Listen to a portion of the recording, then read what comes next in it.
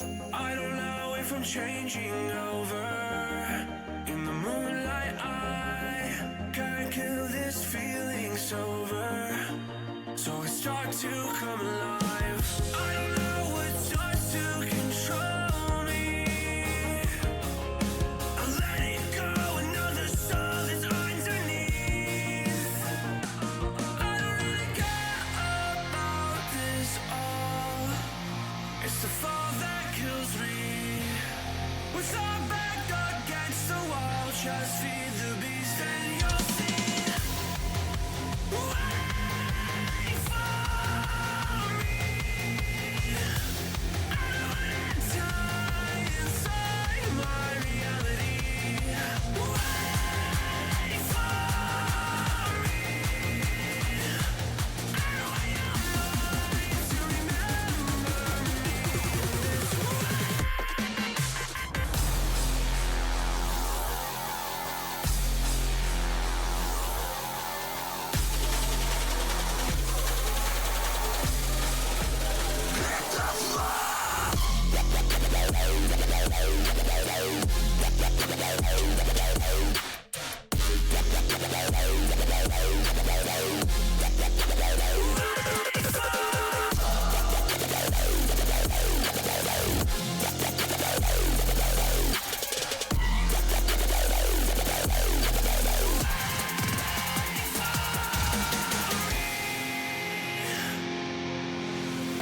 I feel like that we're getting closer to a brand new night. The past is finally getting over. I really think it's time to say goodbye. I don't know what starts to control me. I let it go, another soul is underneath.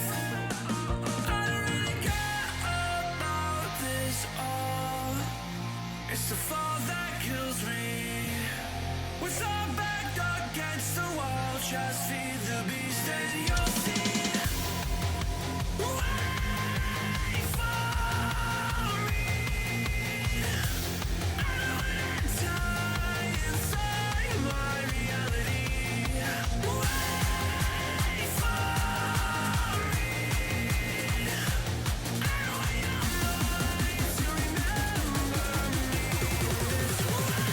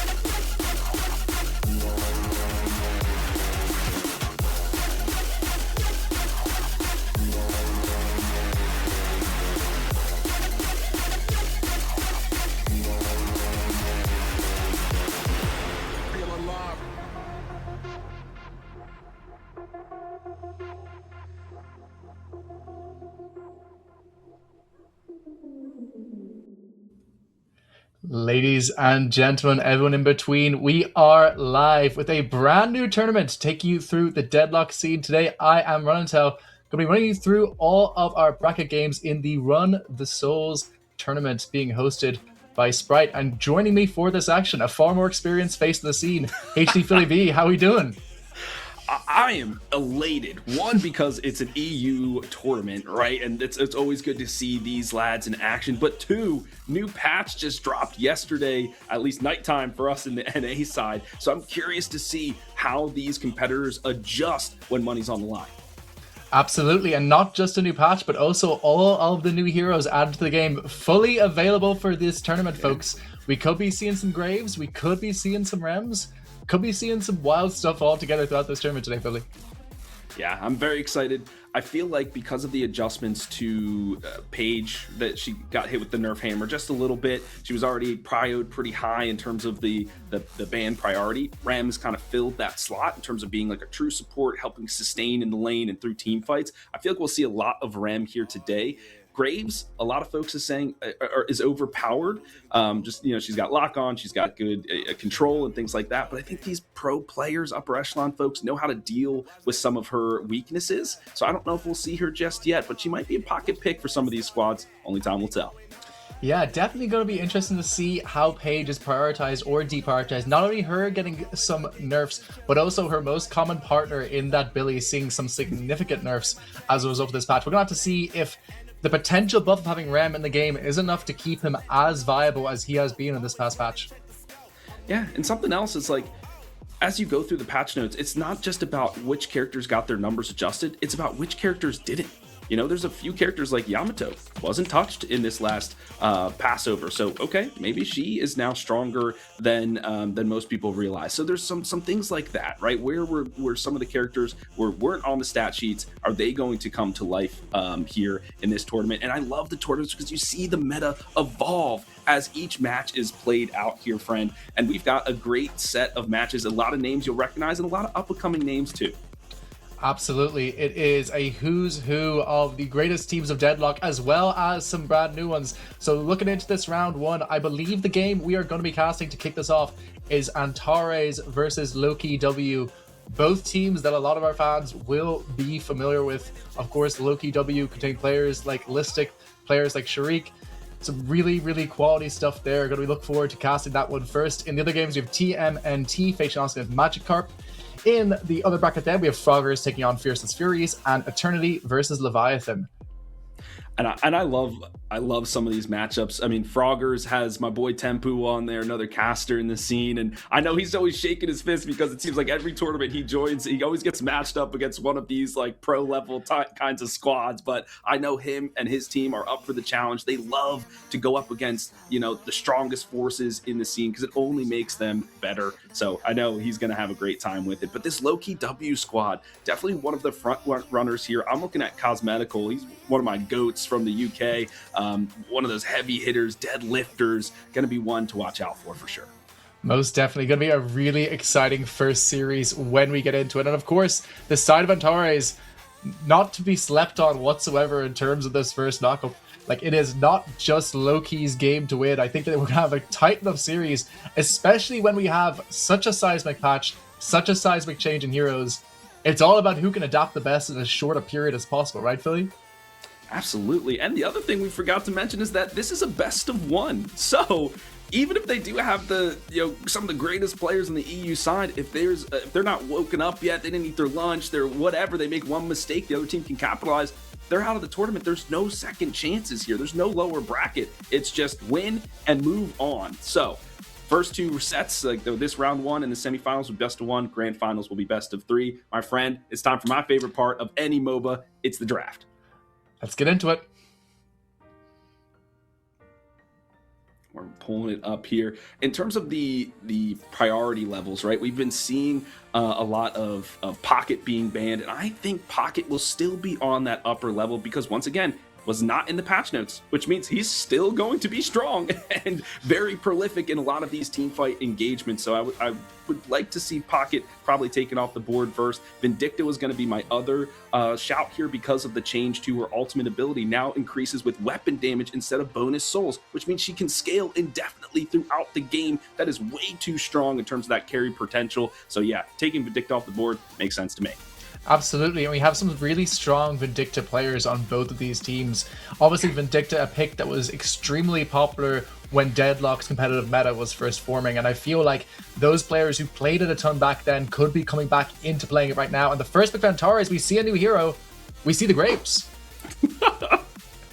I love it and I hate it at the same time because it's like I've only had a couple of days. Most folks have only had a couple of days to experiment with this hero, so there's still a lot left unknown in terms of the interactions and what she can do. So, but what better way to put her to the test than in a tournament setting? On the flip side, the detective, yeah, he got some nerfs in terms of his sustainability. I think he's going to be more of this, more transition to that melee side of things. I think Spirit Snatch might be back in his arsenal, the way that he's going to scale with Spirit a little bit more, go for some of those melee abilities, and then the Shiv to pair along with him. I think this might be a full dive-esque pressure composition from Loki W. The next pickup for Antares is the Shiv. This is most likely Weeper, I believe, having over 300 games in game on... Sorry, not the Shiv 5, but the Lash. My apologies. Yeah. Okay. Over 300 games on this hero. Extremely experienced on it. Going to put on quite a show for us. And they pick up immediately after that the Lady Geist, which are most likely going to see Kexas on, right? Yeah, for sure. And I like the Lady Geist here. Just one of those characters that can just absorb a lot of damage, right? Get those resources off the board from the opposition. And when you're facing the likes of a Shiv and an Abrams, I think that that's a good kind of counter to that. The Lash is peculiar because was hit with some of those nerfs yesterday in terms of his ground strike rotation. He's really only kind of linear now in the way that he goes and a few other things in terms of how he scales. So curious to see, but that's going to be kind of their initiator and how they want to bring folks into the fight. On the flip side here, Paige, a natural foil to some of these dive characters, right? We always say defend and or dive and fight instead of defend and fight with her abilities. And I think that's just a great pickup here and a good laner as well. Yeah, absolutely. We spoke about before this game whether or not Paige will be prioritized to the same extent. We haven't seen the Rem contested thus far, unless that little icon there is, which means that they are still favoring the Paige in spite of those nerfs. Yeah, makes sense, especially if she's not taking. She's still very strong, right? It was just a few tweaks to the damage numbers, to the rallying charge, and etc. But I mean, minus 30 damage, especially when you're scaling with Spirit, I think you'll be okay. Looks like Ivy is taken off the board here, kind of taking away the support pool from Antares, right? So just removing some of those characters, and the Paradox, an initiator, removed as well, because that's what Loki is looking for. How do we take somebody out of the fight and single target them down? They go with the Haze to kind of solve that problem. Yeah, this Haze pickup here, I assume you're thinking that's coming off in terms of pickoff rather than giving them the scaling potential. I mean, they ban out the Vindicta on the side of Antares, so what it looks like so far, Antares looking to play a little bit more tempo. Loki W potentially looking to take this somewhat later. Yeah, could be. Still, the word is out for Graves for me. I'm not exactly sure where her timings are at in terms of is she better in the mid game, the late game. I still people have whispers of what they think, but I am personally of the opinion we need more time. We need some more data. Drifter, Run. This is the first time we're casting together, but if you know me, I have thoughts on Drifter. I think he's a dog character, just bad, just not good. And I think going up against some of these characters like Shiv and Abrams, he's going to be hard pressed to find some value here. The Wraith is a fine pickup because there's that kind of end game carry ability and also that objective damage. So if they want to pressure walkers and spread out the map, the Geist and the Wraith can do just that. Yeah, Drifter is one of these heroes where conceptually it always feels like he's going to be better in a pub environment than in a pro game environment where people aren't, just wandering off to take souls at given moments. When you are more coordinated, as these pro teams often are, or semi-pro teams as we call them, we are still a grassroots organization. Something like a Drifter just doesn't seem to have the same ooft. No, I mean, Fred, you come from the Dota scene, right? He's basically like not Night Stalker, you know what I mean? And in pubs, definitely can snowball, but in a coordinated setting when people are calming, you can find rotations and spot them out. Very difficult to find some value, and I would have liked to see maybe even a Mo and Krill. I know that's one of my favorite characters, so I might It's be a my little favorite. biased, but yeah, okay, all right. I knew I liked you. I knew we were gonna vibe, Yeah, right? we got the vibes going, man. Of course, two fellow Mo's. For sure. And so I maybe would have liked that instead. So a little peculiar. The Warden being picked up here for Loki W. That's that late game carry M1 potential, that structure damage that they need when they want to go for Walker push. And then the Sinclair. Let's freaking go. I was so excited when they came out with some of the new items like Ballistic Enchantment and the Recharge. I think they pair so well with this character. I'm very excited to see what he can do on the battlefield. I'm also interested to see how those items interact potentially with Warden. I think that they definitely allow that old style build that he had to be somewhat viable again. The amount of additional range that you get on that last stand off the back of those old items is significant, and I think that we could see it picked up here in the Warden.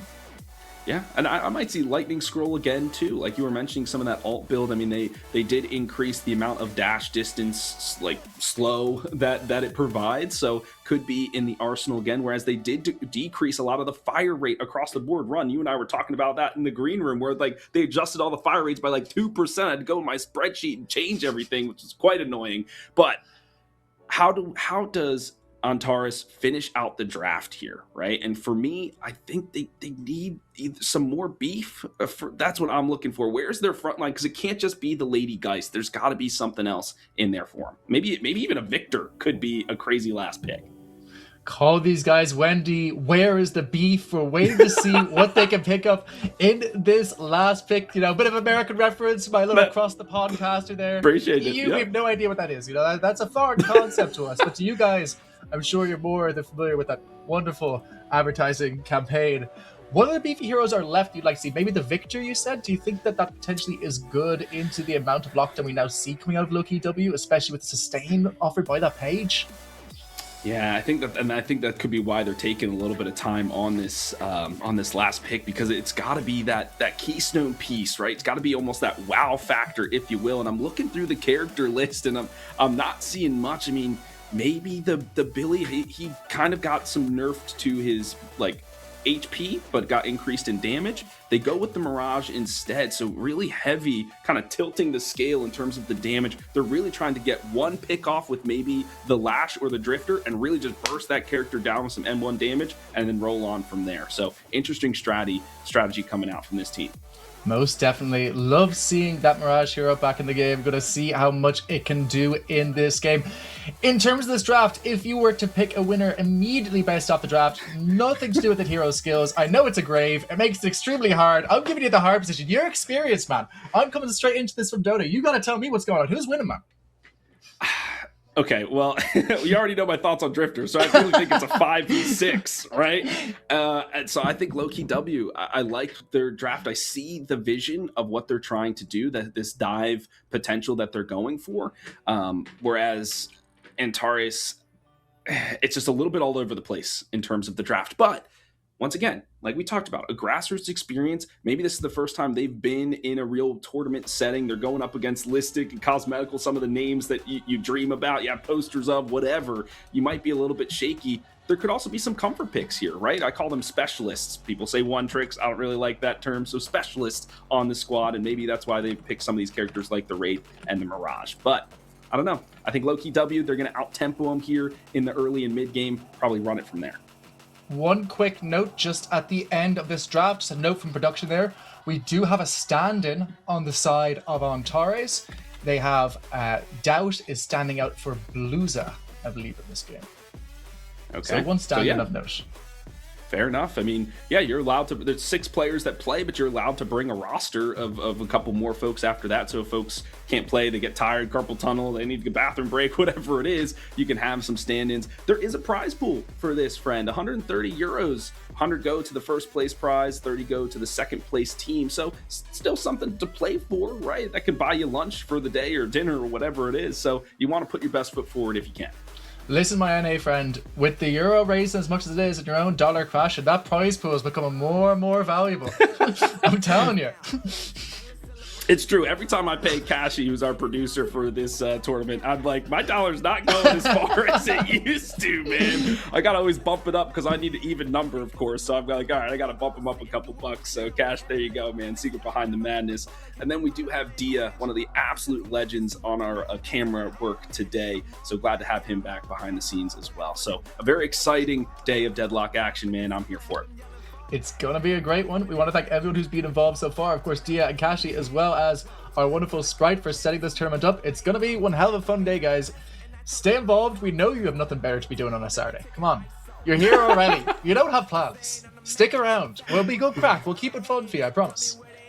At least here on the NA side, on the East Coast, we just got a huge dump of snow over the last week. So it's like, I'm not going outside. It's like 12 degrees Fahrenheit. There's nothing better to do than watch some Deadlock, play some Deadlock, and go from there. Ron, there's still a lot of things to talk about here in terms of the draft. And that is one of my favorite things because I'm a man of friendship. And so it's like, what's my lane partnerships going to look like here in terms of this early game? So I want to talk about first maybe low-key W. Usually in the mid lane, you go for a lot of this, spirit poke, right? There's a lot like Yamato and Holiday and those kind of characters.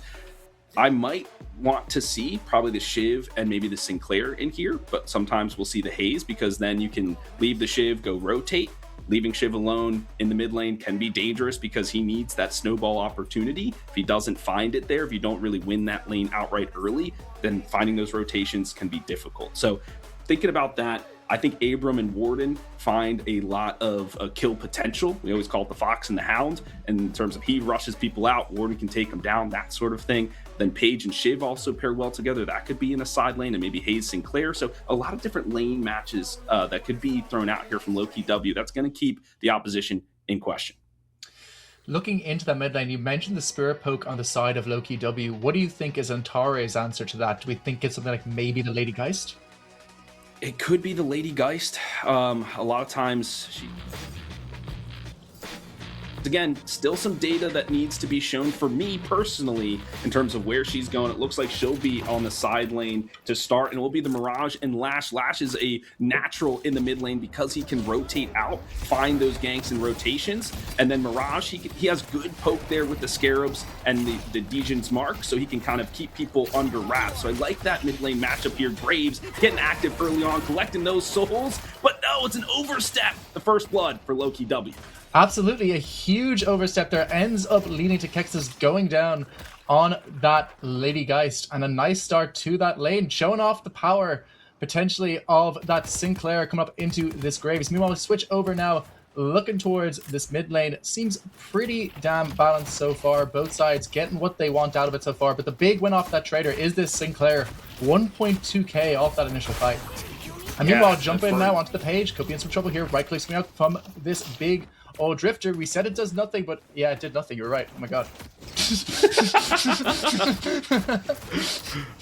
And we were talking through lane pairings, right?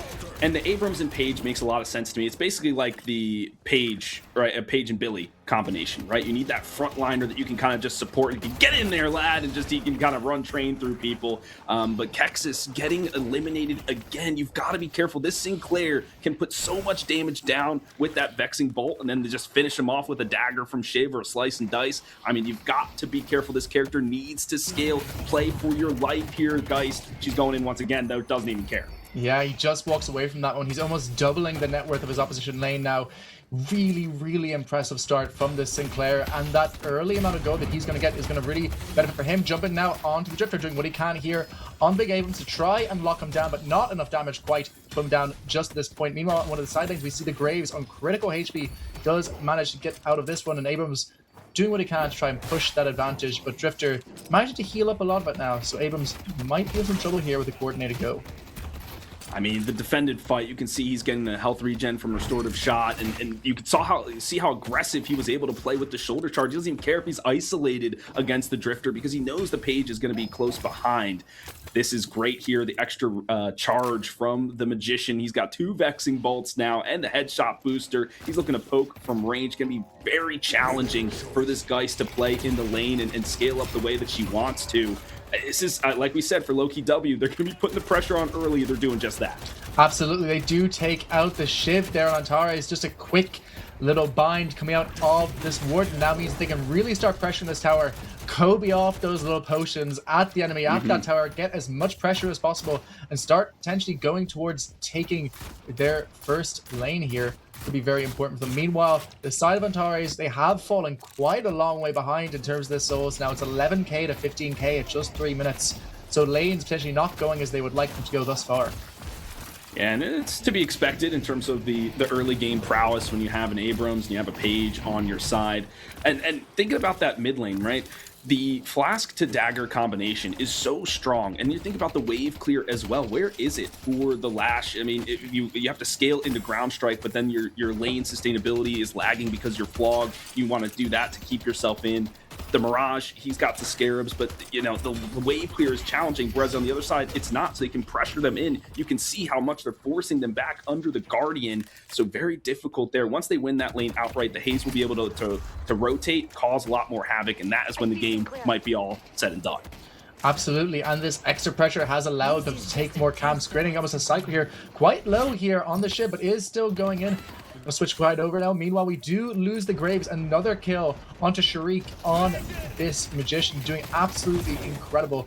Meanwhile, looks like the Mirage is in a bit of trouble, being plinked down from above. Does manage to get away with that one. The heals me out from those Fire Scarabs will keep him alive for now, but 100 HP. Meanwhile, we do get a kill here from the Guardian out onto Sharik. Really nice kill there to pick up. Lady Geist does go down, but it seems like this tower will fall in the end. The bullets are raining down just a little bit too quick, Philly. Yeah. I mean, and Sharik just kind of swagging on him. He dove the tower on purpose so Cosmetical could get the kill. But that first Guardian, we knew it was going to fall here in the mid lane, and as right on cue, rotating and in perfect time to get the bridge buffs. It's all about time. You know, coming from Dota, all about your timings. And so if you can get that Guardian down in time for the bridge buffs, and you can make a rotate here into lane number 3, a gank is on the menu. Absolutely, and it seems like that's what he's going to be eating on this big old Drifter. He does eat a stun coming out from this Abrams. Once again, all that heals coming out from the Page makes him not care at least. He is paddling away from this, not a care in the world. Doesn't even go down. It does stop the push to a certain extent, but across all other lanes, the side of Loki W still keeping that pressure, keeping that momentum, as you said, enabled by that early Guardian takedown in the mid lane. Yeah, and Cosmetical was able to get a kill in lane 3 as soon as Varric made that rotation there. They're just picking on this Graves. It's one of her Achilles heels, that she is squishy, right? If you can get on top of her and close the gap, she can't really survive, doesn't have any escape tools, and neither can the Lash. Gets eliminated. They're just running it down here in the mid. Absolutely, that sleeping dagger into bind combo, filthy, and it looks like it's going to be the same fate for this Wraith. He tries to get the parry, that parry's unsuccessful. Very cleanly played there by the Page, managing to finish her off there on that Wraith. Another kill bled for the side of Antares, and this lead going bigger and bigger, but in comes New Gen Lord on this Lash. Does manage to chop down that Page, somewhat pushing back the pressure, at least momentarily. A calm before the storm, perhaps, Philly. Yeah, and it's like, the more I'm looking at this Drifter Wraith combination, it's like, how do these two act? They can't be friends, right? Like, how do they pair well together in the lane? It seems challenging until you get to maybe the telekinesis, which has been already utilized by Bluza, and so it's just very difficult for them to find a kill. And then Drifter wants to get up close and personal. Well, that's exactly what Abrams wants. He's like, okay, fight me, bro. Come toe to toe. I'll beat you every time. And you can see he's already on a 3K kill streak. He's just taking advantage of this Drifter pick. Absolutely, and unfortunately they also lose the Lash there. The one hero who's kind of keeping up. The Wraith has a decent net worth, but still not enough to deal with the pressure being put on them by Loki W. That Warden sitting at 7.1k already, and looks like there could be some trouble here for the Lady Geist. She does go down, and now it's the Mirage being pressured. Lots of heroes on her. Does Dosey down. Nice jukes there, maybe even momentarily, but the follow-up use of that Tornado. Is it going to be enough? It doesn't look like it. He simply gets shot in the face. You can do as fancy footwork as you want. Dance at me, bro. I will shoot you. Down he goes. It is not enough there. And the pressure keeps mounting on for the side of Antares. I mean, Varg with the silence wave, like that. Every time I say that item, it's like an anime call out, right? And that's the perfect item to start with your gank opportunities. And that's twice they've rotated over here to gank lane number 3 and found success. They are just picking on these characters. This Lady Geist so behind, the lowest in terms of soul net worth. I mean, that is not where you want your carry to be. They know that there's nothing this Graves can do to defend against it. And they're taking advantage of every opportunity. Yeah, up 10k almost now, and a lot of that being spread across multiple heroes. Jump in from the Lash here, tries to make it go onto the Haze, doing a lot of initial damage. The Haze does manage to just about eke out of that one. Will there be any fault to save him? Out comes the ult from the Lash, throws back Magician, drops him down onto the floor, but he does manage to drop away from that one. Meanwhile, Blob does take out this one hero, trying to see what he can do in terms of escaping from this one. Jump in with the Q as well, does manage to chop down that Shiv in the end. So Antares more than happy to take that fight, I'd imagine. Yeah, but they had to bring so many resources over to do that, just to take down Cosmetical. But you could see the damage laid out by Shark, or by the Magician there. Just one vexing bolt into Lash. He was like, I gotta get out of here. Fortunately, he was able to turn around and find an elimination there. Okay. Now the game is paused here, friend. We have a chance to look at the state of it all, and it looks like every Guardian is almost eliminated here. We just have one more in lane number 3 for the side of the Mother team to take, and after that, I think that they're in the driver's seat, Loki W. Absolutely, and seeing some of these items pick up as well, the Shark has managed to go for getting that slowing Hex finished up. Going to be so useful against heroes like this Lash, against heroes like this Wraith. Going to enable a lot of early pressure to be placed upon them, which we already said we're kind of fine if we're Loki W going into the later stage of this game. And despite the fact that we thought that Antares might be able to put out a lot more pressure early, it just seems that Loki W have made the right rotations, really all coming off the back of that dominant mid lane, as you mentioned earlier. Yeah, just too much pressure coming out there, and that's what happens when you go for this kind of greedy double carry composition, right? Both of those characters need time to scale. They need items online before they can be effective, whereas Loki W squad, no, it's just all about our ability usage and our technical skills that really can get us done here. So the Abrams going up against the Drifter once again, and he's on critical condition. Yeah, it seems this time he might be successful, and indeed they are. Cosmetical able to get the follow-up there, though, unfortunately, at the same time onto the Graves. But this Drifter, getting those isolated kills, getting those stacks up, really important for him. Coming back into this game after what was a difficult enough early game, now on 8.2 network, signs of life, and indeed, he also does a lot of damage there onto this Magician follow-up as well with this Lash. The right clicks are raining in, and he is also isolated one by one. They multiply, they go down, chop, chop, chop. One right click, someone's going to take it, down he goes. Drifter's trying to make you eat your words here, Philly, but the silence wave comes out from this Haze. He's putting as much damage as he can onto the Drifter. He's going left, right, up, down, doing what he can to escape from this one, but I think he may have to start singing a funeral dirge soon as he goes down here on that Drifter in the end. Yeah, Listic will never take some of those transgressions lightly. Will always come back with a speck of revenge. And they knew they needed to fight over on this lane number 1 side, because that's where the urn is spawning at this 10-minute mark. The next neutral objective you have to contest. And so right now, the new gen made those rotations over there, had a good couple of flogs and grapples and ground strikes to get some damage in. He's going full spirit burst mode, and they were able to find some eliminations there. Now the urn is being contested with the new urn mechanics. It's about contesting at the pickup point or on the route rather than at the drop off. Really nice little tech I picked up on that fight, by the way. With the smoke bomb dropped out from the Haze, she is able to approach that Graves gravestone and take it out quite easily compared to most characters. So could be a little thing they've been cooking, but meanwhile they do lose that Lash going down here. The Drifter tries to put some pressure here out onto the Haze, but is unable to do so, put immediately to sleep, and this urn being brought all the way over by the Magician. It doesn't seem like there's going to be any answer to this from the side of Antares. No, not even close. I mean, on the NA side, we play American football, and that was a huge lineman play from Listic, just bullying away New Gen on the route to the urn. Just gave Shark a completely open run to score the touchdown there. An easy urn gather for the side of Loki W, and they are just ballooning this soul lead. I mean, you can see how much they are just rotating around the map, how much pressure they are creating, and just gobbling up the jungle farm just one camp at a time. And I gotta say, HC Philly, I've had some people in the chat mention that they don't understand the American terminology, so we're gonna say it. It's like a deep box kick in rugby to the back left corner attempting to get a punch. Just for any of the EU listeners, I got you, lads. Don't worry about it. That Fahrenheit stuff, that was just a mistake. Don't worry about it. Looks like some trouble here potentially for Listic. He is managing to get away for now, but he has that little bit of a drifter on top of him with that Q landing here. The right clicks are raining down. Listic doing what he can to escape here, but could still be in some huge trouble. Hit up with that Stalker's Mark. The teleport is ready. Will he go for it? He will. And he chops down Listic on this big detective. Yeah, that was Cosmetical massive. though. Not okay with this, trying to make a follow-up onto him, doing a lot of damage onto the Shifter, chops him down with that killing blow, and now it's the Dosey-Do who used the ultimate first, and it is going to be the Lady Geist, and it's not enough as another chop comes out from this big old Shiv, getting 2 critical kills there. I mean, he wants to get up close and personal. You see the Torment Pulse and the Cold Front on him. I mean, he just has ability after ability to take you down. So yes, Listic falls, but they used all the resources to try to do so. So then you have nothing left. The rest of the team can just rally and charge in and just eliminate you one by one. This Drifter finally gets backstabbed. That's what I was looking for, is able to get some work done. Another isolated target, which gives him a stack. They're really counting on this guy to you know, accelerate themselves through the game. He's at the most soul lead right now at 13,000, but I mean, everybody else is eclipsing him on the side of Low-Key W. It's going to be a tough mountain to climb. I gotta say, I think that guy heard your cast and said, okay, call my hero shit, watch this drive, baby.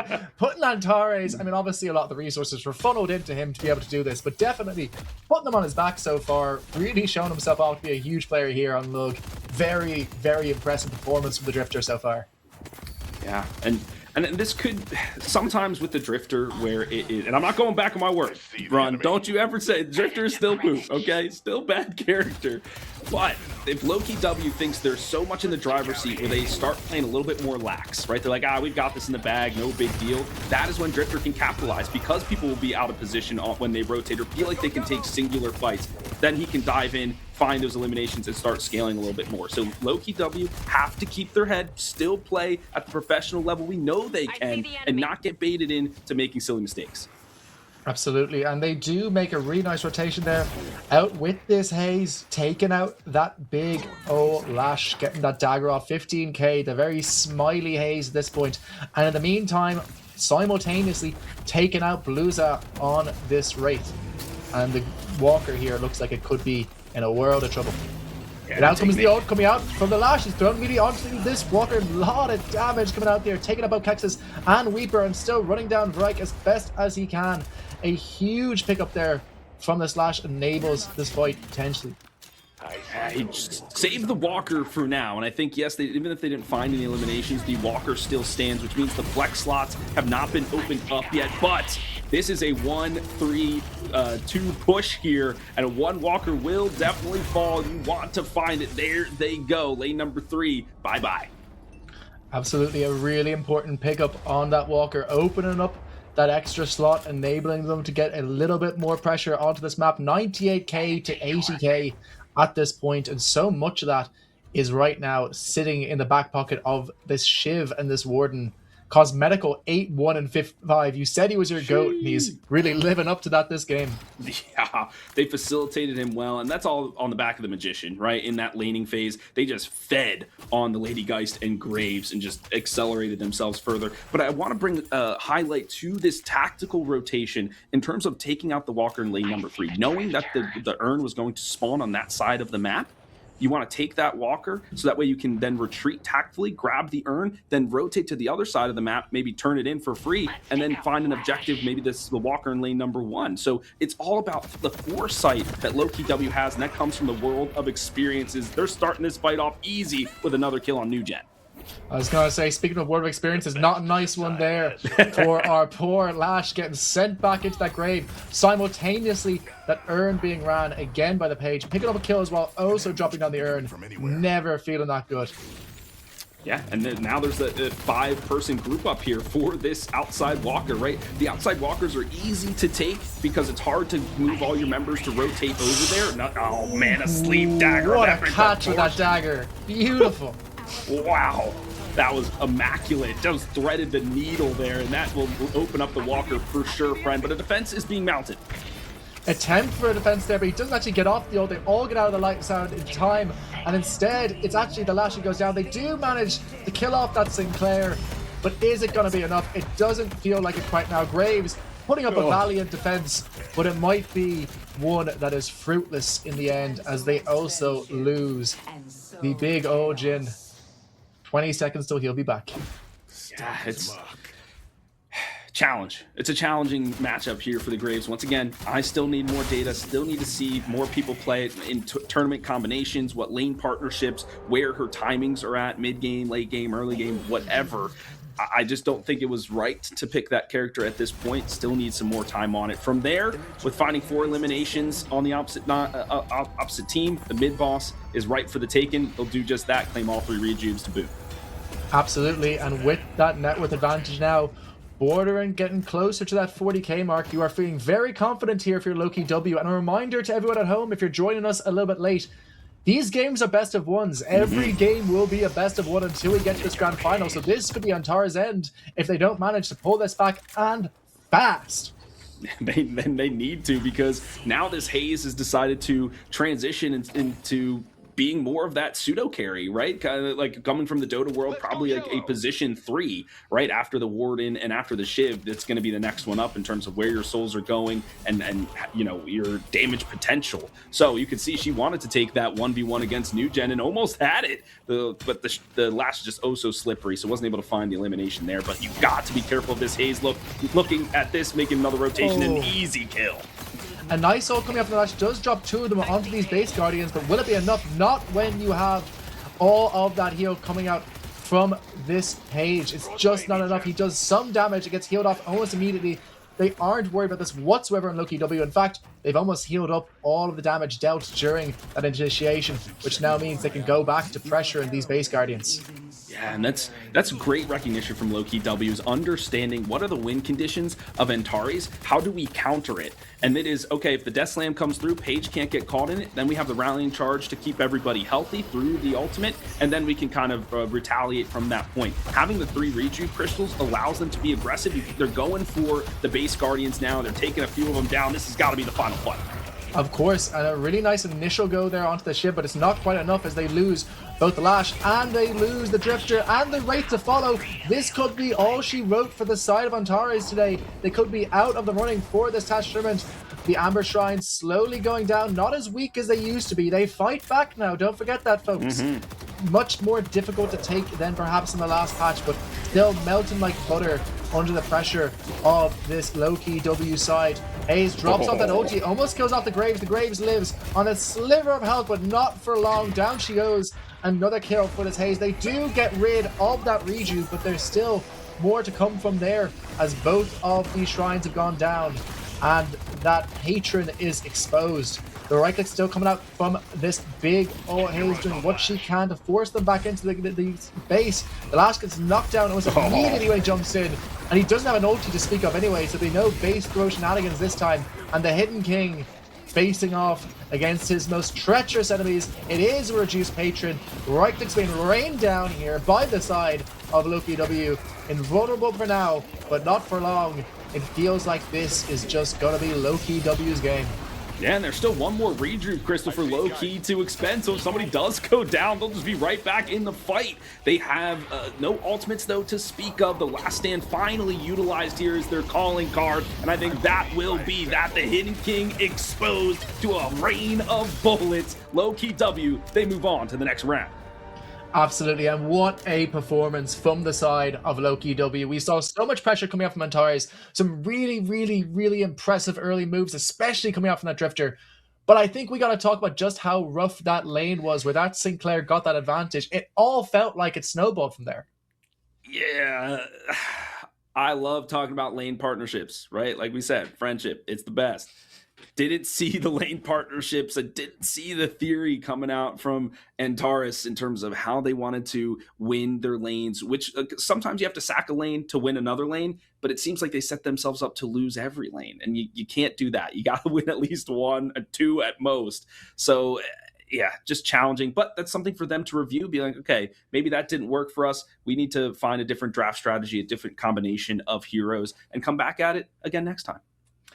And indeed, that will be all she wrote for Antares this game. This is a best-of-1 elimination-style tournament, so we will unfortunately be saying goodbye to them at this early stage, a very impressive team, but came up against an even more impressive side in the side of Low Key W, like two giants against one another, both looking normal size in comparison. Yeah, definitely a David and Goliath story, but we'll have our MVP pick here, and that will be Shiv. I mean, he is just moving across the battlefield. Cosmetical, we called it, being one of the players to watch. 16 kills, a 12-person kill streak. This guy unstoppable.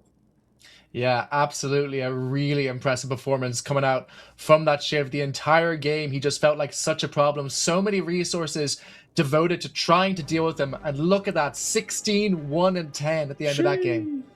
Yeah, I mean, incredible stuff. And then Vark, he's being highlighted here with 29,000 player damage. And I think a lot of that came through the ganks that he had in that early game, right?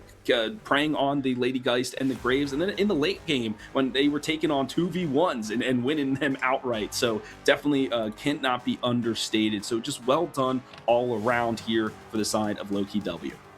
Yeah, I gotta say, if I'm gonna have an MVP for that game, it's gonna be Vrike any day of the week. The man is more experienced with knives than the average teenager in London.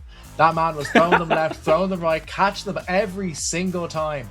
Like, the most perfect of angles. It felt like they never could get away from these fights. The pick-off potential was unreal. And we just saw how it materialized into them being able to actually take advantage of those ghosts.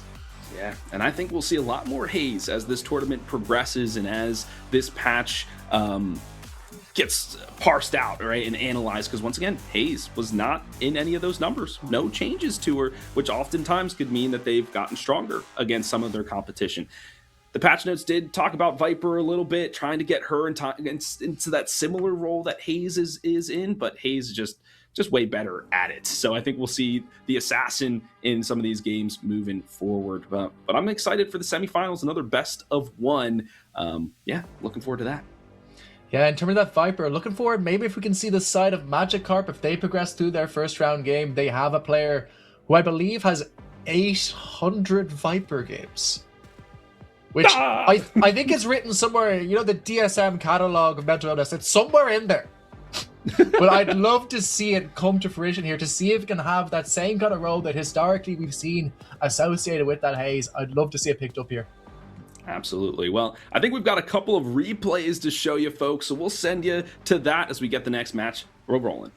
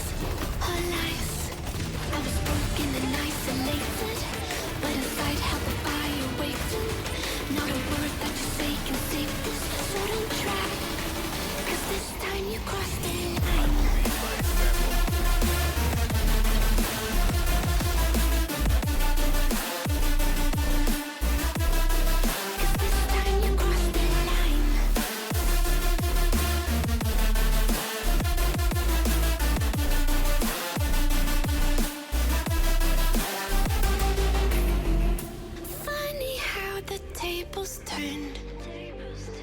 Didn't think I'd go this far, but here we are, the end. Now you're just a lesson learned, a slowly fading memory, so I can breathe again. Gain our trust and you chose to break it. Ask for truth, but you only fake it. Thought you said what we had was sacred. It's all lies, all lies. I was broken and isolated, but inside held the fire waiting. Not a word that you say can save this, so don't cry, 'cause this time you crossed the line.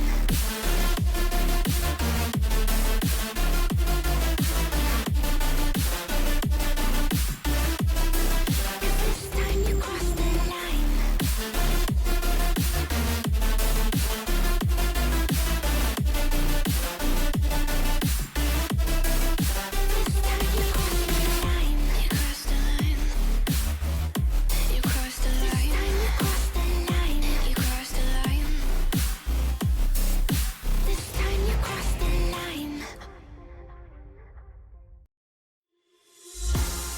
Bet you never know.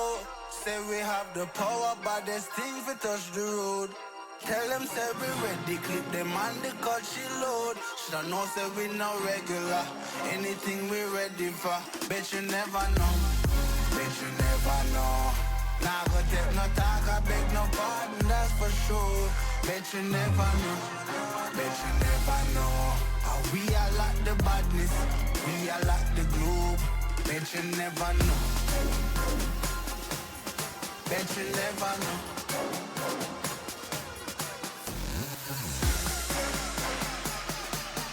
We are like the badness, we are like the globe.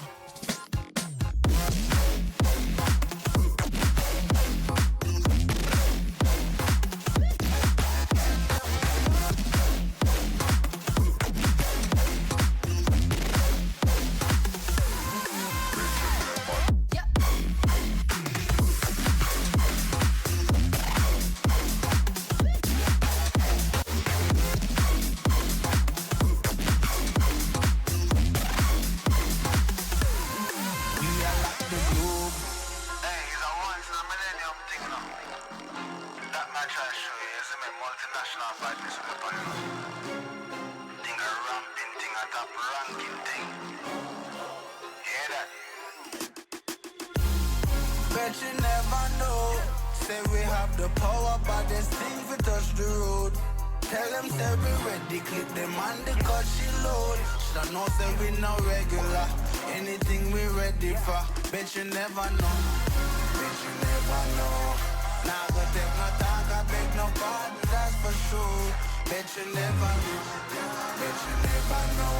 How we are like the badness, we are like the globe. Bet you never know, bet you never know.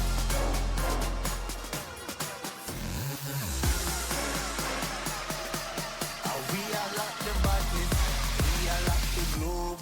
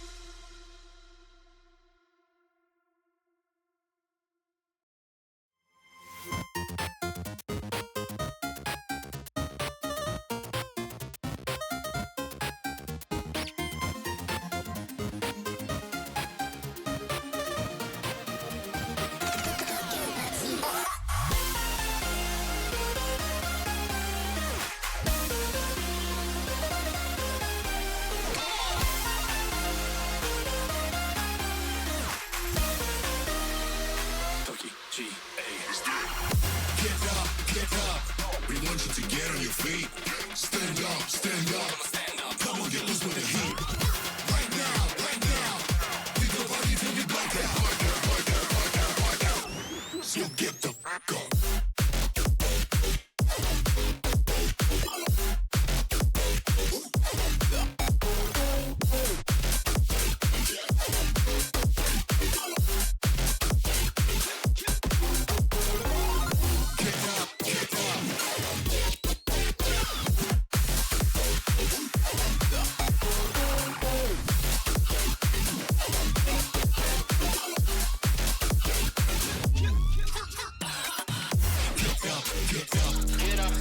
light up this place.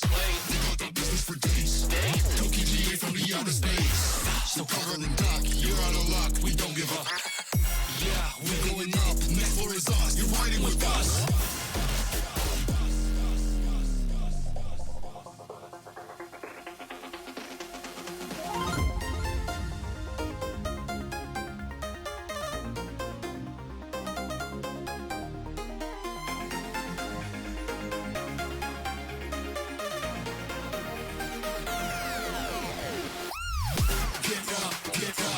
I want you to get on your feet. Stand up, stand up. Come on, get loose with the heat.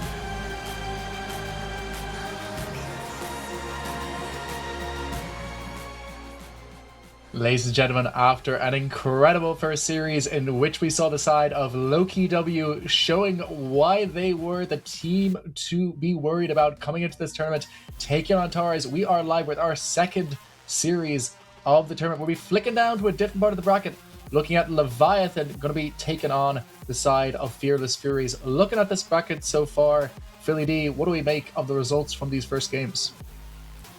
To be expected. I think this is exactly how this bracket was going to go. Froggers, my boys, pour one out for you. It's definitely, that was a challenging first match, but, FF, they're just one of the veteran squads in the scene right now, so it only makes sense.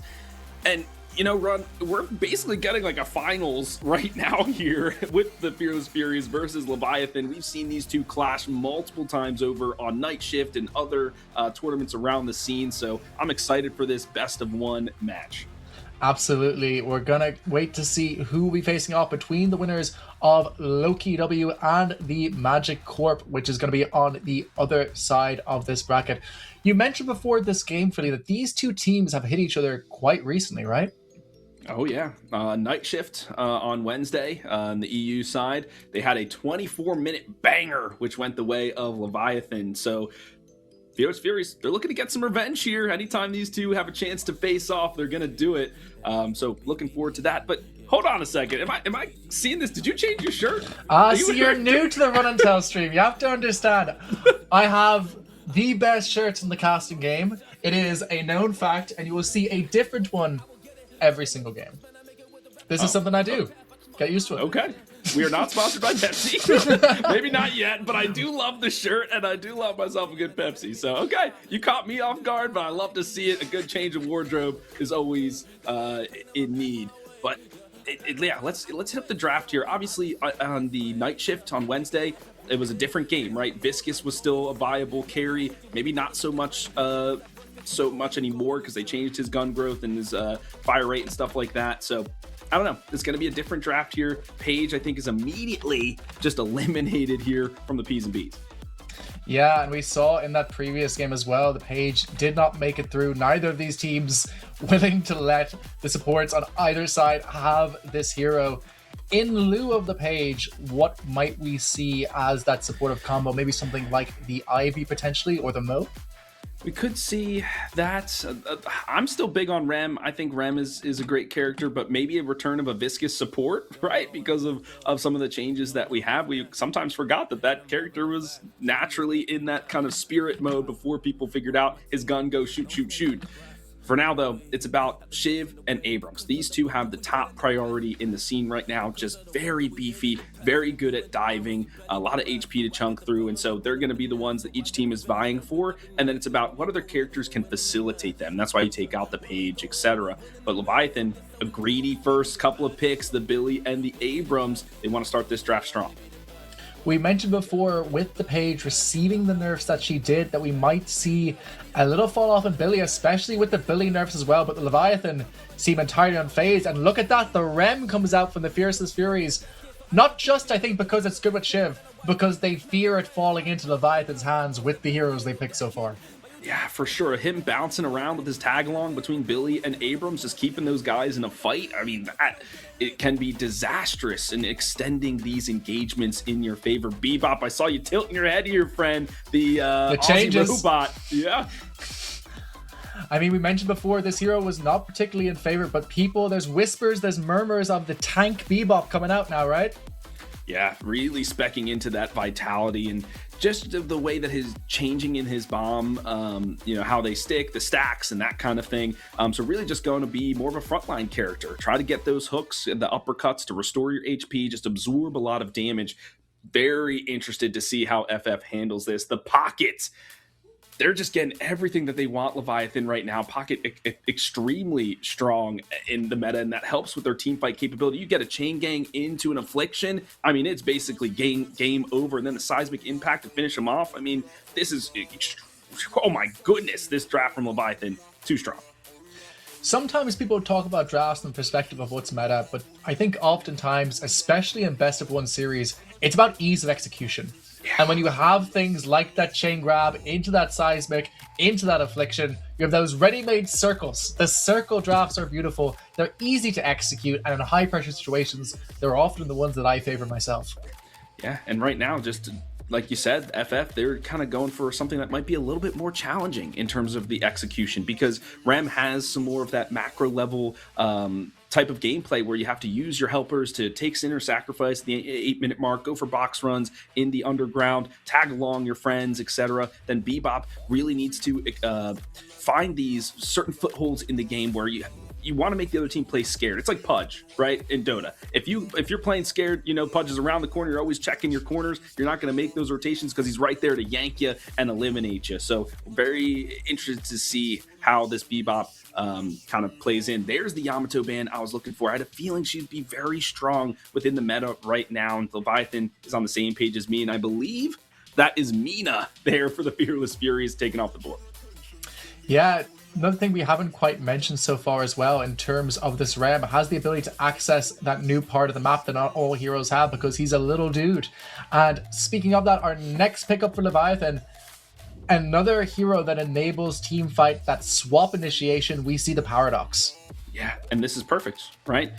Swap somebody in, shoulder charge them, or chain gang them, or affliction them, or whatever. This is their initiation. This is most likely going to go on to Freemock, another GOAT in the scene. I mean, he plays this character time and time again. Very confident on this hero, and I think that's a perfect pickup. Fearless Furies, I don't know how they're going to counter this. Do they go with, they pick their initiator with this Bebop, but he's feast or famine with those hooks. It's not as easy to land as the swap is.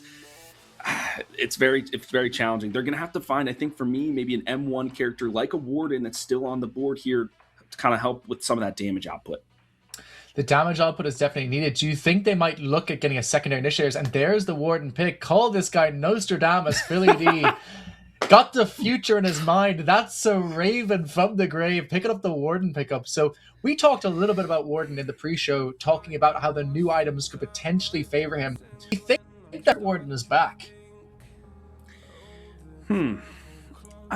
Not necessarily. I think you will spec into some spirit items just because of that 4.8k mark and the power boon that you get from that. But I think people are not going to go full on spirit with the kind of going into the alchemical flask and last stand kind of thing. I think you'll get a few items to help facilitate those abilities, but really it's about that M1 damage, chasing people down and taking some of those structures. So I think that's what is going to be needed here for the Warden today. And I got to give a shout out to my boy Soren Markov, my other chair too. I mean, he's really coached me in terms of some of my game knowledge, so got to shout him out on the cast. I wouldn't be able to make those predictions without him. But talking about predictions, man, Leviathan, they're next up. I don't know what they're gonna pick.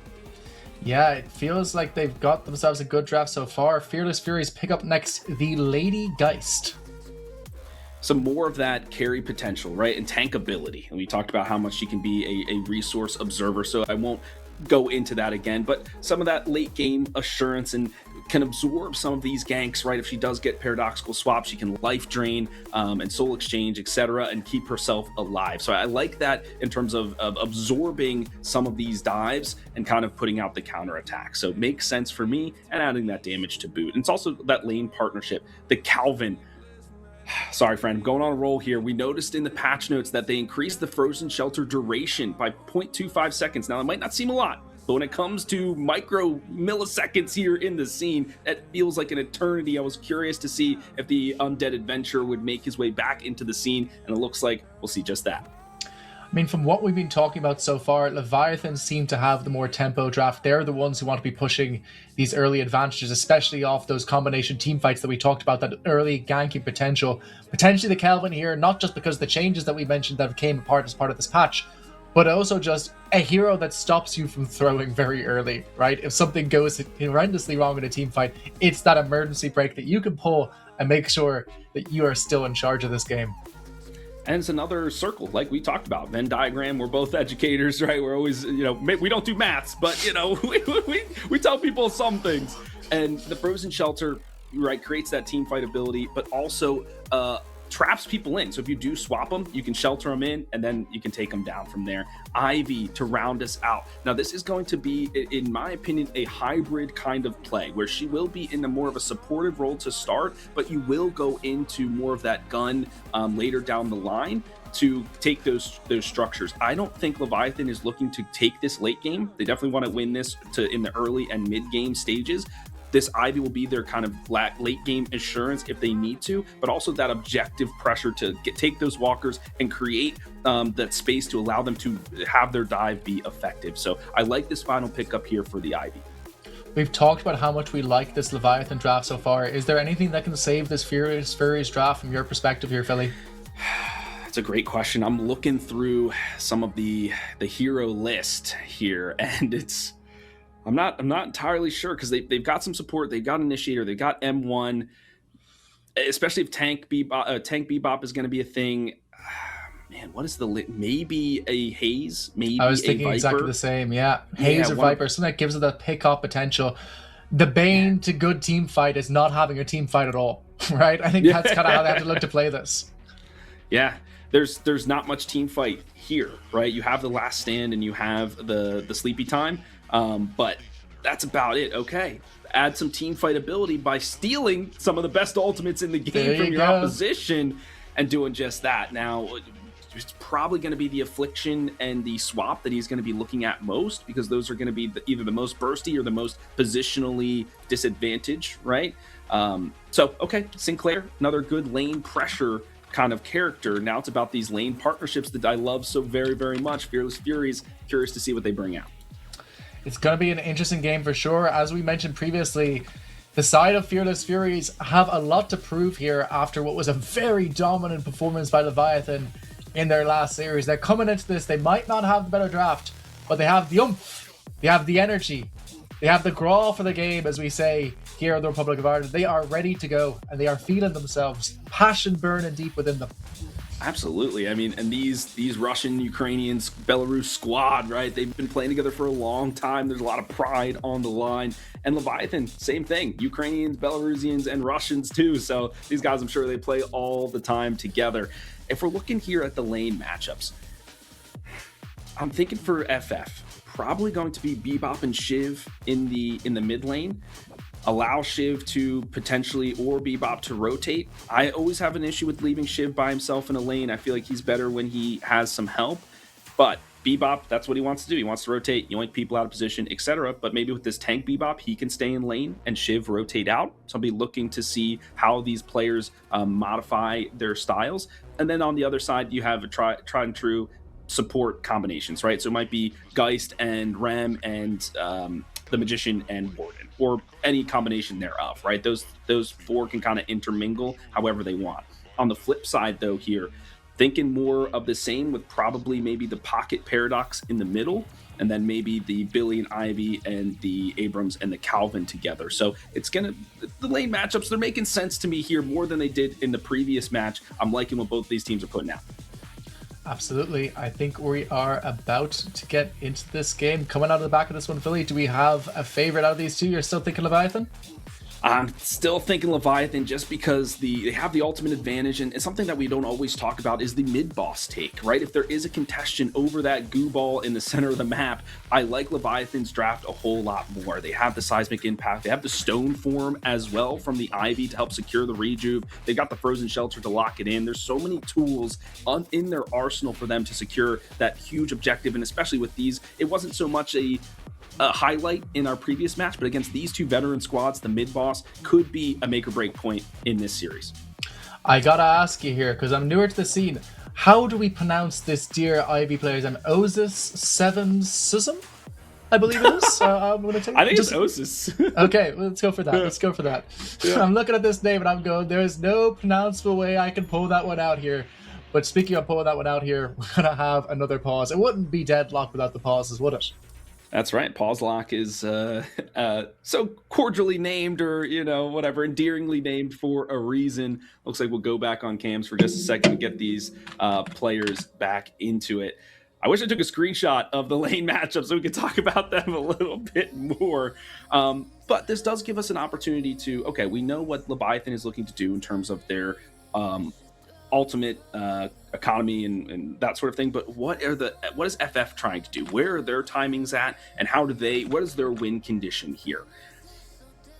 it feels like FF kind of have to play this pick-off oriented style, right? They have to rely upon not getting crushed in the initial lanes, not having those early rotations, enabling those ultimate combinations. It feels like if the lanes go poorly for them, the snowball potential is ginormous, right? Yeah, that's absolutely correct. And I think they're putting a lot of eggs in this like late game kind of basket. They're looking for their Warden and their Geist to be at the upper echelon of the farm and be at the top of the soul count when it hits about the 20-minute mark.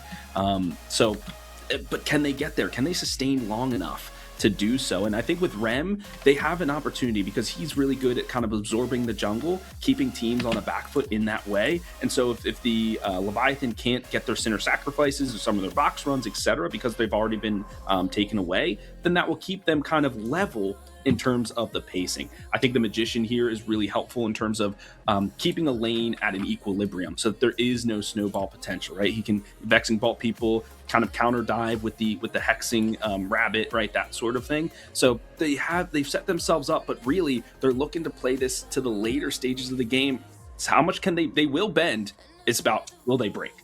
Absolutely. I can run you through these lanes very quickly. Oh, we're back into the game, so I don't need to. Let's have a look at this left-hand side lane. We're going to be kicking off. It is this Sinclair alongside the Lady Geist up into the Pocket and Ivy. Okay, so Pocket going into this side lane here. That's fine. You can put Abram in the middle against the Shiv and the Bebop. So that's what we kind of expected there. And then the Rem and the Warden versus the Calvin and the Billy. Okay, so just one little switch up there. The Abrams going in the mid lane. I guess he can hold it down while the Paradox kind of rotates. And if he goes 1v1 against the Shiv, I think they're okay with that matchup and kind of testing their technical abilities rather than is this an advantage between the characters. So I think I'm totally fine with that. This mid lane, once again, is going to be this pivotal point about who wins this match. Yeah, I think it's going to be super, super important for this one, and especially with the timings when they do get these ultimate abilities, the Paradox having that initiation if it comes to that. But we're going to see if either side can eke out an advantage for them. Both teams quite enough so far, not willing to push their advantage too much at this early stage. For sure, and something else that is, I'm noticing now is like, okay, if you do get yoinked from the Bebop, well, you've got the shoulder charge to help you get out. If you're the Abrams, if you're the Pocket, you can use the cloak. Not able to find it there, though. Empty Dreams, the first to go. Absolutely, really, really impressive shooting there onto that Pocket, and that Pocket going down. It's going to make that lane significantly more difficult for Leviathan. We said the name of the game for them is just managing to survive through this laning stage, get themselves a good enough advantage that they can make that late game that they want to have. So a good start for Leviathan, but they are still slightly behind on the All Souls. I'm so hyped to see Sinclair back in the meta and people playing this character, because I think he's such a lane bully. He does so much damage that people aren't realizing, and I think that Empty Dreams didn't realize it there as he just got blown up in this early game. So this Magician, I think, is a great last pick to round out the draft for FF. A lot of good ultimates to steal as well. This mid lane heating up once more. Absolutely. Nice use there of the power. He doesn't quite connect there from the Paradox. In comes the bullets out from the Shiv, doing what they can with the M1, but it's not quite enough. Down goes the Paradox. So Fierce as Fury having a really nice start to this game. And meanwhile, they also managed to take off that Abrams. Yeah, a trade in the mid lane there, and some good movement using the alternative fire from the side of Epplefine. We can see the Rem on the map here, folks, making a rotation. This is time for those box runs, and he can go through these little underground corridors. Dia, thank you for switching over to our fine furry friend. I'll be curious to see if he does decide to go into the mid lane and cause some havoc there, but he has no team ups, nobody else to assist him, so looks like it'd just be a box run for him for now. Yeah, and in that meantime, we do see that Ivy going down on that side lane, probably expected this point, but now we see the pressure coming out from the Paradox and the Abrams onto this mid Guardian. A lot of damage here, and meanwhile, very low HP coming out there from this big old Kelvin, but it's not enough as they do lose Ayano here on that Bebop. Doing what they can here on the side of Fearless Furies to keep this right-hand side lane even, but finding it difficult to do so. And are they making lane swaps here? Because this Rem is kind of just hanging around. Like, I'm not sure if he's going to stick in the lane, which is fine, right? You want your Warden to be able to gather as much farm as he can. And we talked about him being one of the win conditions, right? Appy Cycle, a very lethal player on these carry roles. So Rem can make these rotations, but against a Billy and a Calvin with so much to sustain, you need to have some of that extra oomph, which Rem can provide with his pillow toss, etc. So definitely have to make sure you stay in lane a little bit. You do have to tag along to this Warden every once in a while. Can't make all those rotations. It looks like parity will be achieved here for now in the Cursed Apple. Absolutely. They're trying to do what they can to pressure out this York-style Guardian with the use there of this Sinclair. Jump out with the stun here coming out from the Ivy. Does manage to save themselves for now. Seems like it's not going to develop into a further trade, and all that time using that space, the Bebop is placing this pressure out mid. Catches the hook there onto the Abrams. Going to jump immediately away from him. I don't think that's someone you want to catch. He wants to be close to you. Come near me. I'm cool with that, he says. And in the meantime, they do manage to kill off that big old Paradox. Yeah, it was just a kind of a take him away, like take the space away so that Fremont was opened up for the Shiv to kind of jump in and eliminate her. Now Geist getting aggressive on this Ivy. A few daggers to the back might take him down, but shifty movement here from Osis to keep themselves alive. Absolutely, really important getaway there from Osis. You know, he had a tough enough early game, but meanwhile, looking back, Vicious Fury does lose off that Bebop. Swap comes out from the Paradox, an attempt to save their own life there, and indeed they do so, and the follow-up kill comes out immediately onto that Shiv. What do you call that, friend? The do-si-do? Because that was a ring around the rosy on the NA side, man. That was some quick thinking from the side of Fremont.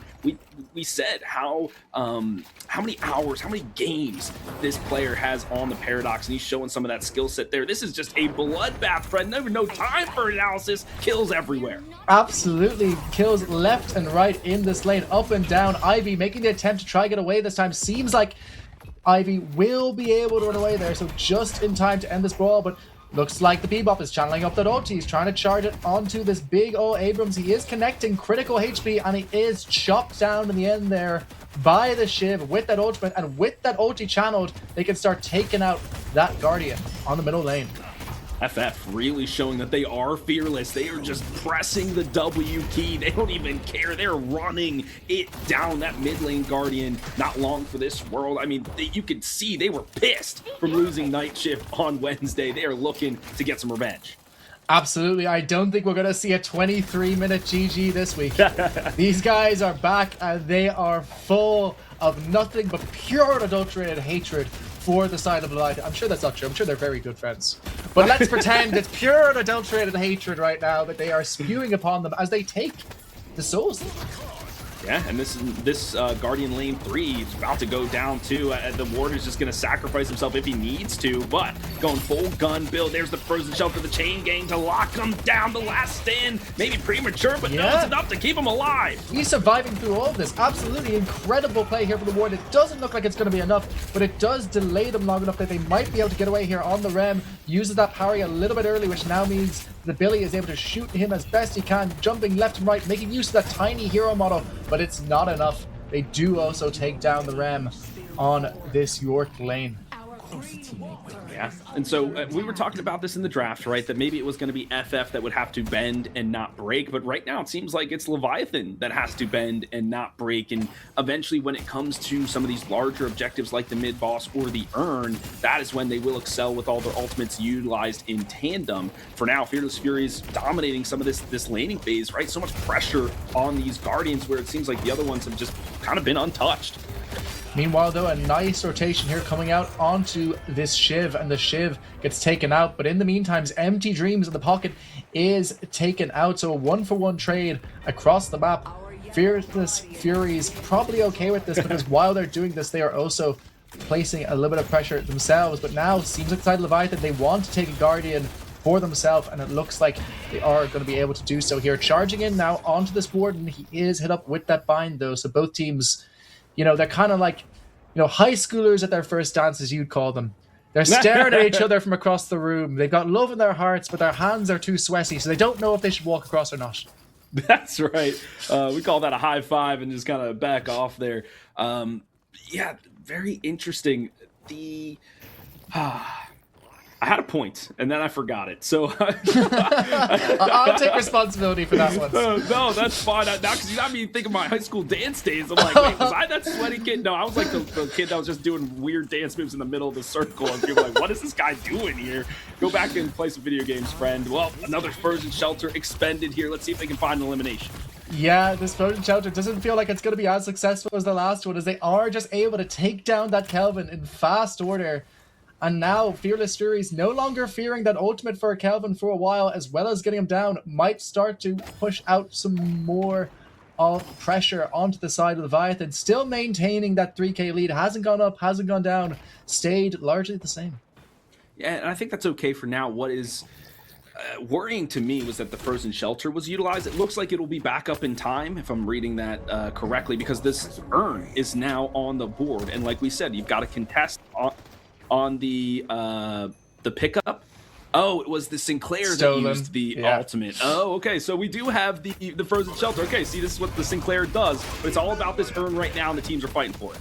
Absolutely. Nice initial hook there coming up. Bebop doing a lot of damage onto Overseas on that Abrams.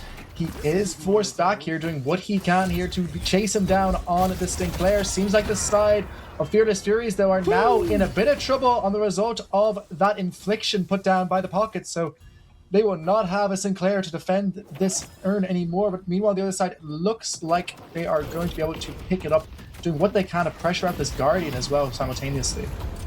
So, and this is what we were talking about. They want to win these team fight engagements and then roll them into an objective. So they won the engagement. Yes, they didn't pick up the urn, but that forces the Bebop to leave the fight, which means they have a player advantage as well as another advantage from losing the Sinclair. They can take this Guardian. So they're okay with that trade of losing this first urn to get some more map pressure back in their favor. Yeah, it's the kind of trades you have to make here. Really, really good point there. It's one they don't necessarily want to make, but kind of have to make when you are coming into it with this disadvantage. But still, Fearless Furies now 5k up souls as a result of those last couple engagements and the deposit of that urn. And it seems like they're going to try to take a fight now. Paradox may initial go here onto the Sinclair, hit up with that Hex on the Paradox green light for now, but it seems like Sinclair is up shit creek, paddleless, no paddle to speak of. Does seem like they're going to get out. Paddle hidden under the boat potentially. Fearless Furies, all their HP bars going down quite quickly here. The Lady Geist in critical HP, as is the Sinclair, as is this Shiv. And Leviathan all looking extremely healthy. This is their fight to lose, but a nice use there of the hook as well as the bomb, doing a lot of damage onto that Pocket. Pocket crumbling away with very low HP, but Billy in the meanwhile does take down that Lady Geist. So far, a Leviathan favored fight. After taking that initial Guardian, they're finding their way back into this game, Philly. I mean, classic Deadlock. This is just random little skirmishes all over the. You could call it a team fight run, but it's like really just little anime fights where it's like, all right, let me take this guy, you guys go on ahead kind of thing. And that's what happened. But 2 fall for FF, and this is where the power spike is coming online for Leviathan with these ultimates being used in combination. And their ult economy, if we want to take some words from like, Overwatch, Marvel Rivals, etc., they're being effective with it. When they take a fight, they know they have 2 ultimates that they want to use, and they're picking a target and eliminating them. That is what it is. The target prioritization and the efficiency of their abilities is allowing them to succeed in these fights. So we've kind of reached some parity here with 62-62-ish souls between the 2 squads. Absolutely. I mean, something we haven't talked too much about this game, this REM, do we think that it's having the impact you thought that it would have during the drafting stage? So their lane, they did win it. They won the lane, right? Their Guardian still stands and the opposition's has fallen. We haven't really been able to track him too much in terms of the jungle farm, but he's got 11k, so I think that's pretty good. Another hook here for the Bebop. So I don't know, the Rem's impact for me hasn't been seen just yet. Absolutely, and the Bebop now in a huge amount of trouble being chased down by all these heroes. Down he goes on Ayano. Really nice play though, I gotta say, to get that hook out. Did save that Shiv. that Shiv would have been going down for sure. The Shiv already struggling the net worth. In comes another ult coming out here from this Lady Geist doing what she can to life drain and escape out of this one. Leviathan now looking like they're in the driver's seat, not necessarily recognizing the fact that this game is closer than they think, but this pressure, you said, this ult economy being too much for the side of Fearless Furies to really handle at this point. Billy doing what he can to go in, but Leviathan, all their ultimates on cooldown now. This could potentially be the time for Fearless Furies to go in. Yeah, for sure. And they're doing that now with some walker pressure in lane number 1. They knew Geist, she's weakest when she doesn't have the soul exchange. So they knew that ability was on cooldown, so they tried to expend the chain gang to reel her in, but she's so dang tanky, they just couldn't nab her quick enough. This pocket, though, he's been hooked, blind, and almost sunk. Just a few more bullets will do it. Really nice movement there, though, for the pocket. Does seem like he's actually going to be able to get away from this one after all that. The movement comes out, and he does escape in the end there. But less lucky here for the Sinclair. Hit up with all that damage to the Paradox. But the follow-up then from the Bebop means that instead it is the Paradox who has to turn tail and run. So it ends up being, once again, a 0 death, but lots of abilities used type of fights. And now that beam on the Bebop will not be available for next fight. And that's one of their objective taking kind of abilities as well, right? They use the hyper beam, the Kamehameha, whatever you want to call it, to find these Guardian takes. And speaking of Guardian takes, this is what the Ivy was drafted for. Find that objective damage. When the team is creating pressure elsewhere on the map, you can split push as Ivy and then airdrop to the fight if you need to. This is the advantage that Ivy has over the Mirage. And so she's just better at taking those towers, I think, at different earlier points in the map and in the game than he is. So doing that now, creating some equilibrium in that lane number 3 when they know the urn is spawning. It's all about where are we putting pressure on the map when we know an objective is about to appear. And so now they've gotten the urn for themselves as well as the Guardian. They're looking to score the touchdown. Absolutely, and they've picked up that urn there, moving it towards this left side, but it seems like the Shiv is not okay with this. He's going to try and intersect that Abrams on the way towards that delivery. Going to try and stop this fight from going ahead, and the urn is picked up now by the Shiv instead, trying to deliver, trying to keep that lead they had from the early game. They feel the game slipping between their fingers, and they're trying to get some kind of recourse here to make it go back that way.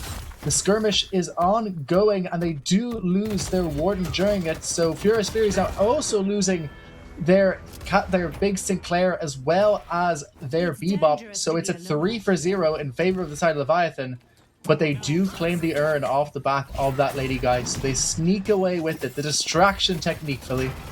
Yeah, Overseas saying space created. Their ultimate goal was to get the Walker, and they found 3 eliminations and the Walker, so your souls are basically the same from turning in the urn. So they're like, okay, take the urn, we're going to do all this other stuff and create more pressure across the map. It's about this micro or macro game of how we can really control every area in the Cursed Apple and really make it our own. So a great tactical choice there from Leviathan, and in the end, Overseas I don't think went down in that fight. So yeah, he took a couple hits, but he's the Abram, one of the tankiest guys in the game. Now it's about what is the next objective, because taking that mid walker, very challenging to do. Their urn's not going to come up for another 5 minutes or so. Mid boss, they can't take it unless they get some picks. So it's about, okay, how do we move the other characters around the map by pushing in waves and then striking from there. So we'll see how these teams decide to adjust as we enter the mid game. Absolutely, and we are entering into that mid game. This game will not be, as we said, as fast as when they faced each other in Night Shift this week. Both teams putting up a serious fight here. Reminder, the winner of this game will face off against the winner of Loki W and Magicorp in this grand final. So all is to play for, guys. This is a best of 1 series. Both teams definitely feeling the pressure right now. So pressure indeed, and the most pressure has got to be on Ayano, because this is the point of the match where Bebop has to make an impact. Where can I find a pick to alleviate the pressure as people are kind of just putzing around? Do I take some jungle camps, some center sacrifices, maybe contest a bridge buff that comes up in a few minutes, that kind of thing? This is where Bebop has to pop out of a fog wall and reel somebody in, and you got to burst him down. So I'm looking at Ayano here to really find the right person. It can't be the Calvin, it can't be the Abrams, right? It's got to be like the Ivy or the Pocket, somebody of note that they can eliminate quickly. Absolutely. It feels like if they get off their ultimates, the fight is just done. And speaking of which, big ults coming out here from the Billy. A lot of damage, though, being placed in exchange onto the Shiv. Shiv doing what he can to escape from this one. Both teams looking fairly comfortable as of now. Seems like it might be just another one of those failed initiations, but Lady Geist going to go now onto this Billy. This could be a really important target to take out before this fight, but the Billy able to run away from that one. So once again, big initiation. No one going down, Philly. And she has the spike. She's got the axe, right? The berserker. She's ready to fight. She knows she can take some of these 1v1s at 20k souls, almost leading the lobby. But everybody, they're aware of that. The raid boss is in town. So they're like, okay, I'm getting the heck out of here. I'm scurrying into the shadows the best I can. This Shiv, they are just picking on him right now. He's not able to find the eliminations he needs. Indeed, and it seems like he's going to run into a crowd of Leviathan heroes, look in the eye and say, maybe not, and walk away from that initiation, decides for his own health, and that is not something that he wants at all, Philly.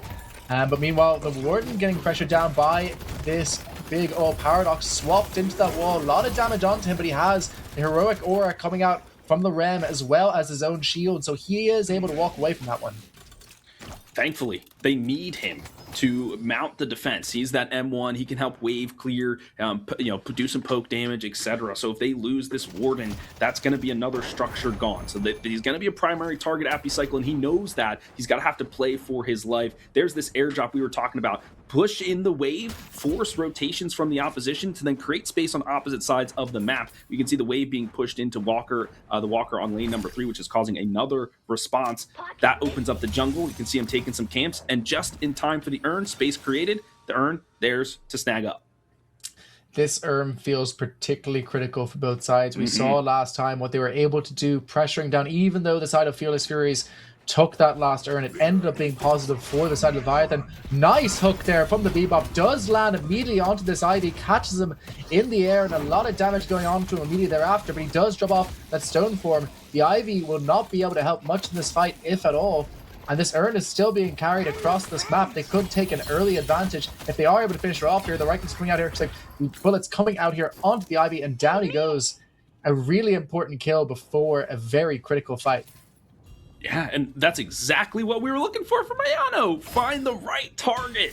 And no airdrop on the side of Osis because they had used it to rotate, and they recognized that. They saw the gargoyle flying across the cursed apple and said, okay, no ability there. That's the one we have to fight. And they saw that she kept split pushing there in lane number 3, so they set up a gank, found the elimination, and now they can make some aggressive moves. But it looks like Leviathan will be the first to go for mid-boss.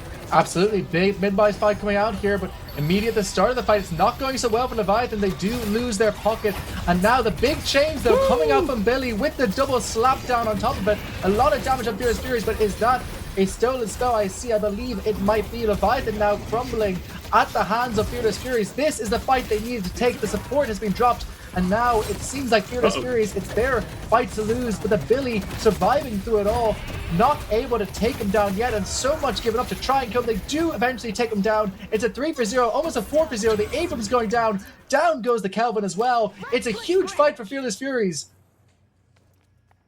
A massive, huge, catastrophic, whatever. It's an understatement. That could be game-changing here for FF. Not only that, they're able to get the urn and run it through. It was basically a full-on ace for the Hidden King side. This is a great turnaround for them. Now, can they roll it into a Walker? That would be great. They were able to scrape away with 2 Rejuve crystals, so they feel like they have a little bit of the advantage. The other part of that is so many ultimates were utilized from the side of Leviathan, and they couldn't find the right pick. That just is a testament to the tankability of the Geist, the Bebop, and the Shiv. They were just able to survive through a lot of those big abilities. An airdrop being used once again, this time purely for the Ivy to flee from the pressure being put out by that Warden and that Rem, means that they once again will not have it for this next fight, and they are able to drop off that urn, and now Fearless Furies take a 10k lead. And this is their time to fight. They have the Soul Exchange online. They have the Sinclair ultimate. He can copy anybody on the board, right? The swap or the shelter, etc. They have 2 Rejuve crystals. They need to press this advantage. Ayano says, hold on, maybe we're going too fast. Let's take a pause. Let's take a timeout and maybe discuss this, or maybe we got to fix some issues with our mouse and keyboard. But this gives us some opportunity, Ron, to talk about the state of the game. FF. They've reached a power spike here. They were able to get some souls in their pocket, unlock some extra items. The thing is that all the walkers are still alive, so those flex slots, they're unavailable to them, so they can't really reach that upper echelon of spike that they need to.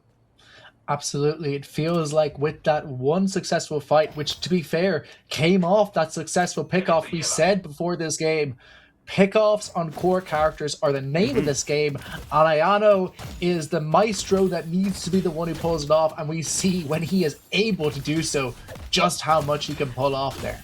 And it looks like the Fearless Furies are grouping up on lane number 3, and that makes sense, right? If you lost a walker in that lane, you want to take the walker in that lane as well, so that the troopers kind of just meet in the middle and just kind of punch each other, and then it's fine, right? So a 4-person group up there to try to eliminate that walker, but they have to be careful on defense here. The Lady Geist will utilize a rejuve crystal. Yeah, and it's not going to be much for her afterwards, almost immediately knocked down. They do manage to get the swap of HP, though, out onto that Billy, which means that Billy goes down immediately afterwards. So far, a 1-for-1, still one rejuve ready to go, but so much pressure being put onto this Warden. Does manage to get away there in the end, popping off that frozen shelter. Could be really, really important to this team fight. It's the Sinclair who steals it there, but it's not enough to keep this team alive. Chopped down by this Abrams. Being impossible to deal with so far. They hook him in, but he says, hook me closer to you. Not a problem. Leviathan turning what looked like a series of unfortunate events into a positive team fight for their side. I mean, they have a superior team fight. So, okay, if they know that Fearless Fury, and this is their counterplay, right? If they know Fearless Furies is looking to group up to take an objective, they're rubbing their hands together and licking their lips. They're saying, okay, we've got Affliction, Frozen Shelter, Seismic Impact to just blow you up. And they do just that, win that fight in the jungle, because there's no walkers, no guardians, no nothing to put in the extra damage. It was just pure team fight ability. So, Leviathan, chance to clap back here. They were able to stem the bleeding, get some map estate back in their favor. Yes, they give up the walker on the other side, but they're able to win the team fight from there. 100% Felipe. Couldn't agree more. And this game now, back on a knife's edge. Both these teams showing why they have been two stalwarts of the EU scene so far, and really came to play today. And genuinely anyone's game. I really think it comes down to how these fights start, who dies first. Both teams having a really kind of, it's almost like a cake recipe, where if they lose their eggs, they lose their milk, this fight is over. Yeah, I love that. I love that analogy for sure. I'd be curious to see if anyone decides to pick up Silence Wave here to maybe counter this Calvin, but right now Freemock has been put into chains and taken down. Yeah, and Freemock, as we've said, a very important part of the fight for Leviathan. So him going down could create a bit of timing for Fearless Fury with those long respawn times to take advantage and take a fight in their favor. Absolutely, and there's a lot of those comeback mechanics and where the soul and how much the soul earn gives and stuff, depending on where your lead is at. But right now, it's been neck and neck the entire time. And something to point out is this match has gone longer than it did over Fight Night. We are on a new patch. There's new characters and all that jazz, but still, I mean, these two very closely knitted. And it's just a differentiation of styles, right? This team fight versus this pick-off kind of potential. We're back now in this neutral state. This is where Ayano has to make the impact once again. Find one of these lethal hooks. Who do we think is his priority? I mean, we saw how well the fight went. Oh, perfect timing for an analytical question. We saw how well the team fight went when he caught the Ivy. Who is the dream catch here for Ayano? So it would be the Ivy, just because she has now turned herself into the carry. She's gotten a lot of those weapon items online. So that's what you want to do. You want to take that damage off the board. However, I think if you find a Paradox or you find Flammable on this Calvin and make him force out the Frozen Shelter in a panic move, that could also be good, right? Because if you trade a hook for Frozen Shelter, you take that every day of the week, because that's a huge ultimate that they know they can't play around anymore. So Ayano, if he can just scare people into utilizing some of their resources and abilities, I think that would be a good takeaway here for Fearless Furies to try to, take some more objectives on the map. We have 1 minute and 27 seconds before the next mid boss. So I would imagine these teams are going to be positioning themselves to find and pick a fight to then roll into that objective. Indeed, and conversely, the Paradox trying to make this go onto the Lady Geist. This is probably her dream pick if she can pull it off, and a lot of damage being pressed immediately onto her head. She is silenced by that time, so she dispels it, but it's not enough. They take her down. The Abrams able to slap her in that last minute there, and now no longer feeling like it's Fearless Fury's fight to take, as they indeed have their Ivy respawned with airdrop ready to go. Yeah, and that's something we didn't talk about is what is the ideal pick for Leviathan, and they found it right there in Fargecko. I mean, that Lady Geist, not a chance in the world, but I like the discipline to hold on to the soul exchange for maybe the next time these two decide to fight. All copied there, the affliction utilized immediately, but this pocket, so slippery.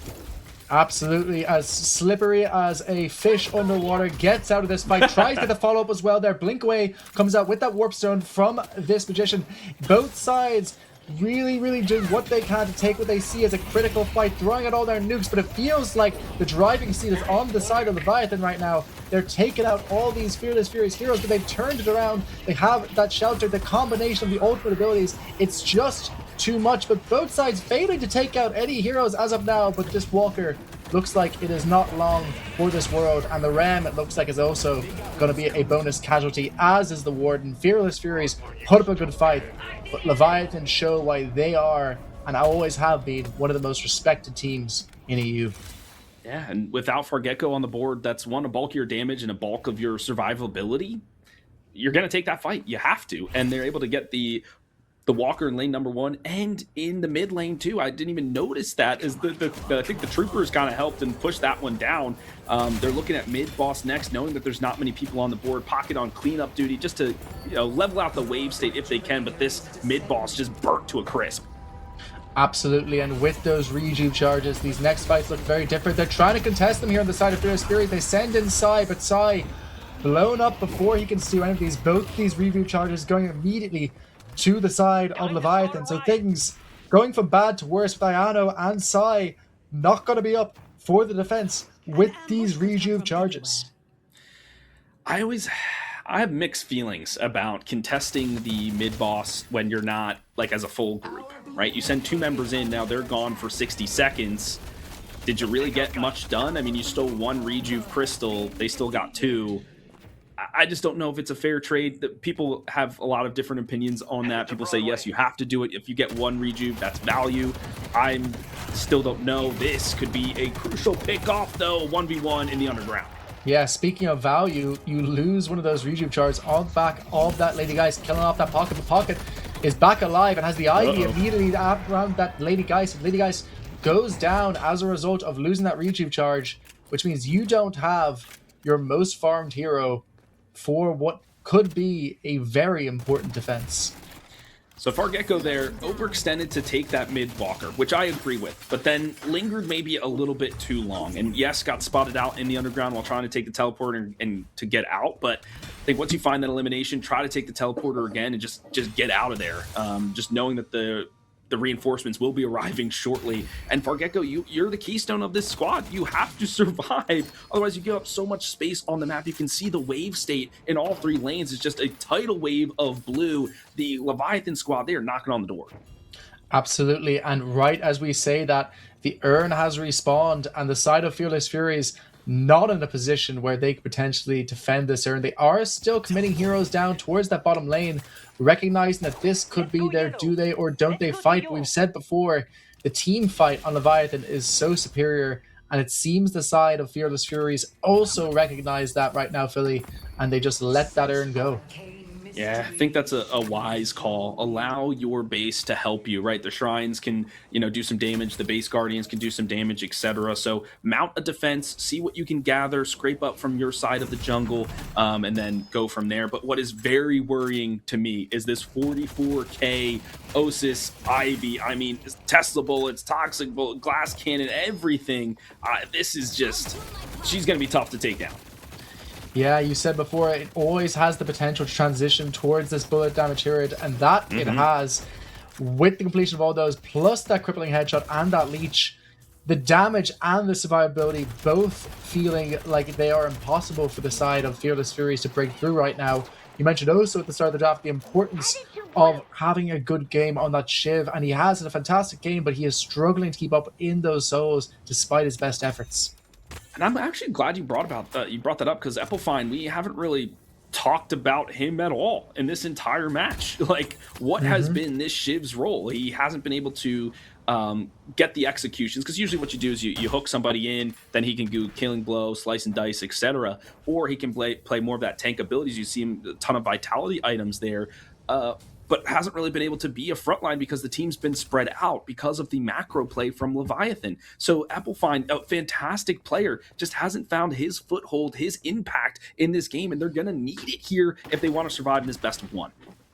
Absolutely. The team that loses this game will be going home, and it feels like Leviathan are going to have to do quite a lot here to survive. Right as we say that, Applefine gets swapped in, but does manage to get the jump away. They hook in, but it's a hook in onto the Abrams, and that is not who you want right next to you. But Overseas is taking a lot of damage here. Could be in some trouble here. Does still have that regen crystal up, even if he does go down. Jump in once again from Applefine on that big old ship, but he's just being absolutely handled with that frozen shelter coming out. Great use there by Flammable. The follow-up beam is there, but now that's a beam wasted. And indeed, Leviathan do use a lot of the rolls, but they get a key pick for it, and it seems like the Lady Geist might be the next one to go down. Indeed, it is the Warden to go down before she does. One of the most critical heroes to that team. And look at that big chains. So many heroes caught up in it. Down go the side of Fearless Furies. Leviathan tearing through their backlines, taking out the Magician in the backlines, and now it feels like the Shrines, they're there to take. Yeah, it was only a matter of time there. Poor guy, Rem. No, he's just a boy. Why are you doing it to him? He's just a little guy. That is a full-on wipe. My gosh, a deadly deadlock from that situation, and that the shrines and the base will just be ransacked from here. But I love the way Leviathan kind of ebbed and flowed through that fight. Yes, they ult dumped a quick bunch of them in the beginning to take down the Shiv, but then as the full dive from the Furies came through, that's when the chain game came out and just brought them all together, and then they found their burst damage with the the Katsu bomb and the ice grenade, etc., and they were able to get elimination after elimination, utilizing their power spikes to their advantage. They're taking down the Hidden King, and it will be Leviathan to play for the money in our grand finals. Absolutely incredible performance there from the side of Leviathan, showing why they are a team to be feared, getting the second win this week against the side of Fearless Furies. That cannot feel good for them, but we have to say an absolutely incredible performance from Fearless Furies to make it last as long as they did, Philly. I mean, a lovely match. You love to see it in terms of the way that Deadlock should be played, and it was just those two different compositional styles where the team fight was just superior, and they Fearless Furies had to, when they wanted to press their advantage, the ultimate economy was in the favor of Leviathan, and they knew that, so then they were just able to use the frozen shelter, etc., to win those team fights and curb the tidal wave. So very, very challenging for them to fight their way through. Ayano, I think, had a good performance, but I wanted some more impact there in terms of grabbing some of the hooks. I'm curious to see who the MVP is for this match. Kashi, who we got? Let's see who our MVP is. I'm going to guess, with the exception of being caught by that hook, it was a very impressive performance indeed from this Ivy. Who is our MVP today, Mr. Philly D? Guessing for the souls? I'm not sure. We're looking at this is a different game, Fred. I'm seeing a Dynamo. I'm seeing a Yamato in this one. Okay. Spoilers, folks. This is the other side of the bracket. I'm glad. I thought, my lack of game knowledge. I was like, I'm pretty sure those heroes were into the game. I'm new to casting this game, but I have facial recognition. You're like, these images are not matching up here. Okay, if I was to say an MVP of that match, let me think about this. It's hard to say. I mean, you and I, we're both support players. I love the Calvin, but how easy it is just to be like, shelter, right?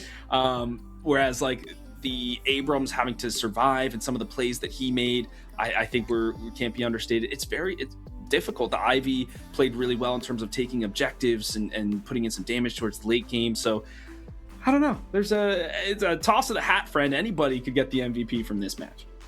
Absolutely, folks. And while we are waiting here, this is a new tournament. In case you were unaware, you probably are by the fact that you haven't seen this combination of letters in front of your face before. We would love if you could drop us a follow down below. Our MVP, I called it. It's the Ivy, baby. Yeah. Makes a ton of sense. I mean, look at that player damage, 33,000, and the objective damage. That is what Ivy is meant to do, is clear those objectives out. So love to see it. And then with the Paradox with the assists, I mean, she was just swapping everybody around. and then Sinclair just to round us out. So let's take a look at the scoreboard. Anything stand out to you, my friend? So immediately we said that the Shiv had a quiet enough game, but I'm seeing 33k player damage, and I'm wondering where. Good point. Me and Soren, we've talked about this a lot, where we feel like we just need to watch a couple matches of just the POV of Shiv to see what he's really doing out there. This gangster just is sneaky good at getting the player damage in and making some sort of impact. It's just not always the flashy stuff or stuff that we call out on the stats or in casts, right? But I think his design is he's supposed to clean up a lot of these kills, and I think that the 33k damage is the testament to that. But what are you doing then after that? You need to take objectives, or you need to clear jungle farm, or whatever it is, and they just weren't able to capitalize on some of those open doors that they had. Absolutely, Philly. And I also got to point out that Ivy doing close to 20,000 building damage that game. We talked about her ability to split the map, but that level of objective damage is perhaps what the side of Fearless Furies really needed. That hard pusher that could have capitalized off those brief moments of advantage that they did have. It just ended up being the difference maker. We saw it when they went for that earn play. Ivy said, "Thank you very much, give you that walker." Yeah, so maybe a Mirage, maybe a McGinnis could have been something different instead of the Rem. That's something we talked about as well, was did the Rem have enough impact? It's hard to say. It's hard to know, especially because she spends so much time inside of other heroes and using those little helpers. It didn't feel like it there. It didn't feel like especially the ultimate was utilized to a point where we noticed it massively as the game flow continued. But that doesn't mean that it's not going to be a hero that we see in this final series that's coming up soon. Yeah, I'm very excited for that. Looks like we have it. Okay, here's the bracket to be expected. It's Low-Key W versus Leviathan, a clash of epic proportions. And this will be a best of 3 for 100 euros for the first place team, 30 for the second place team. Absolutely, 100 euros, enough to buy you a coffee and a croissant in Dublin City Centre. Let's see who can pull this one out of the bag. Having seen a series of each team so far, Philly D, who are we thinking for this finals? Ooh. Leviathan, I think, is going to be my pick here. They've just been more practiced in terms of been playing more consistently. Like Listed, Cosmetical, they're fantastic players. They've played a ton, but they've been on the back end a little bit. I'm just taking a break and that kind of thing. Whereas Leviathan, we've constantly seen them on night shift, etc. And off the back of that series, I feel like they feel very comfortable in this meta right now, and they have a good strategy in terms of the draft. But Low-Key W, they also have kind of the same draft strategy. So this is going to be a very hotly contested P's and B's when we get to it. It really is anybody's game, and I'm glad that it is a best of 3 because it could go the distance, and my money's on that it probably will. And just to be a useless contrarian, I'm Team Low-Key W any day of the week. UK Deadlock is as close as we're going to get to Irish Deadlock anytime soon, and you got to support the home turf anytime you do. Let's see what happens in this final series, which is going to be coming up in just a few minutes, folks.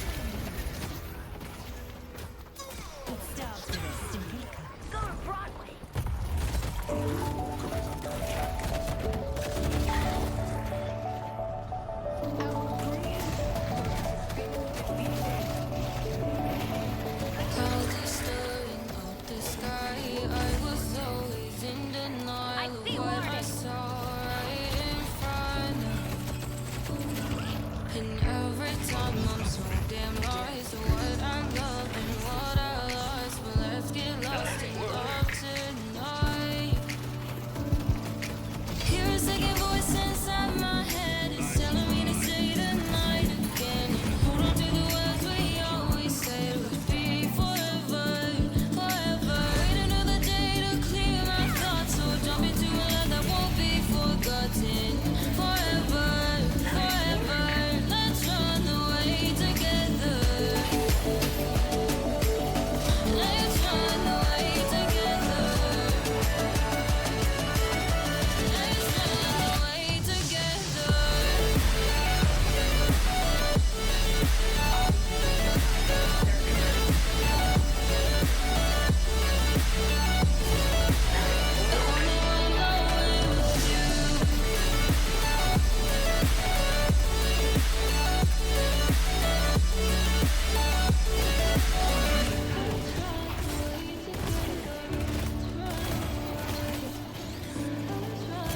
I'm taking this team apart brick by brick. Swear we never say goodbye. Fall asleep to lullabies with something that I thought I never find.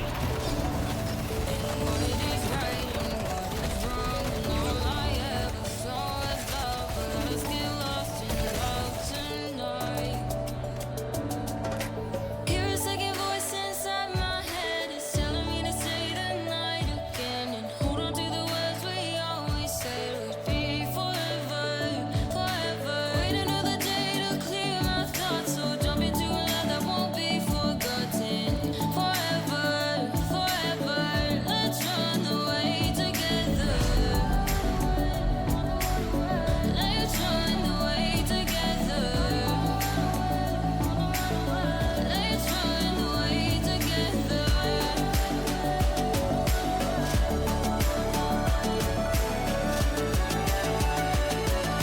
Let's run away together.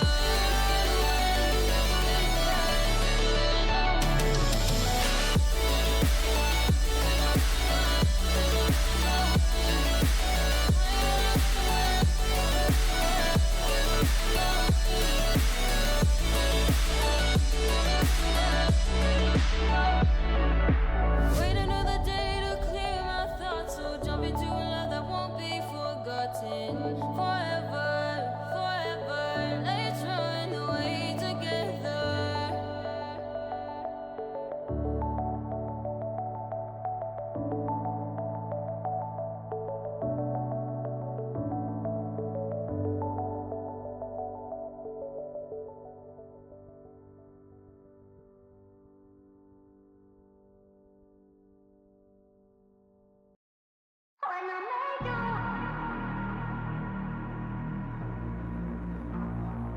When I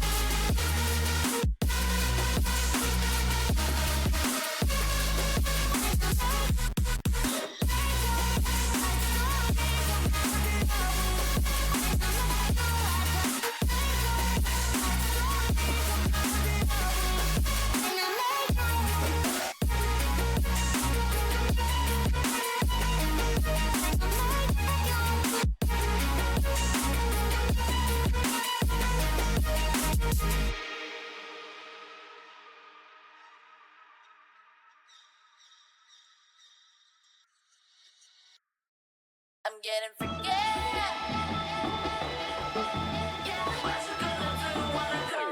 Everybody know I'm a visual.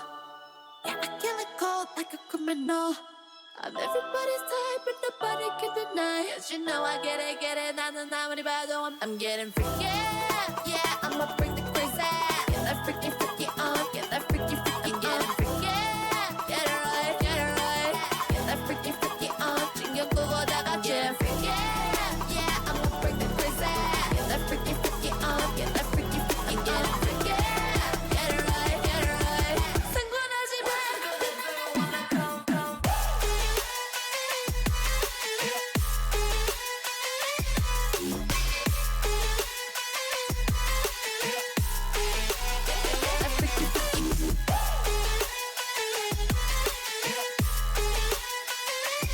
I'm getting freaky, yeah, I'ma bring the crazy. Get that freaky, freaky on, get that freaky, freaky on.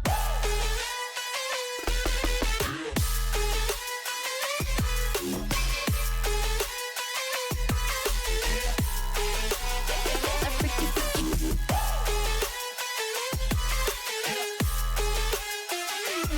I'm getting freaky, get it right, get it right. 상관하지 마. I'll be on the top killer. I'll be on the top winner. I'll be on the top killer. I'll be on the top 'cause I own it, know it, I'm a red. I'm getting freaky, yeah, I'ma bring the crazy. Get that freaky, freaky on, get that freaky, freaky. I'm getting freaky, get it right, get it right. Get that freaky, freaky on, 신경 끄고다가 get freaky. Yeah, I'ma bring the crazy. Get that freaky, freaky on, get that freaky, freaky. Getting freaky, get it right, get it right. 상관하지 마.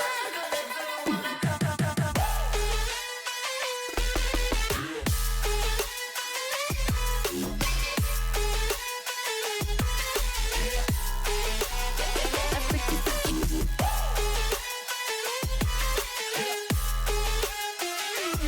I'm getting freaky, yeah, I'ma bring the crazy. Get that freaky, freaky on, get that freaky, freaky. I'll be on the top killer. I'll be on the top winner. I'll be on the top killer. I'll be on the top 'cause I own it, know it, I'm a red. Get that freaky, freaky on, get that freaky, freaky, freaky. Get that freaky, freaky on, get that freaky, freaky.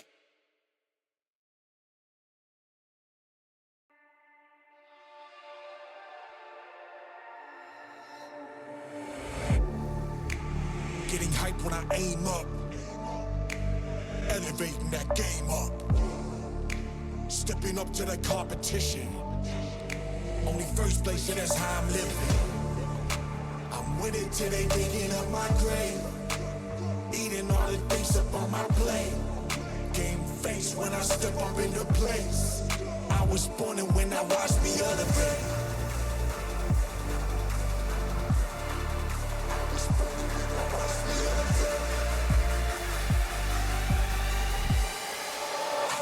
and when I watched me elevate.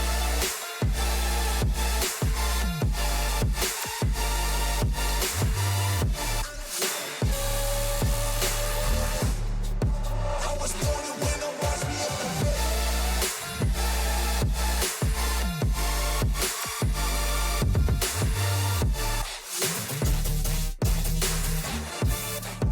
I was born and when I watched me elevate.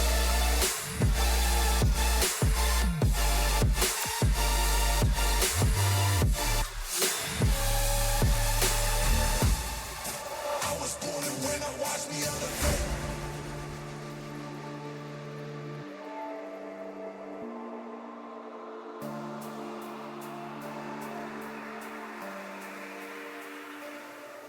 Yeah. All in when I show up. Whole place about to blow up. Superior to that competition. I'm in first place, yeah, that's how I'm living. I'm with it till they digging up my grave. Eating all the things up on my plate. Game face when I step up into place. I was born and when I watched me elevate.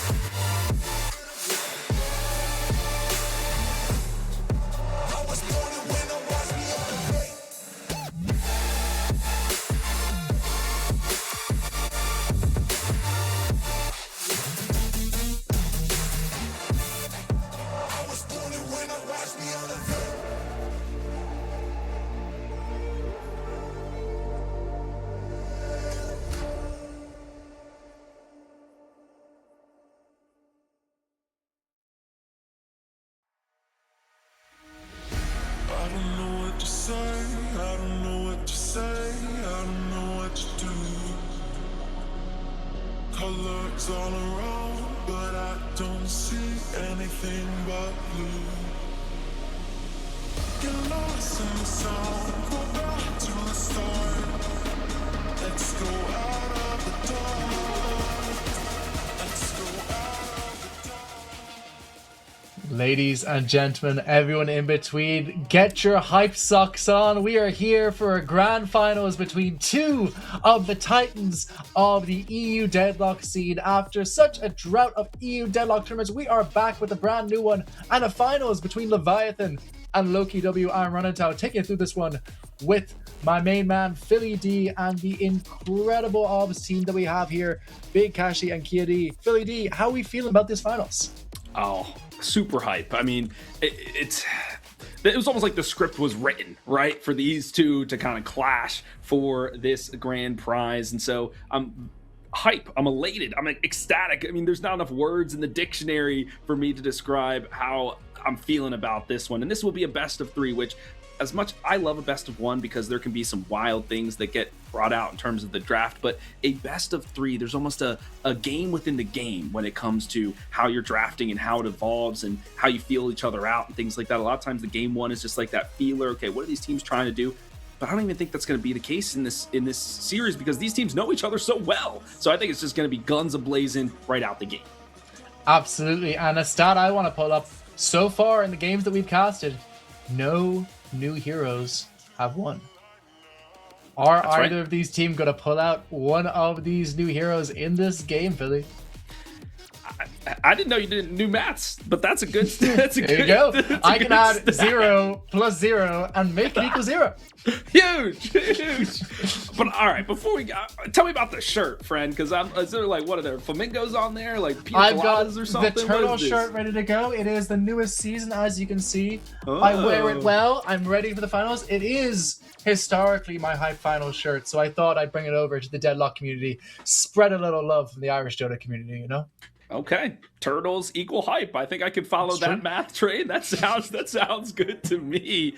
All right, my friend. Well, I think it's time to get into the P's and B's. Cashy, let's bring up the draft and see what we got. So looking into the start of this Leviathan versus Loki W draft, any initial bans that are coming out, we immediately see the ban, I believe that is, onto the Mina.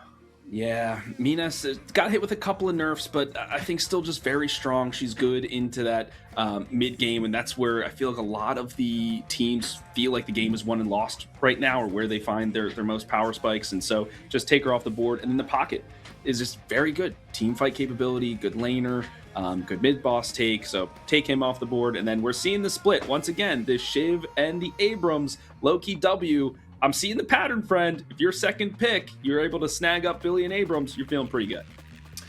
Much as things change, they stay the same. We see the two beefy cores that we've mentioned before being picked up once again, and the Billy as well. Letting Leviathan put themselves in a position to pick up the Yamato, a hero we haven't seen yet today, but really the trifecta of the triple beefy core lineup that we discussed before. And I love it. I wanted to see Yamato. As soon as I was reading through the patch notes last night, I was like, Yamato gonna be nasty. And so was waiting for the teams to also catch on to. Obviously, they're way more technically skilled than I am. But yeah, good to see it. And then an immediate pair with the Page. As I always say, dive and fight is the combination, and that she pairs well with both of these characters. So once again, just this high tempo, mid game-esque winning kind of composition. But like you said, a lot of durability, sustainability, vitality, green, whatever you want to call it, on the side of Loki W, especially with this pickup, the Lady Geist. A lot of HP bars to chunk through. Definitely, and I really like this pickup here of the Page because it's not just good for their lineup, but it's a deny pick for the side of Loki W. That Billy Page combo, that Abrams Page combo, not going to be something they're able to do this game.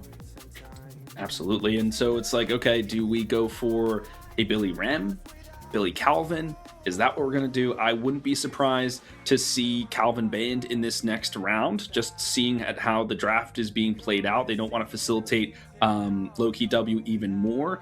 They're taking away the Ivy here. I think that's, once again, we know her split push prowess, which then facilitates dive even more. Because if I'm split pushing over here, I take pressure. I have to bring resources to fight that. That leaves characters maybe by themselves, which are prime targets for the dive. So take the Ivy out. Leviathan thinking about this next ban. They're going for the Rem instead of the Kelvin. That means the Arctic Explorator is available. Yeah, this Calvin pickup in this next stage of the draft could be really nice for them to get in terms of just keeping that HP up on those beefy cores. The sustain just isn't there when you've banned out the Rem, when you've banned out that Ivy, and when you have already picked that page. Loki W, though, choosing instead of the Calvin at this point to go for the Paradox. Potentially a little bit of a gambit here where they say, you aren't picking both a page and a Calvin, so we're going to take our Paradox now. Yeah, I was about to say the same exact thing. It's just like, okay, we need our initiator. They already picked up their support. We know the Calvin will fall to us in the next round of the picks. Let's just pick up the Paradox, who's much better. The Holiday, haven't seen her for a while. Now kind of making her way back in. Once again, wasn't really touched in this last round of patch notes. So I feel like she could be very strong. Some of the new items also help her out as well. And then the Vindicta, I've been waiting for this pick. We've already talked about it in series number 1 of why I think she can be extremely good. So, all right, I love to see this different look from Leviathan. And once again, we mentioned it earlier, but if you've come since, the big change of Vindicta is the change in how her ult scales. Now, being able to make use of that weapon damage, going for those orange items, her build is going to look significantly different than it used to. No more spam of Crow plus Tether to carry this hero. She actually has options now. Yeah, for sure. And I think that's what Deadlock is all about, is not one kid. So I think somebody was in the chat the other day saying like, well, who is the support or who is this? And everyone was like, that doesn't really exist. Anybody can kind of really do anything. What we see here in the meta is just what people are thinking they're most effective at, right? But you can really play anybody anywhere. The Vindicta, you're right, the ultimate scaling with the weapon damage, or that it gets weapon damage when you secure a kill with assassination, makes her a lethal threat throughout the game. The GT. Everybody knows I love GT. He doesn't get enough love, and because he's been kind of poo for a long time. But now, with you can send the owl through the tunnels, the owl scales a little bit better and gets you more spirit damage. He can hit from range, so he can contest this Vindicta in the sky. I love this pick. Let's go. Yeah, we have a name for this hero in my stack. We call it Captain America, and it makes sense that Philly D is absolutely in favor of this guy coming into this game. And we're going to have to wait and see what it can do, because it is not a hero, as we say, that we've seen for quite some time. The one thing I always notice with this hero is its laning stage, and they do finish up with that Kelvin. That Gambit is successful for them. Well, talk to me about the laning stage. What about it? So you do have the strength coming out from that power shot, but unless it's enabled by something else that can frontline for it, your laning stage feels absolutely miserable. And that's what you can take advantage here of if the opposition do pick a Grey Talon. So it is likely that we see a paired. At least they do have the beefy cores that can back it up. But a bad lane for a Grey Talon is not a nice thing to recover from. And that's something that the side of Loki W are going to have to really consider here.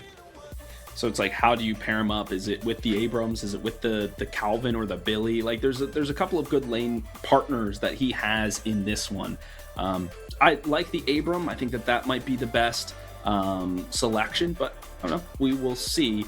Okay, Leviathan, rounding out their draft. I was very curious to see how they were going to find the glue to stick this all together, and it will be another M1 carry just to find more of that damage and more of that pick-off potential, right? The telekinesis is another single target ability. If they are able to get one character isolated, they can do that. She also provides that split push ability, not as effective as the Ivy, but once she ramps up her gun pretty quick, she can shred through those objectives, has the card trick to kind of jump out of there. That sort of thing can be a little bit slippery, as long as you don't have like silence wave or capacitor, some of those items that kind of slow you down.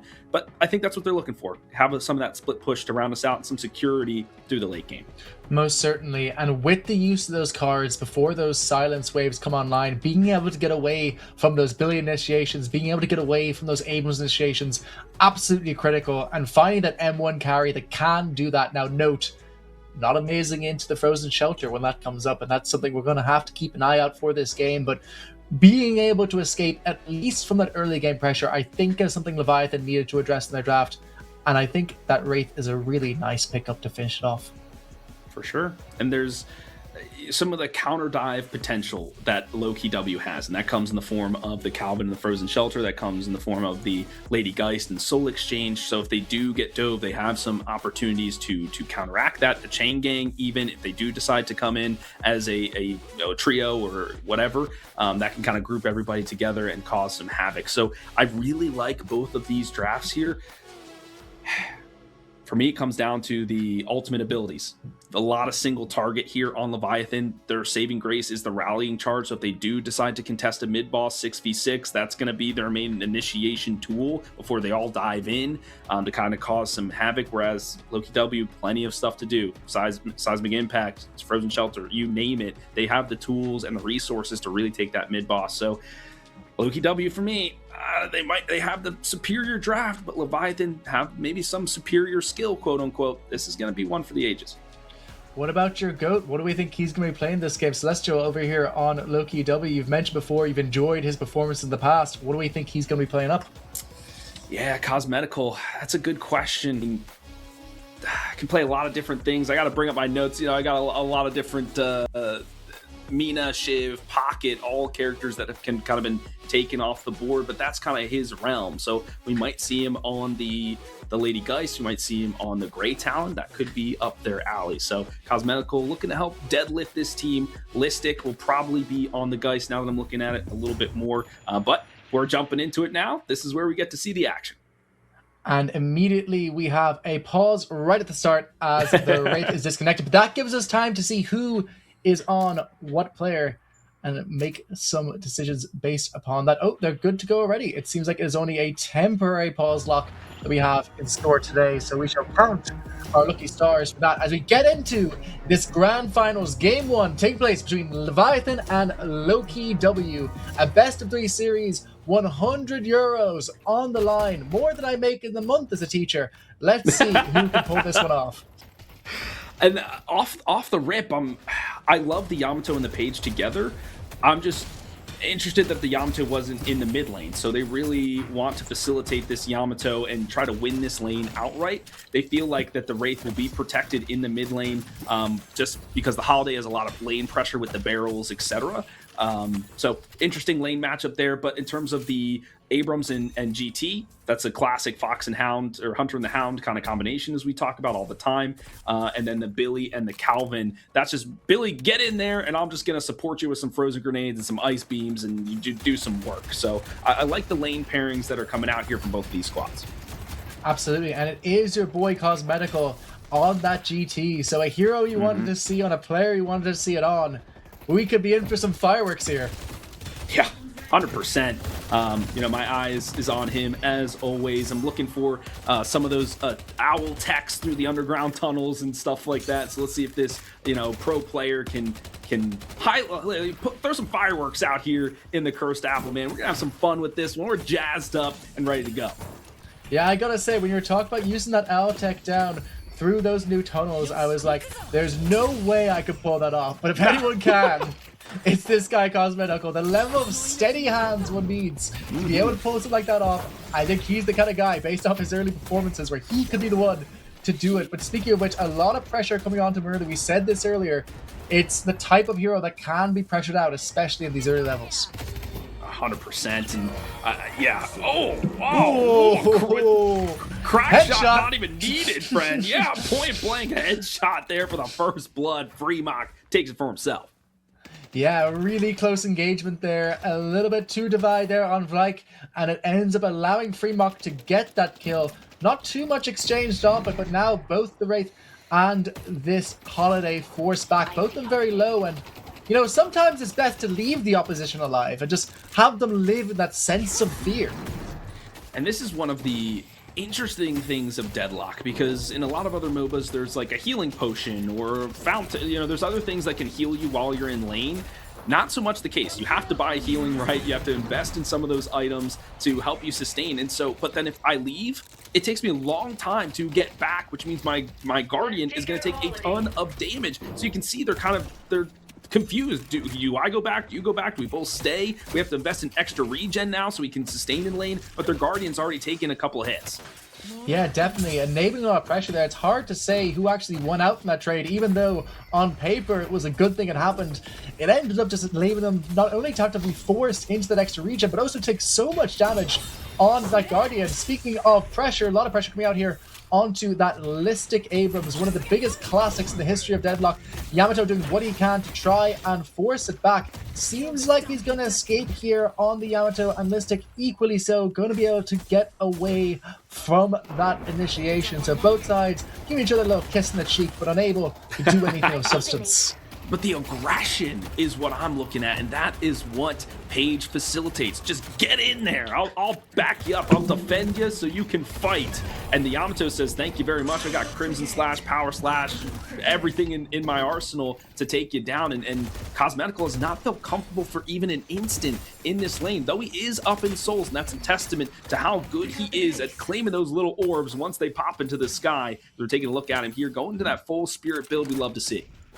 Absolutely, and something of note there, the Holiday hid for so long on low HP trying to survive, but still ends up being picked off and loses so much Guardian health in order to do so. We can see that Orange Guardian now clinging onto life at death's door, and they come in with Listic on this Abrams to punish this Wraith. Doesn't manage to connect onto the wall there, so they aren't quite able to take it, but a nice use of the parry onto Freemok means that Freemok now in huge trouble, getting knocked down by this Abrams with the support of the Geist as well. Freemok has a choice. I go home and I lose my Guardian, or I stay and I die. And it seems like instead they've chosen to bring in as many heroes as possible to try and defend this, but it doesn't feel like it's going to be able to do so. Moving over to this right-hand side lane, this big old Shiv doing what he can to place as much pressure as possible, but all of Loki W across all their lanes, with the exception of this Abrams, are getting extremely low.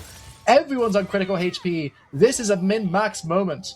I mean, somebody call 911, man. Everybody's blinking red. Their screens are just like covered in blood. Finally, Freemok takes the quick trip back to base via the gray screen. But okay, this is the kill potential that we were kind of talking about between all of these lanes. I mean, every hero on the board so lethal, so bursty. And I think that's kind of where the meta has leaned itself over the last couple of months. I'm really looking over at this lane number 3 with this like Shiv and Billy just battering against one another. And then the Vindicta from the sky, etc. So it's been a delight to watch these two kind of duke it out. No eliminations yet, and I think that's just a testament to both of the skill, but a Vindicta to the skies once more.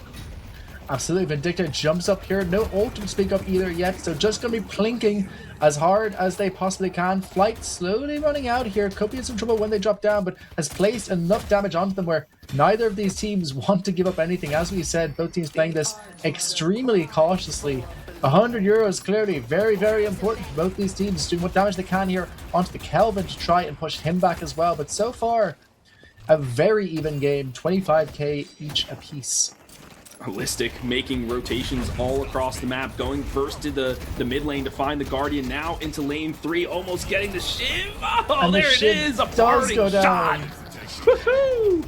That's we love to see. This rotating Abrams, very, very scary, and this allows a full-on shift for the entire squad. You can see the Geist remaining in the mid lane. She's beefy enough to just survive on her own. She has the soul exchange available that allows Listic free roam across the map, and the Paradox to move over to keep the Grey Talon safe, because he can't stay there by himself against the Yamato and the Page. He needs some backup here, but they're going in. Absolutely, they take down Listic to start off this fight, and now it looks like the Paradox is in huge trouble. This Yamato manages to get off that parry onto the tower, enabling her to dive onto this Paradox, and the Paradox goes down, and now the Grey Talon in trouble. We talked so much about how Cosmetical is a good game, but the little bit of the M1, he gets off the power shot, taking down that big old Yamato, saying, you might think you're strong, but I've been holding my souls, and I bought some big items. That rapid recharge purchase, holding those souls till that 3200, making all the difference in that fight, Philly D. Stack them up, friend. That was an owl right to the chest of the Yamato. That's a big stack and a big power boon in terms of spirit energy. I mean, that was crazy from Cosmetical. And this Kobe very close. I mean, they're building into this kind of tanky style with the Yamato. Haven't built Spirit just yet because they really want to just get in there, use their auto attacks and their swipes to chunk some people down. So there's just fighting all over the map. You love to see it, but 2 minutes until the urn. That's what these teams are looking for. And speaking of stacks, there's another one for the Vindicta. She's going to be scaling now. Absolutely, a really nice use there of that assassinate coming out onto the Billy, the target that you want, the shot that you want. Leviathan saying, if you want to take this, you're going to have to take it into these snipes. And as a result, they now take the lead up by 4K onto the side of Loki W and exerting more pressure than perhaps we would have thought possible considering how well their lineup scales. For sure. And I'm seeing the recharging rush now here for the GT, and I love this. Dealing significant weapon damage, replenishes charges of your abilities. So he could just power shot, and put on a ton of pressure. You can see him laying the damage in now. This Guardian just chunked to smithereens. Absolutely, this great talent pick. Perhaps this is the item that makes this hero meta again. We spoke about the fact that it wasn't in favor for quite some time, but just as you said, being able to get in those extra charges of that power shot with the early investment into the spirit damage has been absolutely massive for them and enables the fall of that first Guardian. Oh, that was a massive cross map owl. As you were talking, friend, I was tracking it all the way across, and he put both Remok and Empty Dreams into critical condition. They are going to be needing hospital beds very soon. There's nothing they can do. They have to leave the lane, which creates more pressure for the Guardian to fall. Low-key W looking really good right now. Indeed, gotta say, call this guy a bird watcher the way he's watching owls, but we're gonna watch this fight as this Billy is forced back once again, trying to fight into the page. The page quite isolated, not a whole lot they can do here. Does miss on the use there of that head charge, but does have some friends coming, but it doesn't feel like it's gonna be enough. The page does end up going down. Critical HP here on Cosmetical, but he also is able to escape from this fight, go back towards that patron, heal up for another day.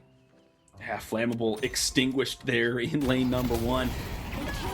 That's one of the best parts about the Abrams is that it's hard to win that lane because he's so durable. It's hard to get that Guardian damage down, and they needed to win that lane. They needed to accelerate Bobby on this character of oh my gosh, I lost my words for a second, on this Yamato who's about to get eliminated here, and she hasn't. She's about 7k, which, you know, that's all right, but it's not where you want your pseudo carry to be at this point in the match. So they didn't necessarily lose the lane, but they didn't get what they wanted out of it, and I think that's gonna, you know, put them back a couple steps in terms of their time.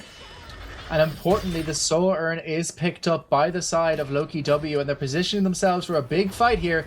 This is going to decide this early game, I would say. Whoever comes out on top here, some juking, some jiving from the Billy does manage to come out, but it is hit up with that ult at the last minute, dropping the urn, tries to pick it up again, using that Q to try and secure this urn any way he possibly can, hitting off as many of those charges as possible, lives on 10 HP, but not for long. Down he goes on this Billy. The follow-up as well, the Abrams trying to get revenge for his goat-like friend, but not a whole lot he can do here. Trax just putting in the heroic effort to just score the touch for the squad. He just picked up the urn and just dove as best he could to get it in there. So they yes, they do trade 1 for 1, but they get the urn, and that was their main objective. But there's a problem here, and it's Leviathan's Osis on this Wraith. You can see her smiling in the picture on a 3k kill streak and 14,000 souls. She is scaling. She's going to be utilizing their weapon damage to put pressure on these walkers, which is going to force Loki W to rotate across the map and leave members in vulnerable positions. So they have to be careful of this Wraith now. She's ramping up. She is, and she picks up the capacitor off the back of that fight, and immediately recognizing this, Listic makes a go onto her. But once again, as I said at the start of the draft, being able to pop off those cards when Listic goes to you means that you aren't that fearful. No, definitely not. It's so slippery, like we talked about. She just pop in, pop out, do some damage, clear a wave, push it up, and then get the heck out of there, especially with the Quicksilver reload online. Using the card tricks, you can just, you know, clear those troopers very quickly and move on to the next set of objectives. Mid boss is online. No urn for next couple of minutes. Bridge buffs in about 2. These teams, they're grouping up here, though. You can see a lot of them gathering around this left side of the map. Indeed, and the Holiday choosing to make like a sheep, get the flock out of there, not get caught up by this Billy at the start of that fight, does manage to escape from it, and it looks like we might have our first full proper fight here with both sides slowly trying to avoid each other, and in the meantime the Yamato able to charge down this Guardian on that right side, open up that Walker for her team. But meanwhile, Swap comes out from the Paradox, out onto the Shiv immediately with a follow-up as well of that Dome. Down goes that Shiv, and the Wraith died beforehand, our 15k god. A fantastic turn of events for the side of Loki W. I mean, just it's superior abilities, right? The Swap into Frozen Shelter. What can you do against that? Nothing. You just die. Like that is it. But I love the way that Loki W is creating space to allow the Lady Geist on Blob to just farm up. They're okay. They know they can leave her alone in the lane by herself. She can just take wave after wave and really scale into this game to contest Overseas and Osis later down the line. Right now, Loki W, though, they don't have many ultimates to work with, so this is Leviathan's chance to strike, and they're doing so now. Absolutely, the use there of that lasso does manage to catch out that Billy Goat, and down he goes. 25 seconds, though, until their own Wraith is back, so that means they won't be able to take advantage of this Wraith really falling out of this game after a fabulous start. Did the Wraith die again? Okay, so like basically a dieback, so to speak. Oh man, not even just that's so much farm you're missing, so many waves just gone by the wayside. They recognized the win condition here, Loki W, and they found what they needed to do. Now this Shiv, couldn't get out. Empty Dreams put to rest. Absolutely, and what was looking like a really good start for the side of Leviathan is slowly crumbling to just a superior team fight from the side of Low-Key W, who are placing themselves in the driver's seat, and after a fight or two, we could be talking mid-boss, Philly. Yeah, I think in order to, it's like Roshan in Dota, right? You need to get a couple of picks before you contest in the pit, right? If you just try to go full force, probably not going to end well for you. You might get wiped, and then the other team is going to be able to pick up the Aegis and go on from there. So what they need to do is find a couple of those picks, especially on Osis, like they've been able to find so far. Maybe get somebody else like Empty Dreams, and then feel comfortable going into the mid-boss after that. So it's like, how do I prepare myself? But right now, they're prepping for the urn. It will be picked up by Bobby here to start. Absolutely, and Bobby gonna start winning this urn across this map, going underground, getting caught out, was immediately ballistic, drops the urn, but gets up a nice power shot there afterwards, but surrounded on all sides, not in the kind of neighborhood that they would like to be within, and tries to get away from this one now, so not able to hang onto that urn. In the end, it is, I believe, currently in the hands of this big Kelvin. They do manage to take out Paige. There's going to be no heals for the rest of this fight. This could be Loki W's chance to start pressuring their advantage, and indeed they do, collapsing onto the side of Leviathan. All heals coming off themselves. They kill the Wraith again for the third time in fast succession, and that might just secure the urn for them. Death from above, that Billy from the rafters, man, just slamming down onto him. The Paige used everything in her kit to keep the Yamato alive because she got caught out there, and then they recognized that, okay, ability dumped, let's just dive onto the support, eliminate her, and then Bobby didn't know what to do after that. He didn't have his lane partner with him, so then they were able to just kind of shoo him away, and now, after the back of a couple of those picks, they can go on to the mid-boss, and am I seeing Osis dead again? They are targeting this guy. They have a bounty on him for sure. Yeah, very, very well played there from the side of Loki W. They do lose a Walker in the meantime, though. Bobby able to pull that one off on the big terrifying Yamato. Still only 14k, but the pressure being exuded, it's more and more. And even though Loki W does pick up those rejuves, they lose 2 Walkers in order to do so, Philly. Yeah, and it's like a chess match, right? It's about what am I willing to trade? If I sacrifice my pawn, will I be able to get the bishop next turn or whatever it may be? So Loki W, they're sacrificing 2 walkers, knowing that they can secure the urn and the mid-boss with the Reju crystals. They still maintain their sole lead, but now the map pressure might not be in their favor, but maybe that's what they want so that they can find some of these pickups, but they want to play for more of a team fight oriented kind of style. So maybe not their best interest to give up too much map pressure. Let's see if Leviathan, who want to play this pick style, can now go for it as they have kind of map control. They can find some of these people who are lingering about and eliminate them and then roll them on to a new objective. So 2 different strategies being displayed here once again in the grand finals.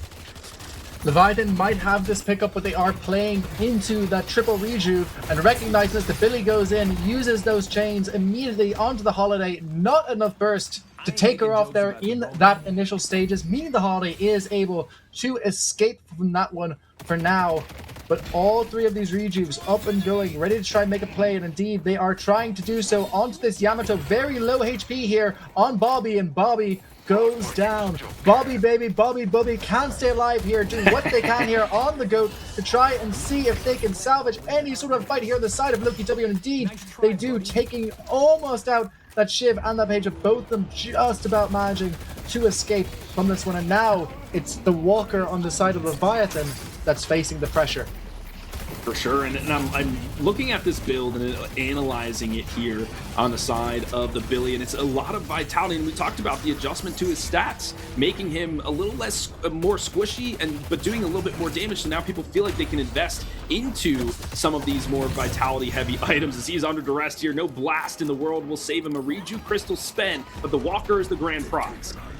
Still one more Rejuve Crystal left after this Walker falls. They drop an almost immediate frozen charger, but it doesn't quite connect there. They're doing what they can to try and take this fight, jump up in the air from this Holiday. Holiday now looking like they will have to escape from this. They do manage to kill off that Billy on the side of Loki W, but all the meantime, we haven't talked about it. We lost another Wraith.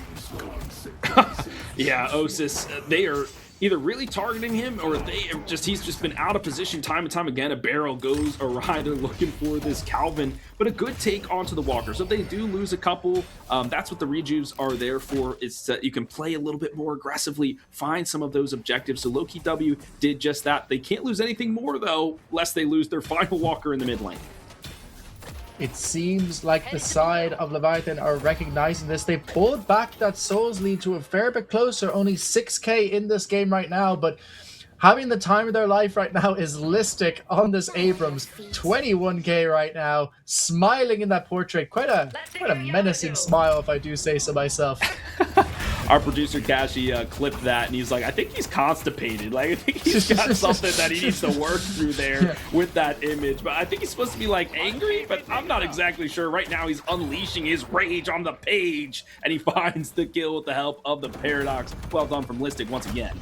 The constipated Abrams shits out all over the Fenemy Page and takes him out in that top lane. Nothing to fear here for the detective. He's seen too much. He's been through too much. He has no time for any of this, and he's ready to take Loki W to that €100 cash prize. For sure. All in the midst of that, the urn gobbled up by Leviathan. They're doing the age-old strategy of just bring it back to your base if the other team can't get it, because they know they don't have the ability to turn it in just yet. Osis almost under duress. He's able to clap back just for now. The seismic impact utilized for escape.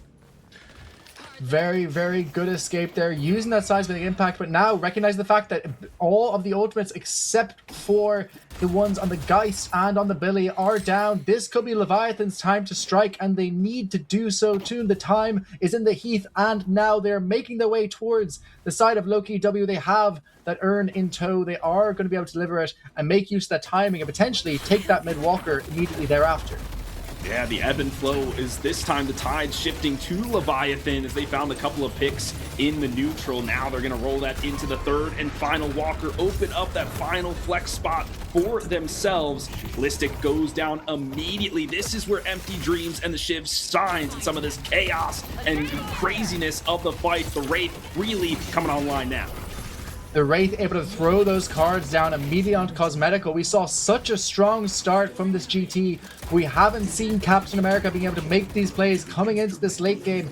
Just being chopped down here on the side of Loki W. 2 heroes down now, and they could pressure this for even more. There isn't a mid boss to speak of, but if there was, oh boy howdy, as they say in your parts.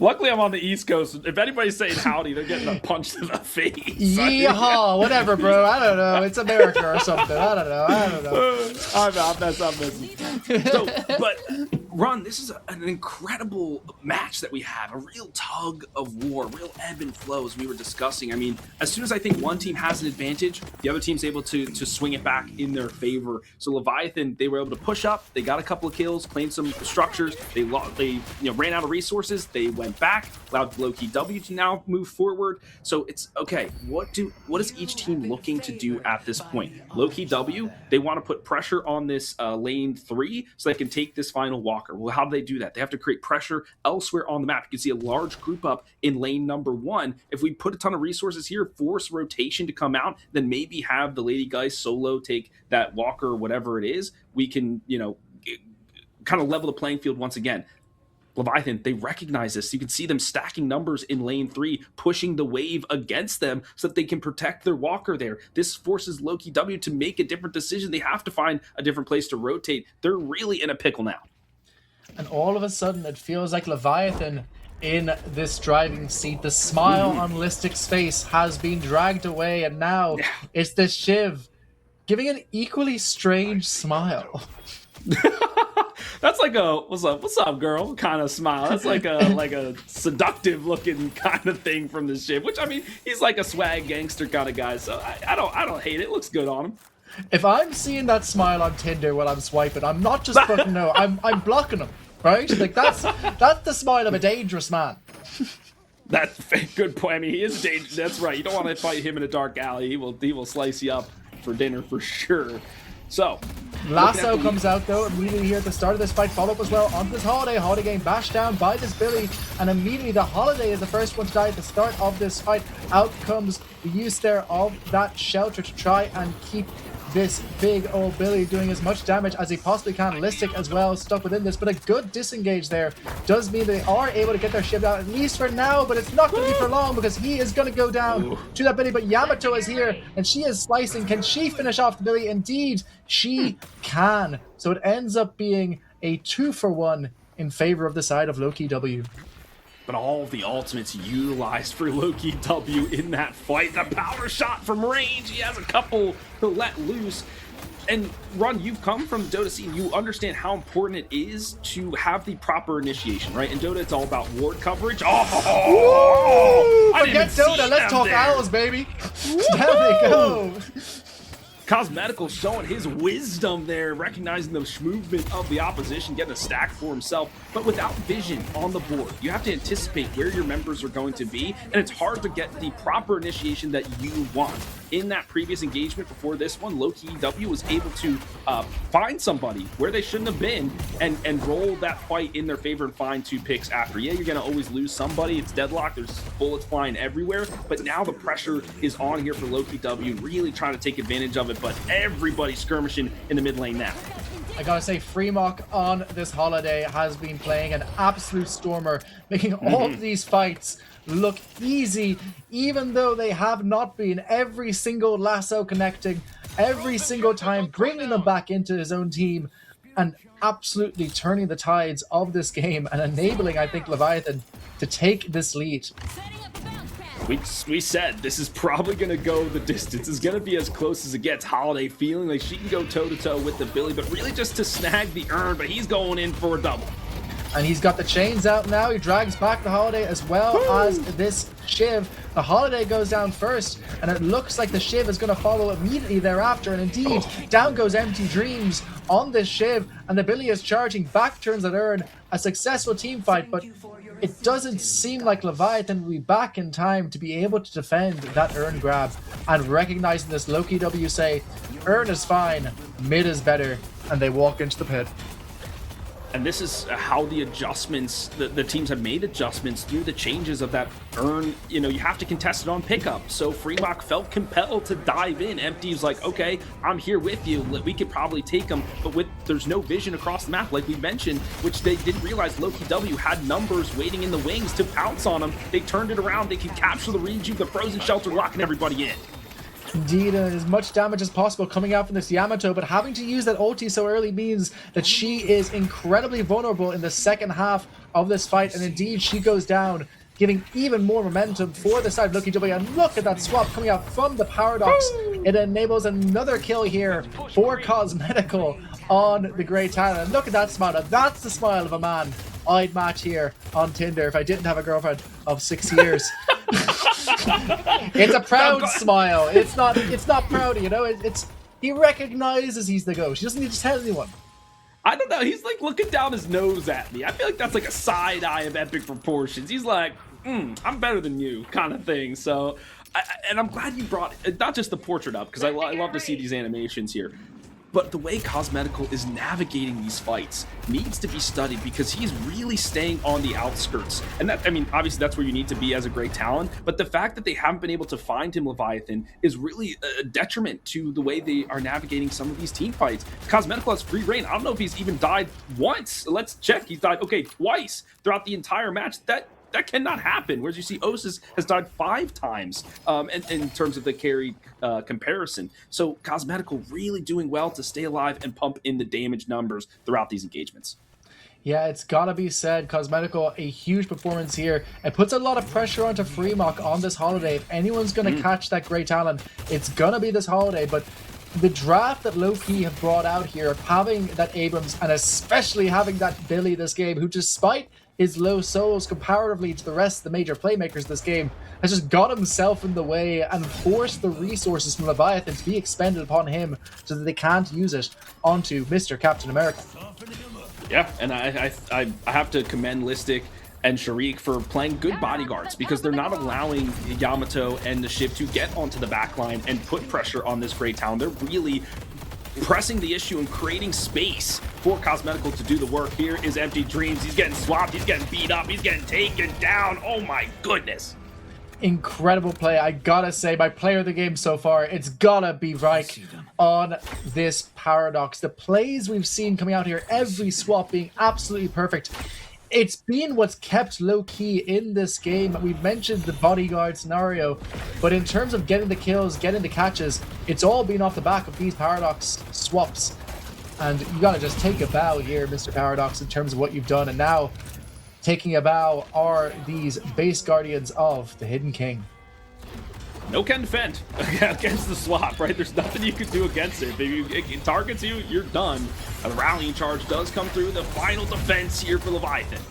Indeed, and immediately as we start this fight, the Holiday pushed into the wall there by this Abrams. They do drop off that shelter, and the parry is ready. And Yamato once again forced to use this ulti far earlier than perhaps she would like to, which means that she won't have it for the main part of the fight. She is now vulnerable. She's hit into a wall by the Abrams, and down she's slapped. And now this game has gone from bad to worse for the side of Leviathan. Loki W slowly but surely accrued their map advantage, and I didn't even notice that they were just creeping ever so slowly to the base, and now they're knocking on the door, they're knocking on the shrines, winning fight after fight. They've reached their power spike here, the 30-minute mark. And Cosmetical and Lady Geist cannot be understated. She's just pumping in the damage, and they can't kill her. They can't take this Lady Geist down as much as they try.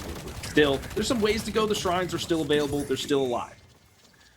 Absolutely, and Osis here, 38k on the Wraith. That is going to be the name of the game. Can you protect your Wraith from all of these threats that she is facing into? She has the damage. We have reached that late game moment. We're at 31 minutes.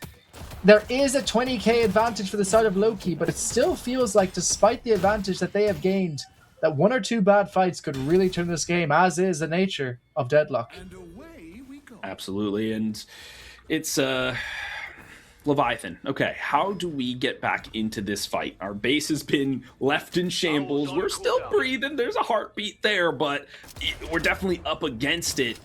We need to find a pick-off, and that's going to come off the back of Freemock. But how do we create the space and the advantage to do that? It doesn't just happen, especially with these players. They know each other. They know where the next objective is, how they want to rotate. You can see Freemock, he's on the run. He wants to get this Calvin if he can. This would be big. And indeed he does, catches him up there with the use there of that lasso. Yamato going out as much damage as they possibly can. And the Wraiths are riding down on top of this snowman. And down he goes here on the Calvin. A really important first pick. But the follow-up pick is perhaps even more important with the Paradox going down. Leviathan are back in this game. They are juking and jiving, but they lose Bobby. here on that Yamato, which means their main source of damage is gone, and now in comes Cosmetical with that Great Talon, ready to rain down that damage. The Owl has been used, but still has those power shots, and now jumping in immediately onto the Shiv. The Shiv goes down. What looked like a good early fight from the side of Leviathan is turning from bad to worse, and they aren't quite done yet. They are chasing down into the Holiday, the last one left alive, and an urn ready to go. Holiday spots 4 heroes, says, maybe not, and allows that urn to be delivered. Oh, I mean, I thought Fremont had it, but it's just, I think low-key W just might be too strong at this point, because they were able to come in force and just eliminate people left and right. This Cosmetical, I think, 2-shotted Bobby with the power shots. It was just so much burst damage for him. So that was the pick, that was the opportunity, but just the follow-up was just too strong from low-key W. Another attempt at the lasso. This time Sharik goes down. Indeed, and an important kill there onto the Billy Goat will perhaps stem the bleeding somewhat, and they're not done yet. They're making a go here onto Listic. Listic does manage to go into that underground basement, but they fought even juicier kill here onto the Great Town if they can. The Wraith is backing up this Holiday here, but the Holiday very low now, down to 500 HP, has to get out of this one, which might mean that the ebbs and flows of this fight are turning towards Loki again. Even without this Billy Goat, you have no HP on your Wraith. You have very limited resources on this Holiday. They just have to back out of this one, and they can't keep that pressure up. The thing is that they can't give up too much space because the mid boss is available. With all 6 members alive for Leviathan, they're looking at the Boogerman in the middle, and they might go for it. They might feel like without Billy on the board, they have an opportunity to snag up these Rejuve crystals. The only downside of that is the Frozen Shelter is online for track, so if they are willing to contest, they certainly can do so. However, the lane is pushed up in 1, so they had to respond to that before they can make some contestions. It looks like Leviathan will bypass the mid boss just to create some more lane pressure for themselves and get some souls back in their pockets. Seems like Fremont there tries to go for the lasso onto the solo defense, but isn't quite able to land it, and as such, I think this is a trade you're more than happy to make if you are at the side of low-key W. If you have managed to stop that go onto that big old mid-boss, and the Owl is being charged up, it's flying in. It's going in immediately onto these heroes, but it's flying around. It doesn't know where it's going. It's lost. It's using Apple Maps. It's doing what it can. It lands onto 2 heroes, but it doesn't do a whole lot. I think that's more of a scouting opportunity, right? Where are the other heroes? Where are they positioning around? And where can we then collapse upon them? Because the alt recharge on that is pretty low. Like you see, it'll be up in another 20 seconds. That's literally nothing. But that does shoo them away for them to gather the urn. So they have possession of it. It's at a disadvantaged spot for them to turn it in, but at least the Leviathan can't recoup it and get some of those souls back. But Freeboxer is going to try. Absolutely uses that big old lasso to catch out the Calvin with that vision gained by him holding the urn. The Frozen Shelter is dropped to stop what would be a catastrophic team fight for the side of Loki W, and they are turning it around now, killing off the Wraith. You don't have your damage anymore, Leviathan, not without that hero, but you are trying to do what you can to kill off this Great Talon. Captain America, the Winter Soldier, goes down himself. Cursing his ancestors for what they have done for him. Down he goes on Cosmetical, but meanwhile Leviathan are truly facing a trail of tears of their own as they lose this Shiv, they lose their Yamato, and they lose this Wraith. Yeah, a 3-for-1. I mean, Cosmetical did everything right in that fight, just laying in the damage, and they had to then find him and take him down, and that takes you away from some of the other threats, like Listic with 42k souls for himself. They think that now they have the opportunity in a 5v3 matchup, especially with the seismic impact still available, to take the mid boss. It looks like Fremont once again trying for the heroic play. Indeed tries to make that heroic play, but it's a cluster what of heroes in the middle of this map. They do manage to get one of those regions, but immediately Paige is going to lose it. That's 1, 2, 3, 4, 5 heroes down for Leviathan in this mid pit, and all they expend in exchange is Cosmetical, and they still have 2 rejuves to go on Loki W, which means they are going to start pushing in towards this Hidden King base where they have already expended those base guardians. And so that's where I'm like, is it worth it going into the base with two people, or going into the mid boss pit with two people like that? You know what I mean? It's just like, what do you really think you're gonna get done? And so I'd rather you be in the base where you can maybe have some more defensible options, or maybe contest the urn or whatever. But maybe Leviathan says, all right, this one's chalked. We've definitely lost it now, and we'll go on to game number 2. But man, what a back and forth affair between these two squads. Still, there's some fight to be had, but I think this one is all said and done. Sometimes it's not about the fight and the dog, but the dog and the fight. They want to show, if you want to take this mid-boss, you're going to have to keep your hands on the keyboard, buddy. But with that Osis going down in his most recent fight, I think is the most important thing to speak of. As we said, the main damage source for the side of Leviathan going down means that this is all she wrote. Put it down in that notebook. Our first game in this best of 3 series goes towards the side of Loki W. And if you're a competitive Deadlock fan, that is definitely a great match. There's so much to break down in that, in terms of team fights, in terms of macro play, a lot of great display from these top tier teams. And so, like I said, this could go the distance, because I feel like Leviathan will probably be the second pick next time around. They might go for the Abrams Billy duo, and then they can run that composition. So it's about, how do we counter that Abrams Billy? What characters in the pool will allow us to find some unique advantages in the Cursed Apple, some different timings that the other team will be not expecting of, for us to then, get to the patron and win the match. So a good first win for Low-Key W. They just need one more to get the grand prize, but Leviathan looking to clap back. Abrams, Listic, the MVP, makes sense to me. Feels like something I've seen before. Listic and Abrams taking the MVP. A shocker if ever I've seen one, and a deserved MVP there if ever I've seen one. I just gotta feel bad for my man Philly, spending so much time reading those patch notes, and still it's the beefy cores, it's the Abrams, it's the Billies that are winning these games. Yeah, just not enough damage. But something I did notice was that the Abrams went with a healing tempo towards the end, because the Siphon life has been reduced about 11 DPS points in terms of the healing, but does increase with spirit scaling. So we, thank you, Kashi, for bringing up the scoreboard here so we can see that healing tempo for Listic. And I think that helps him sustain in the fight, accelerates the healing that he gets from the Siphon life, and that really allowed him to tank a ton of damage. So just an interesting adjustment based on some of those patch notes there. Billy kind of doing more of the same of what he always does. I'm not seeing too much difference, but anything stand out to you, my friend? Immediately what I'm looking at is not just the amount of damage they had in the Abrams, but on Cosmetical, on the Grey Talon, 47k player damage coming out from that Grey Talon. We talked about how it fell off after lane, but boy did it come back. Being able to pummel that damage in the late game, it felt like every fight was the story of, if we can't catch Grey Talon, then we lose. And that just seemed to me to be the story of that endgame.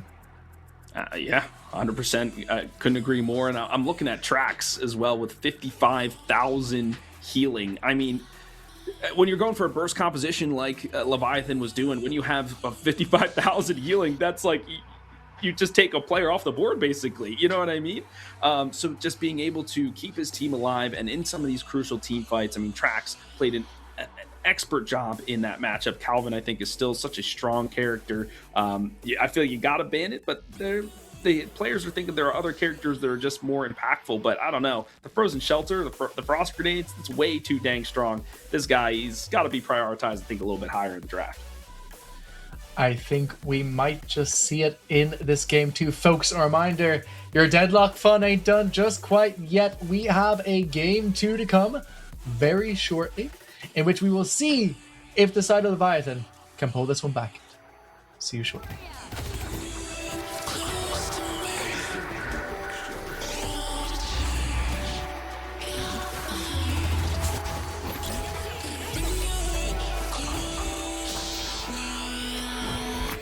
Picking up the pieces that I lost in the lobby. I put you against the wall, you had us body to body. I can't help the way you make me feel, it's so hard to copy. Let's find common ground, meet me in a lost and found. Yeah, dark days turning into dark nights. I hit this trip and spin it all, I'm having hard times. I reminiscing at me looking through the archives. I seen a picture of you looking like a star shines, and you bright, bright, bright, bright, bright. bright, like the lights on a fight night. Love hit me like a mic. You know I'ma get it right. So stay with me, run away with me. Need like a dope fiend, need dope. Need like a coke fiend, need coke. Even though your heart cold, ski slow. I really hope the song bringing me close.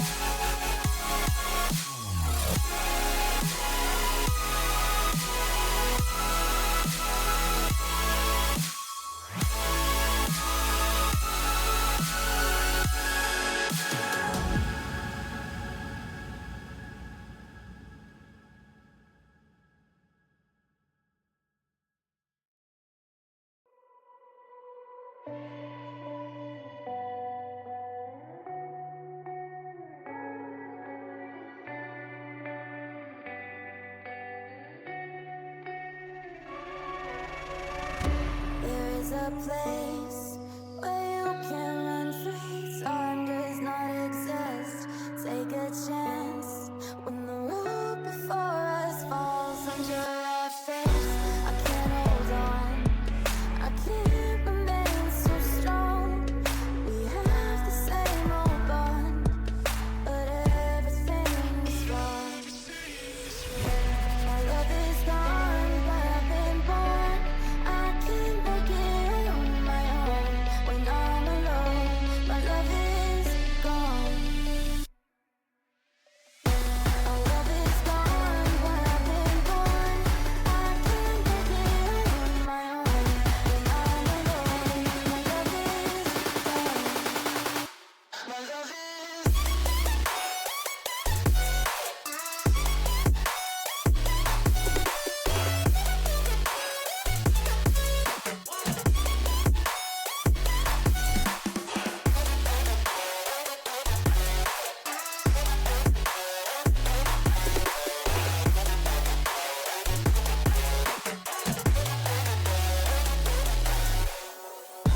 There's a place where you can run free. Time does not exist.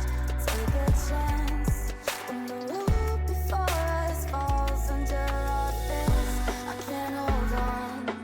I can't remain so strong. We have the same old bond, but everything is wrong.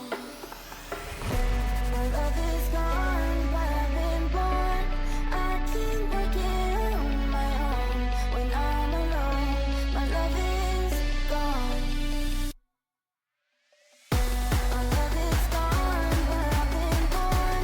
I can make it on my own. When I'm alone, my love is gone. My love is.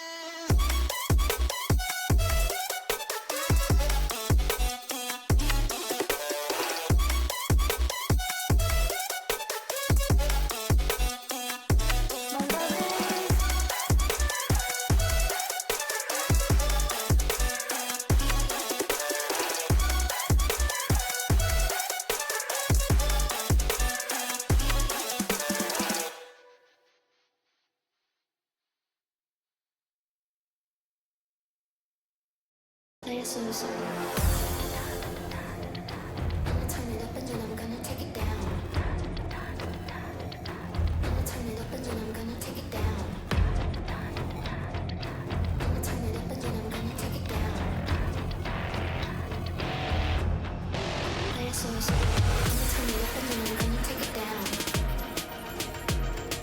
I'ma turn it up and then I'm gonna take it down. I'ma turn it up and then I'm gonna turn it up and then I'm gonna turn it up and then I'm gonna turn it up and then I'm gonna turn it up and then I'm gonna turn it up and then I'ma turn it up and then I'm gonna take it down.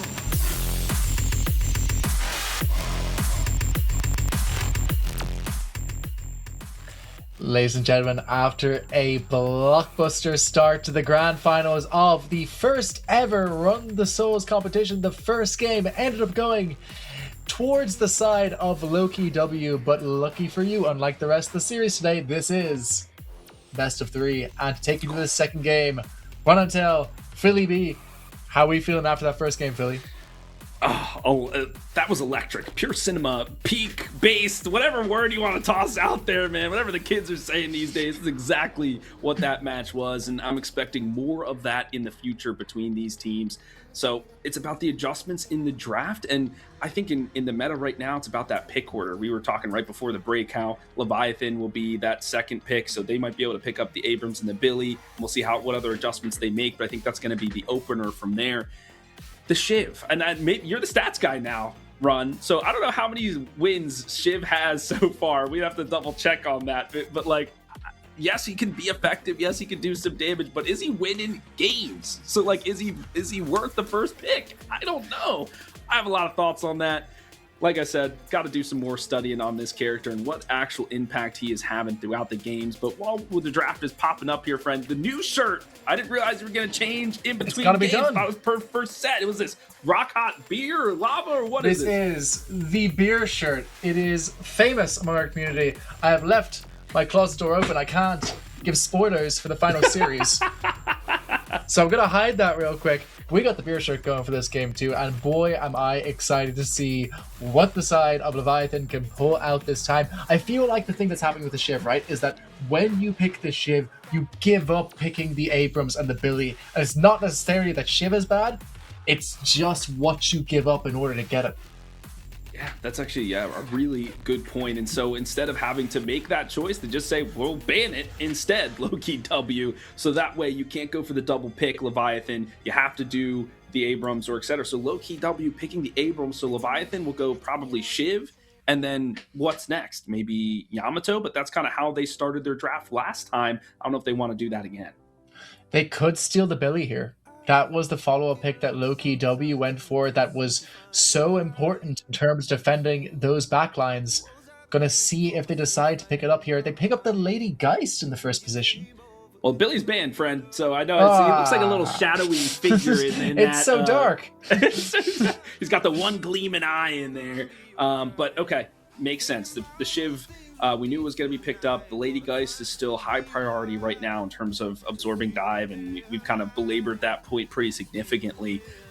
But with that, leaves over to Loki W. They get the next two picks. You're going to pick the Page. Maybe they follow this up with a Yamato, maybe the Paradox as well for more of that initiation. But I really do like the Page pickup here. Helps facilitate that Abrams. We saw how lethal Listic was on that character. That guy's going to be your position 1, position 2. We want to make sure that guy gets it done. And then the Pocket, who I feel like we've only seen once today, finally makes it on the board. We saw the Pocket banned out in the previous series, so it wasn't allowed to make its way through. And in exchange, the Rem is allowed to make it through here. Going to be interesting to see if that is banned out. Leviathan could see that almost as, you know, as we say here in Ireland, the UK, the Tesco value page coming out here. Not quite what you want, but if you're stuck, it could be a good replacement, and it might be something to decide to go for. Yeah, and I want to see the Viscous back, not in the gun role, but maybe in the support role or in that mid lane role where he just scales into spirit and kind of pesters people around. I would love to see that, but I don't know. The teams are just not sold on him just yet, so maybe they're gonna kind of experiment a little bit more. There's the Yamato. It's like, friend, I'm like rubbing my eyes, a little bit of deja vu here for Leviathan. But how are you gonna pair and facilitate these two divers without the Page on the board? That's gonna be the question. Maybe the Calvin is next up on the plate. I think that we might just see it. Definitely one of these two options between the Rem or the Calvin has to be one of them in terms of getting that dive and fight, as we have heard this evening. I think that they do need it, and I think that it's been the difference maker in not just this draft, but in the previous semi-final that we watched as well. Leviathan clearly know this because they've done it themselves. Let's see if they put their words into practice in this game to the finals. Folks, a reminder, this is game point. If low-key W take this game, they take this tournament, the first ever Run the Souls tournament, and they take the €100 that come with it. So, Leviathan, they ban out the Warden, realizing low-key W needs kind of that N1 carry, the structure, damager kind of person, and Warden's just in a really good spot right now. So like, all right, let's take him off the board. Maybe playing the game, yeah, there it is. I was about to say, playing the gamble that Calvin might fall to him, and low-key W wary to that danger. They take the Adventurer off the board once more, so limiting the pool here for Leviathan. Maybe they pick up an Ivy, put her in the support role, but so she could also flex into the gun carry position if they need her to in the late game. They go for the Paradox here for now, once again facilitating that pick-off potential. I like that choice.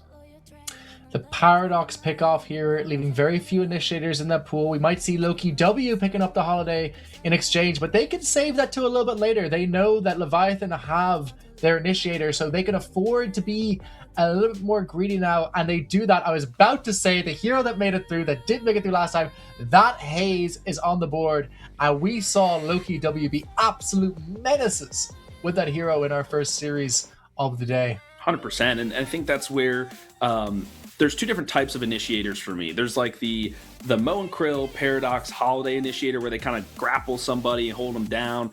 Where then there's the initiators like the Haze and the Viper, which more of these assassin kind of initiators where they can kind of isolate a target. You can put Drifter in there, but we all know how I feel about that character. So I think they're going, okay, instead of the Holiday, let's go with the Haze and kind of catch out some of these divers in their rotations as they're moving across the map, isolate them that way, and burst them down. The Mirage elected to be their M1 carry. I like this because the Traveler allows him to rotate around the map and stem the bleeding when the waves get crashed into your walkers, into your Guardians. So I really like this pickup here from Loki W. Leviathan's turn for the picks. I really like this pickup here of the Mirage, especially after the Haze. We've seen the previous games when the Haze is able to land that dagger through the use of that smoke bomb, making those deep rotations. Having the follow-up is the name of the game of making that Haze dagger effective. And when you can bring in something like that Mirage to be able to make said dagger effective, that's a dead hero any day of the week. Yeah.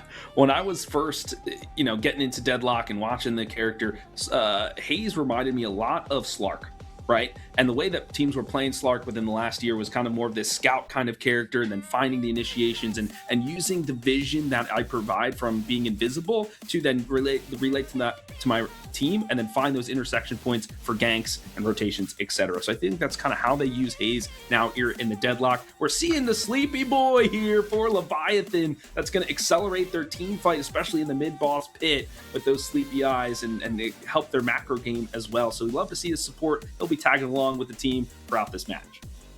We have not seen a new character win yet today.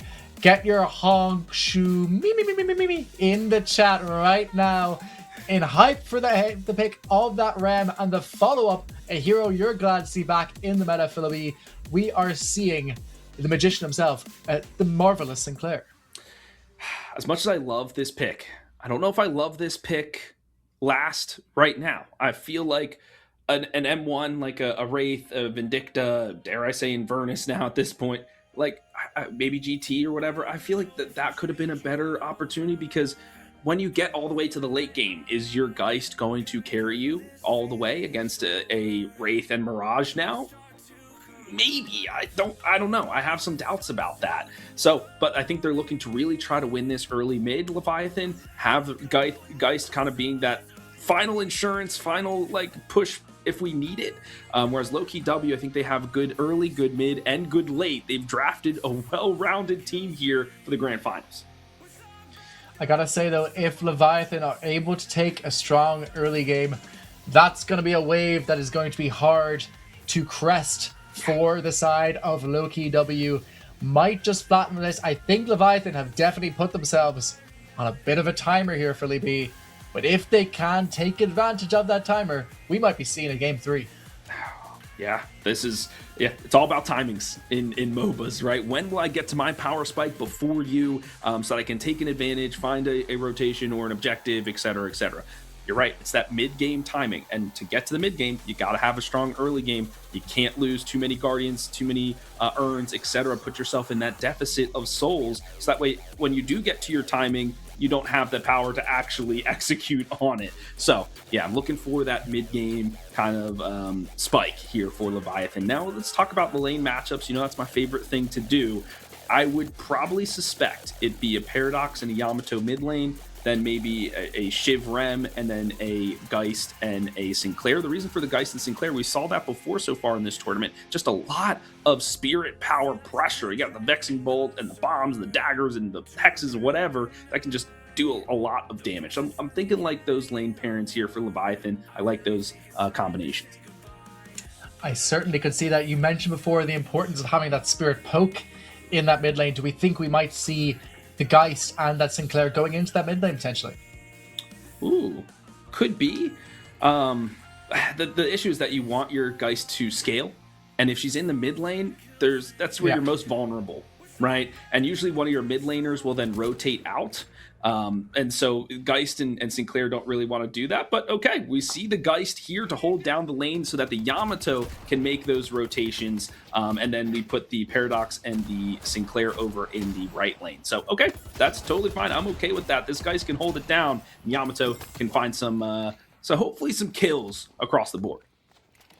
Yeah, an interesting decision here made by Leviathan. In fact, recognizing the fact their backs are against the wall, trying to do something unconventional to catch Loki W off base. Gonna see if it is successful in this game. Folks, a reminder, this is game 2 of the grand finals of the inaugural tournament of Run the Souls. I'm Run and Tell alongside Philly D.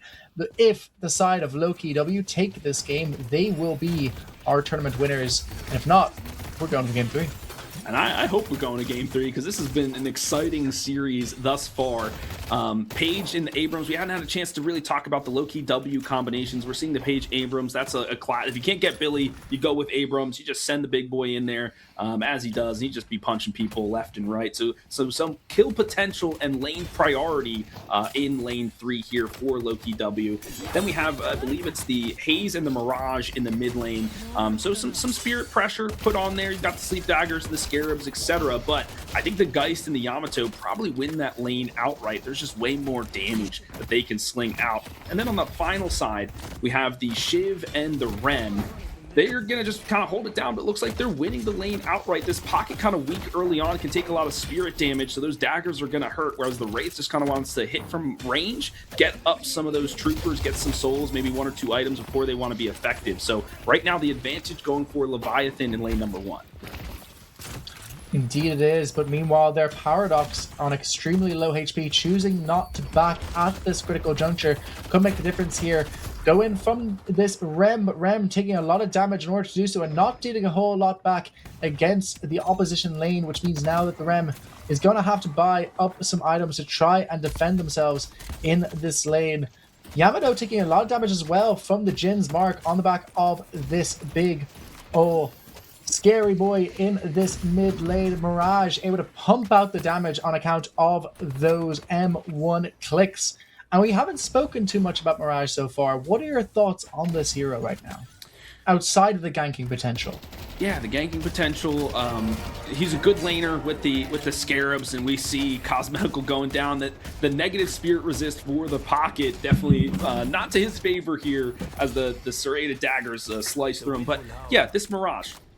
Good with the Scarabs. You can see he's got 4 charges there. He's got good escapability, can rotate around the map, scales really well into the game. He might even find elimination here onto the guy. She's crying in that Fortress, but I feel like he brings a lot to the table, especially with those stacks and keeping the pressure on. So I really like what he's doing here, but he's in trouble now. Indeed, he attempts to make a go in onto this Lady Geist, but instead the Yamato says, "That's my bestie, cuz," and takes him out on the Mirage. A really important kill for them to pick up and kind of turns the tail of this lane. And meanwhile, this Shiv, as we said, we weren't sure where it gets its damage from, but this lane, it seems like Empty Dreams is saying, "Listen up, casters, I'm going to show you where this damage comes in," as he's really bossing it here so far for Leviathan. And that's the power of the Rem. He, can keep the Shiv up. He can play more aggressively. And the same goes here for the Abrams. Knowing that he has the Page at his back with Defend and Fight, he can go for these aggressive shoulder charges and really press the lane up, which means that you can't really get the soul denials and the soul confirms that you want to. And so it's just a lot of lane pressure for these two. And that's why you try to either separate the Page and the Abrams and Billy if you can. Fortunately, Loki W able to get them in tandem. A good rotation for the Haze, though, looking for a kill. Indeed, and down goes Empty Dreams on the Shiv. The caster curse is alive and well in all games, and I'm glad to see it, but Empty Dreams perhaps less happy. A tiny knife edge fight win for the pocket. They're living on just 9 HP, killing off this Rem and staying in not for long. Those little candles, man, they burnt them to a crisp. Cosmetical not feeling too comfortable in the lane there, and for good reason. This Shiv really putting the pressure on, building full spirit to those daggers, and he knows going against the pocket with that negative spirit resist to start, you want to toss those daggers and make him feel uncomfortable in the lane. So very good recognition there for these players to itemize, and that was just a shove into the locker there for Bobby. He's taken down.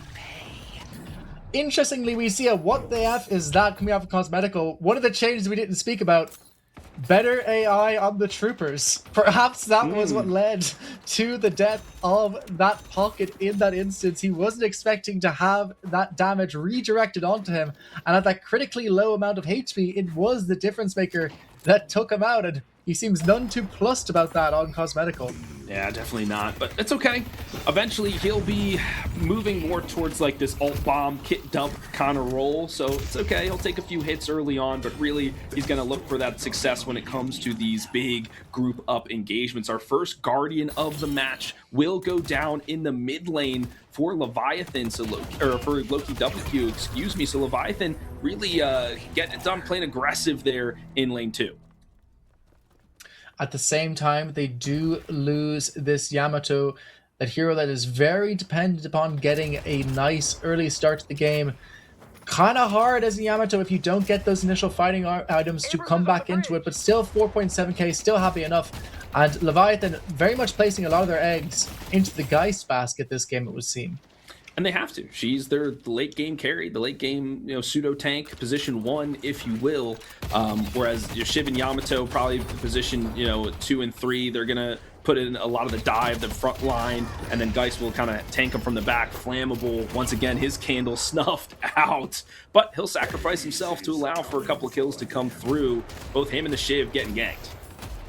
Yeah, not only losing the Ram, but also losing that Shiv. They're very punishing for the side of Leviathan. Now Loki W recognizing this, they have rotated over this Yamato to try and hold this lane, and Yamato is not going to let this go for free. Tries to make it go there onto the pocket, but the pocket is able to just about get out by the skin of his teeth here. Briefcase in a hand, boosting back towards that base. But we're seeing the damage come out here, and we know that this Yamato can punish, but meanwhile, being punished themselves here, or maybe not. A nice use there of the ultimate to evade that kill, temporarily at least. It's the Haze instead who's forced to turn tail and run, but is caught out and ends up going down at the end of that initiation. The Rem will probably be exchanged for it. The pocket coming in, huge amount of damage. He does get the affliction out onto this Shiv as well. 1 or 2 right clicks. Can he land the lethal damage? Yes, he can. Cosmetical, once again, player of the tournament so far for me, and he's not done. He's onto the Yamato. The Yamato has nowhere to go. He's trying to hide the machines. Juicy Dough, 1 foot, front foot, and he is somewhat staying alive here. Dodges out twice. Really nice play here from the Yamato, but it's not enough. He does get the trade, but he loses his life in order to do so. Oh, Dia, our observer, immaculate work there to capture that. That was crazy. That was awesome from Bobby, bouncing off the walls, making sure no shots landed, and allowed Osis to come through with an Essus bomb to clean up the fight. Yes, there was a trade, but wow, great mechanical skill from both of those players. But you just saw how lethal this pocket can be with limited items online. Just 1 affliction, a few capes, like you will put in the damage. And so Cosmetical, surgical out here in the Cursed Apple. You see the dominoes falling between all of these players, but we're tied up at 38 to 38 souls. So parity across the board. Talk about living on a knife edge. Shiv just about surviving through that fight against this Listic Abrams, which is outputting so much damage at this point and isn't quite done yet. Tries to get up on top of that building to deal with the Paradox, to deal with the Yamato. Can't quite get there in the end, even with the backup of that page. So they are able to escape from this one for now. Meanwhile, this Paradox doing what he can. Listic's back in. He's not done yet. On this Abrams, he sets up the perfect fight. Bish, bash, bosh. 1, 2, 3. Leviathan fall to the floor. Boom goes the dynamite there for Cosmetical. A burst from the briefcase gets him a double kill. Oh my gosh. But now he's leading the lead. He's got 9.2 souls on the board. So I told you his early game was going to be a little rough, but now this is why the pocket has been banned time and time again. The damage output insane, making a triple kill for Cosmetical. Cosmetical absolutely insane so far in this series, and is going to escape even after that use of the swap. It seems like that might be all she will, but he gets off the parry onto 2 of them. It's not enough. Holy moly. Call this guy Houdini. The way he escapes from everything does go down in the end, but you are totally cool with that if you are at the side of Loki W. Speaking of Houdini, Sinclair overseas haven't really called his name too much yet so far in this match. I know it's 10 minutes in. We're just about leaving the laning stage. The first urn is online, but still, I mean, he needs to help facilitate a little bit more. I know he was holding down the lane against this oppressive Abrams and Page combination. They did lose their Guardian on this side, so making this urn turn in might be difficult. So you see the Haze trying to intercept. This is why you pick this character, so good at finding these pickoffs in the jungle. I think you might be right, and I think one thing we need to be careful of is what this Magician chooses to steal this game. It's got to be that Affliction, right? Oh, 100%. That or the Rallying Charge. I think both are good, but yeah, Affliction is going to be the one you're aiming for the most if you can. A little bit of a push coming out here onto this Guardian. Two of the Guardians of the side of the Fallen King are chipped down at this point, so a bad fight for the side of Leviathan could lead to a costly push coming out from the side of Loki W, and it seems like they don't even need a bad fight because Listic can just stand under the tower and say, "Mimi big boy," on this Abrams, not a care in the world. Meanwhile, the Wraith from Blob does go down, so perhaps should have cared a little bit more. Cosmetico jumps in as well on the pocket, being chased down by the Yamato, but Listic is here. The bodyguard has showed up. I will always love you. I am the bodyguard. You are Whitney Houston. Get down. But meanwhile, Cosmetico comes back in, tries to make it go instead onto the Yamato, drops the Affliction. Yamato now in trouble, still does have that ultimate to play with, and if they choose to use it, could be really powerful here. Drops the power. Slush does hit onto this pocket. They need this kill. It's so critical. Out comes the hook, but doesn't connect. Pops off the ulti to try stay alive here. Follow up with that power slash, doing everything they can here on Leviathan. Jesus Christ, Billy, nobody's died, but it looks like we might have one die here. Oh, Cosmetical done did it to him. He turned around and said, "I'm gonna finish this one." Wipes his hand clean of Bobby and sends him to the gray screen. What an extended skirmish, and sometimes that happens in Deadlock, right? Because of the movement abilities, there's so many ways for folks to escape using their stamina bars and items and abilities, etc. But this is once again Listic coming to the heroic charge, if you will, and there it is. Speaking of charge, the Rallying Charge comes through and eliminates Freemock. This guy is just can't find anything so far across the map. Also, we see an exchange, at least with that Haze going down, but Listic, gotta say, you can't give this guy the Abrams. He just does too much for his team, not just in terms of damage, but in terms of the utility it gives them. We've talked before how good it is with this Page, and they've given them twice in a row. They said, okay, we can counter it, and it just doesn't feel like they can. Yeah, this, man, okay. I feel like I'm seeing like a deja vu of the previous game where this Wraith is just getting fed on time and time again. Like, it's just like you feel like she should be more escapable or more slippery, but just not the case. Just seems to be caught out in most situations. The first walker goes down, and mind you, it's the mid walker, one that's supposed to be the most defensible. But somehow, some way, Loki W says, we're going to rebound losing this mid walker into the mid boss. Let's see if they can get it done. It seems like there's not much response yet to speak of. The Paradox is converging onto the pit, but will it be fast enough is the next question. Mid-boss is going to go down.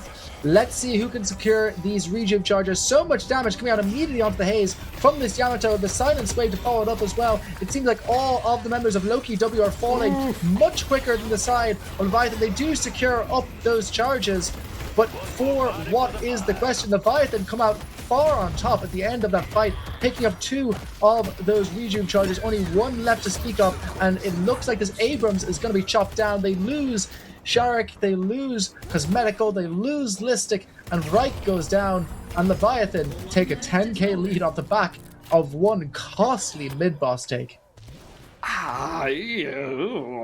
That was questionable from Loki W. Borderline ballsy, crazy. They didn't have the picks. They were down Blob, who's a bulk of their just damage against the mid boss. And everyone was up for Leviathan. They had their ultimates available. They basically gifted the mid boss for free. I don't understand that, especially when you lost your mid walker. It was a very aggressive call. They're turning around with a couple kills here, but still, I mean, that's a questionable decision. Hopefully it doesn't hurt them too much. Loki W feels like they still have a chance in this one, down to 10k souls. The Shiv once again doing his creepy smile towards the audience, having a really nice game on Empty Dreams here. They do manage to pick off the Lady Geist off the back of that previous fight, and she'd already used her rejuve charge, so she went down. And it seems like Freemok is going to be next on the menu for the side of Loki. This is okay. We'll give you some temporary hope, but it ain't going to last long. Nice use there of the stolen ultimate. He's alive, but only on 10 HP, and Vrike manages to snipe him out there on that tiny little Sinclair, and down he goes. That was a great shot because I thought he was out of there. You can never put the eggs in the basket in this game. When you think somebody's going to be dead, they can be bouncing around or what have you. So, but for now, off the back of a bunch of those kills, they are able to get the soul urn. They're going to run that in for the touchdown and close the deficit again. Look at this. Now only 3k souls separate the squad. What is interesting for me, or what I want to point out for the audience, is the Walker situation, right? There's pretty healthy on the side of Leviathan. And so how does Loki W find a pick off here and create some space in the map to take one of those walkers? And for me, it comes down to Varg. He's got to be that eye in the sky, that spy amongst the jungle, catch somebody out on the rotation, whether it's Rem, whether it's the Magician or Paradox, eliminate them and create that disadvantaged state for Leviathan so that they can find an opportunity to take a structure. So that's what I'm going to be looking for here in this neutral state right now. Oh, certainly. Use there of the Page ulti as well as the follow-up barrage coming out from the pocket. A lot of damage on Empty Dreams, and Empty Dreams goes down on the ship. They have a sleepy Abrams, but it's not enough to secure this fight. Meanwhile, it looks like now Leviathan going to be on the leave here, running away from Listic, running them down here on that big, scary detective. And I must say, it's not a touchdown, it's a bloody try, and try as they may, Leviathan can't take this fight. Freemok trying what he can, but can't pull it off, and down he goes on this Paradox. You know, Ron, I was trying to think of what the term was. I thought it was a touch. Isn't that a term in rugby, a touch? Or It absolutely is not. Okay. Then a try it is, and a try they did. Oh, we're okay. Well, you know, I've only watched rugby like once or twice, so I gotta get back into that, especially when the Olympics come around. That's when I tune in most, but the summer is a little whiles away. For now, though, Loki W, they take the lead. They've swung the souls in their favor, up 4k off the back of a couple of fights, and the most important thing off the last couple of minutes is they successfully defended their walker in lane 3. If that had gone down, would have been disastrous for them. So they were able to find a pick onto Empty Dreams in the mid. Everybody shuffled back, defended that walker, and now they find themselves in a decent position. Still a lot of work for them to do. It's anybody's game. Sometimes it's not about how hard you hit, but about how hard you hit when you get back up. And the side of Loki W have shown this in both games. A disastrous mid-fight had swung what was looking like a very, very solid early game.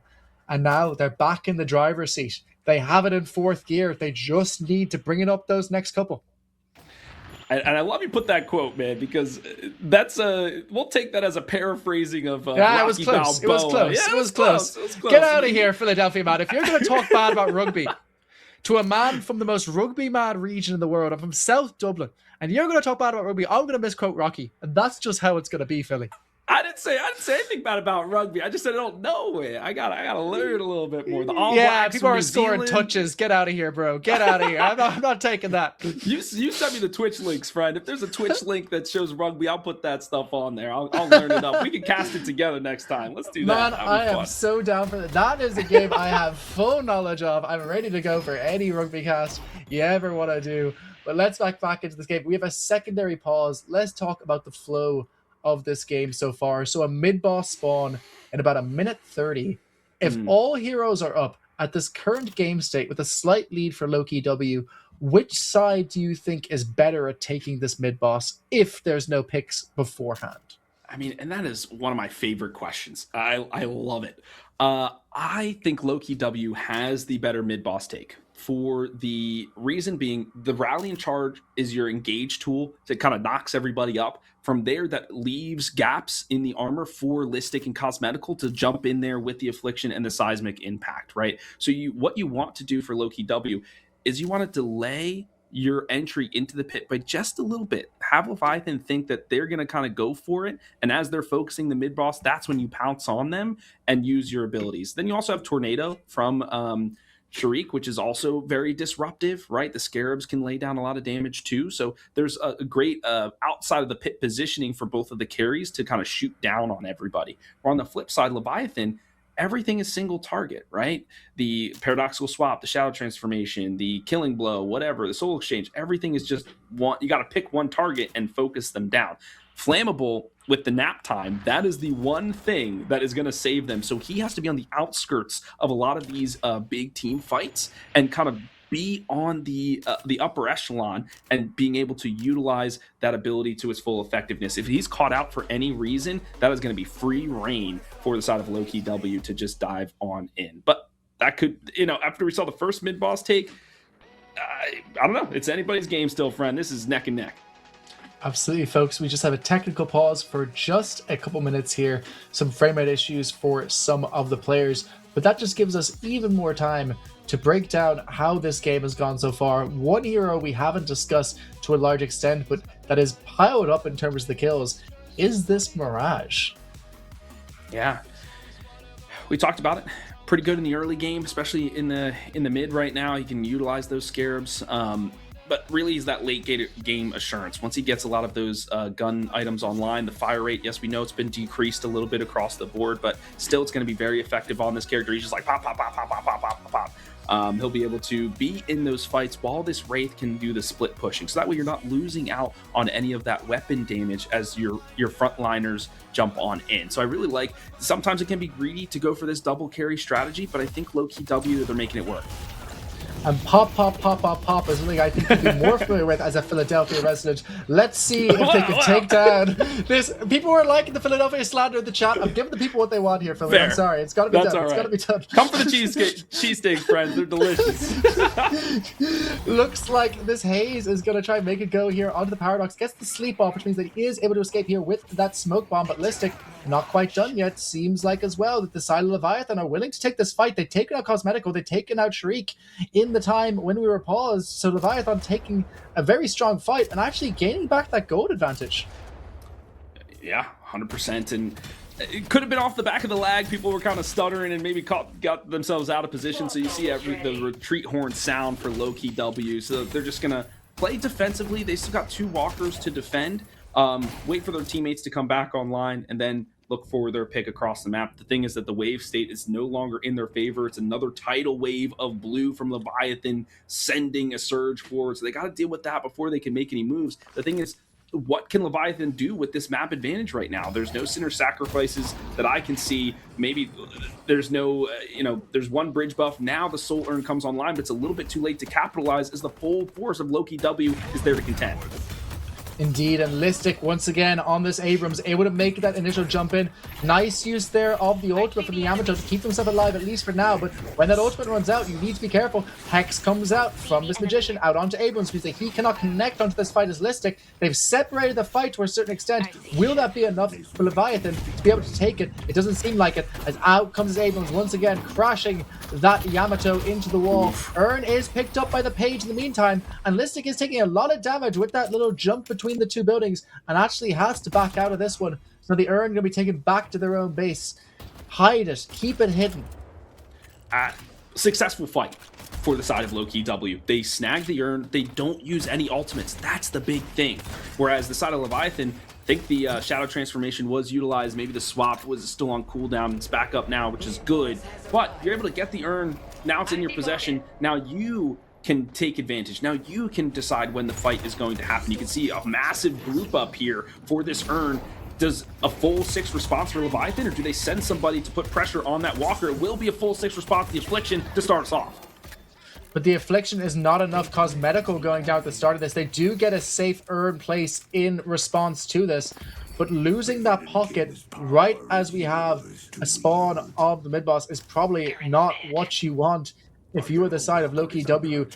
One more bad fight and this game could turn on its head, and we're within 1k in terms of the net worth here. We do see a pickup there A really nice one. The alchemical fire being brought up by this page. We're going to see if she can use it in this next fight. Ricochet is ready for this Mirage, but oh my god, he takes so much damage. Just from him peeking down there, he's almost dead. Peeking down these holes, but facing a lot of pressure for doing so. It is a claim of triple rejuves from the side of Leviathan off the death of that pocket, so you get the urn. But at what cost, Philly? At what cost? At the cost of Listics, at the cost of tracks, and it looks like things are about to go from bad to worse. And cost even more than that run is because look at the lane number 1. A huge wave of troopers took down that walker single-handedly, whereas Traveler was available for Sharif. Teleport over there, look on the wave. Sometimes you have to give up the boss. You give up the boss. Fine. Play defensively where you still have your structures in line. Maybe it's me. I'm just a risk-adverse kind of person where these guys are like, nah, we're just going to jump in and screw them, whatever. But like, I don't know. I think that was a tactical misstep once again, and now you're down 14k souls. I just didn't agree with that play there. I'm sorry, guys. But yeah, you lose a walker, and you might lose a lot more after that. Yeah, I think what you said there is absolutely correct, which is that the mistake is reflected in the soul difference coming out the back of this, but also in terms of how it is distributed among these cores. This Haze is finding it so hard. We saw how impactful it was in previous games, but it's finding it so hard to find a way into this game. Look at its build. It's gone for the Slowing Hex and the Silence Wave, and it's going immediately onto the Paradox. This is a big pill if they can pull it off, and indeed they do, and the big orb thereafter. And that's what the Vark is going to be your position 5, right? They're not going to be a carry in this game. That's not their role. Their role was to do just that. Be a scout, find a pick, send Listic in to find the elimination, and shoulder charge them into the wall, right? So, great. Find it on Fremont. Now, what are you going to do? There's no urn. There's no mid-boss. There's no bridge buff. Do you have enough pressure to take a walker? They're trying to do so, but you've given up so much map space where that you have to keep a couple members back to defend what little you have left, which means that Leviathan can send so many more resources and win a number advantage. So they have to take this walker quick and get the hell out of there, otherwise they'll lose their lives. Indeed they do. Attempt there made by the Yamato to make it go onto this Abrams, but the Abrams is able to get out thanks to that dive and fight, as we have called it this game, being able to get him out here on account of that page, and the Yamato choosing to just farm there afterwards. Leviathan are facing into this endgame with a sizable lead and a team that we said will do well if it gets to this point. For sure. Oh, hello! It is the Hi. camera! It is us! We are here! We just thought you guys were bored watching the game and rather watch our faces. That's really it. It's not a pause. Right. It's just I took a we're shower for really this, hot. you know? Yeah, it's true. It's true. Yeah, this is still back and forth. I think Leviathan, they have a little bit of an advantage just because of where the map state is at, the structures they've been able to take. But low-key W, I mean, clinical. Get one pick, get an objective. Now, the outer walkers we know are easier to take. They're harder to rotate to and defend. You try to do that and run to the mid walker, you're going to get slammed. So, okay, do we try to do this on the opposite side of the map? I believe the urn will be spawning on that left side of the map should it return in the next couple of minutes. So it's like, do we make a play for a double where we try to take a walker and get the urn at the same time? Going to be challenging. So there's a lot of micro decisions that low-key W needs to make, whereas Leviathan, they're in the driver's seat. You can see how much lane pressure they're putting on. They want this final walker. And right as we say that, we lose both Reich on this Haze as well as Sharik on this big old scary Mirage. It's a lot of the damage taken out of this fight, which now makes Leviathan more than happy to start pushing their advantage, start making their way towards these final walkers and start pressuring that base. And this walker, it is shredded. They're diving beyond it. They're going in. Down goes Listic on this Abrams. Down go Cosmetical on the pocket. And it's just this page able to slowly shimmy away, but it's not going to be enough. We could see the first new hero winning today, and it might just be that, as 4 heroes go down for the side of Low-Key, and Leviathan are sitting pretty. Yeah, it was just Low-Key got caught off guard, couldn't take the fight that they want to take. This is an initiation type of battle. Who is rolling a higher number on the die in order to get the advantage in these fights? And Low-Key W they rolled the lower number that time. Leviathan able to capitalize extremely well and not utilize a lot of their ultimates either. So look, they still have the paradoxical swap and the nap time should they need it. they're able to get a set of base guardians and the urn, and even it's in the disadvantaged state, they can run this in easy peasy. Leviathan looking to take this to game 3. It's interesting in the chat there we get a message from Spooky Mars, who says that they love seeing your face on stream. I'm just sad they didn't say mine. What's wrong with me, bro? My fucking chopped liver here? Come on. Spooky Mars is one of my closest buddies. He's a great caster in the Predecessor and Smite 2 scene. So Spooky, thanks for showing up today, learning some Deadlock, and having some fun with us. And we're having fun now as another massive fight is escalating. Absolutely, all of these heroes trying to converge into the central position. If this is a lost fight for Loki W, this could be all she wrote. In comes the Affliction out onto multiple heroes. We're going to see if that is able to take down Vrike. Just about able to get out there on the haze. Nice use there of the shoulder charge immediately onto Yamato, who has already used the ult. But Listic taking so much damage from this Yamato might be enough, but not quite enough. Listic stays alive, and Yamato goes down instead. Uses the ulti there on this big old Abrams to stay alive. And across the map, it is a 1-for-1, but it's a 1-for-1 you're happy to take if you are the side of Loki W. Let's see if they can make it more, and they do. They take out the page and they take out Cosmetico on the pocket. It's Listic versus the world at this point, and into a Giddy Geist, which is this farmed. That's not a fight you want to take. You lose your Rem, but you lose your Abrams in exchange. And now the side of Leviathan are ready to start chopping down, and Shriek gets caught on the wire. Oh, diabolical there from the Shiv. He read him all the way, caught him on the zip line and took him down. Oof, Loki W, they are back up against it. And this is the issue with the Abrams. Very strong character, but he needs to be ahead to really be that raid boss. And right now, he's just kind of in the middle. Yeah, he's strong. Yeah, he's okay. But he can't take these 1v1s like you want him to because he's not that far ahead. So this full team wipe there for Leviathan allows them to go right into the mid boss. They'll get these 3 rejuves. Then they'll be knocking on the base doors. I mean, Leviathan in full control of this match. And they pick up the rejuve as the cherry on top of the cake of the last fight that they were able to take, meaning that now it is Leviathan firmly in the driving seat. 39k net worth lead in terms of these souls, of which 41k in the back pocket of this Geist. And we saw that last fight when Listic tried to go on that Lady Geist. The siphon health from the Lady Geist was just too much for that Q to overdo. He can't 1v1 her anymore in any way. No, especially because she has Berserker now, which, the more damage she sustains, the stronger she gets. So she's like, okay, fine, hit me a couple times, doesn't matter, I'm just going to be better than you. And you can siphon the life and now, or life drain rather, whereas siphon life from Abrams is not as strong. And if you aren't scaling into some spirit items, it's going to feel very dry when you are trying to absorb some of that health from your enemies. So Listic definitely under the gun here. Very challenging. Somebody that we haven't really talked about as well is Blob. Blob has been non-existent in these fights. They haven't been able to position him to get the damage that they need. So it's just, once again, we talked about that initiative. Am I starting the fights effectively? And right now, Loki W have been on the back foot each and every time. I gotta say it, the Rem this fight, we haven't talked too much about him either. Obviously, the ultis haven't been ginormous, but even just keeping those characters alive has made such a difference in these fights, and we see it especially in these prolonged fights when all those heals are able to get out. It's just so much to fight through, and it feels like Loki W, with the little amount of souls they have in the Wraith and the Mirage, are facing some damage issues here, Philly. Yeah.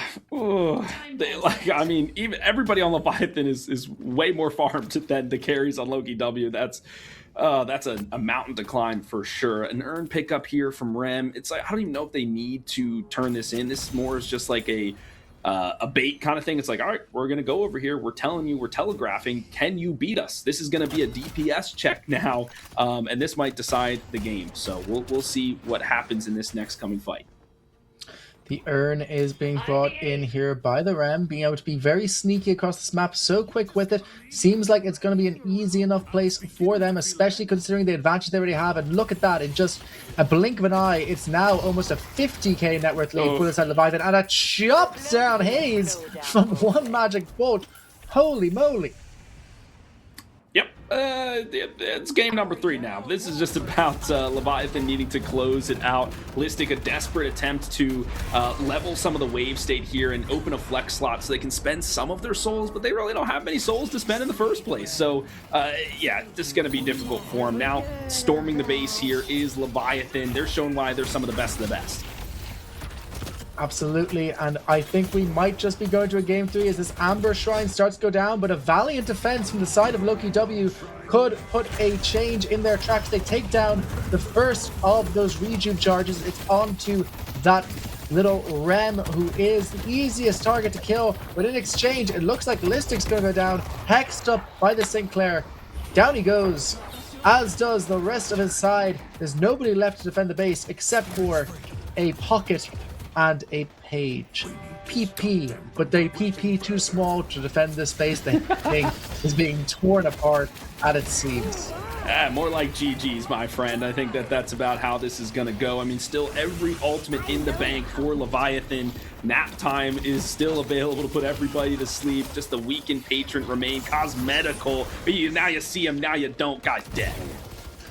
Absolutely, and the Hidden King is exposed, jumping with the ult from this Haze, but it's not a scary ult because she's not a carry Haze, from the Haze. And now we just see the Hidden King on its last breaths of life.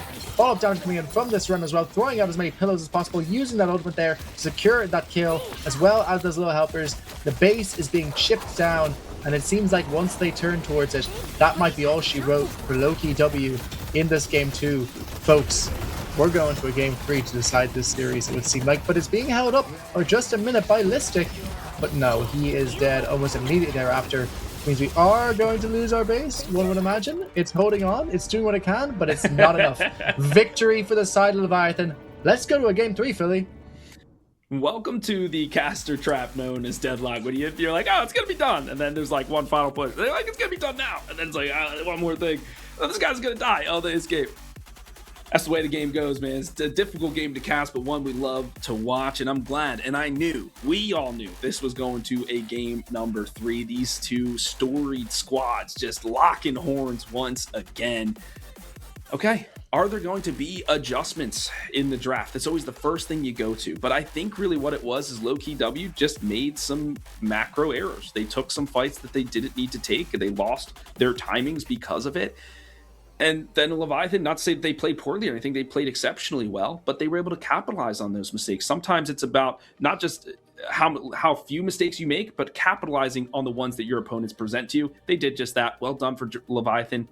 We're tied up 1-1. I couldn't agree more. I keep thinking back to that one mid-boss take in which they wiped themselves. Up until that point, they were looking absolutely dandy, and then since then, it just felt like a struggle to pull themselves back into this game. The MVP for this game is Osis on this Lady Geist. I mean, we saw this earlier on the Ivy. If you give this guy space, you are setting yourself up for a bad time. Yeah, super bad time, and she's the hyper carry. She's the one that's supposed to sustain, do some damage, and you saw her take those 1v1s against Listic especially. So let's take a look at the stats here now. 44k player damage, 32k objective damage. She was just shredding those walkers and base guardians at the enemy. You see she's got the spell slinger, the glass cannon, etc., just pumping bullets across the map. And then Empty Dreams on this Shiv. I think I'm kind of feeling it. I'm kind of understanding it now, where he's got to get the ball rolling more often than not to really be effective. But we're seeing the stat lines every single time. Finally, the Shiv, he gets a win. Absolutely. And folks, we are indeed going to a game 3. This is a best of 3 series, not a best of 5. So the winner of this game will be the winner of this inaugural tournament. We'll see you in just a few minutes for that final game. If I saw another day, all we do is scream into the night. Nothing ever tries to change, even if I want to rewind. 'Cause I've been sitting here, same old. The lady relates on cooldown. You know, about the same mistake. Nothing where you're going. Say it's simple for you.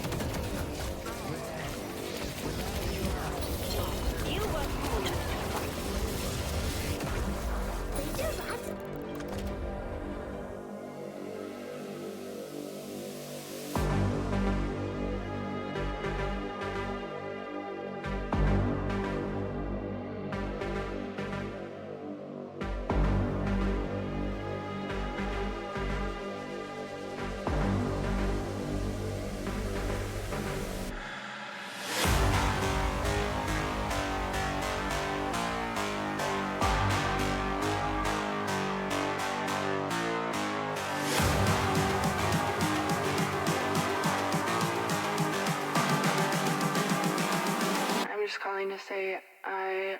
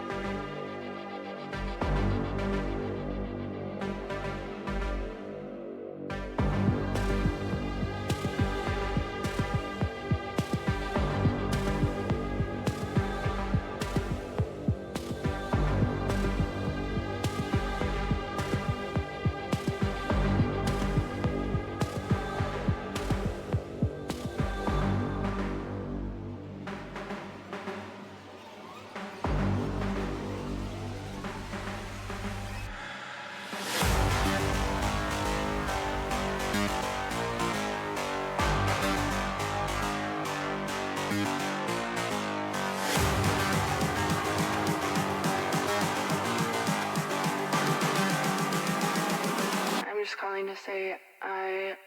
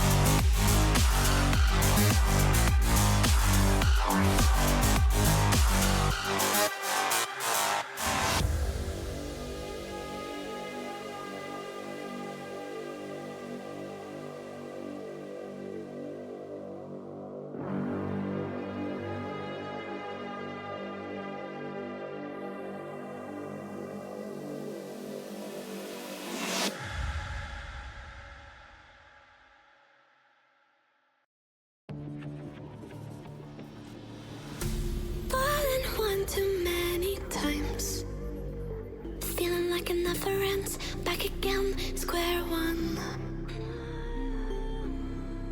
Tried to leave myself behind, looking for a better place, not to stay alone. Gain our trust and you chose to break it.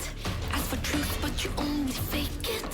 Thought you said what we had was sacred. It's all lies, all lies. I was broken and isolated, but inside held the fire waiting. Not a word that you say can save this, so don't try, 'cause this time you crossed the line.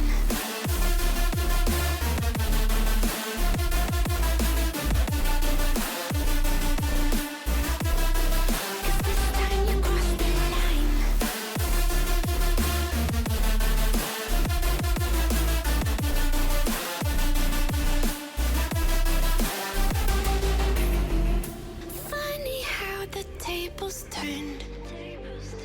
Didn't think I'd go this far, but here we are, the end. Now you're just a lesson learned, a slowly fading memory, so I can breathe again. Gain our trust and you chose to break it. Ask for truth, but you only fake it. Thought you said what we had was sacred. It's all lies, all lies. I was broken and isolated, but inside held the fire waiting. Not a word that you say can save this, so don't try. 'Cause this time you crossed the line.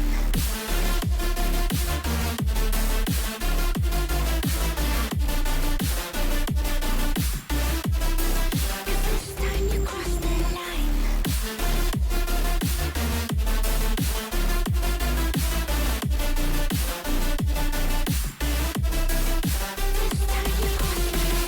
You crossed the line. You crossed the line. You crossed the line. You crossed the line. This time you crossed the line. Bet you never know. Say we have the power, but there's things we touch the road.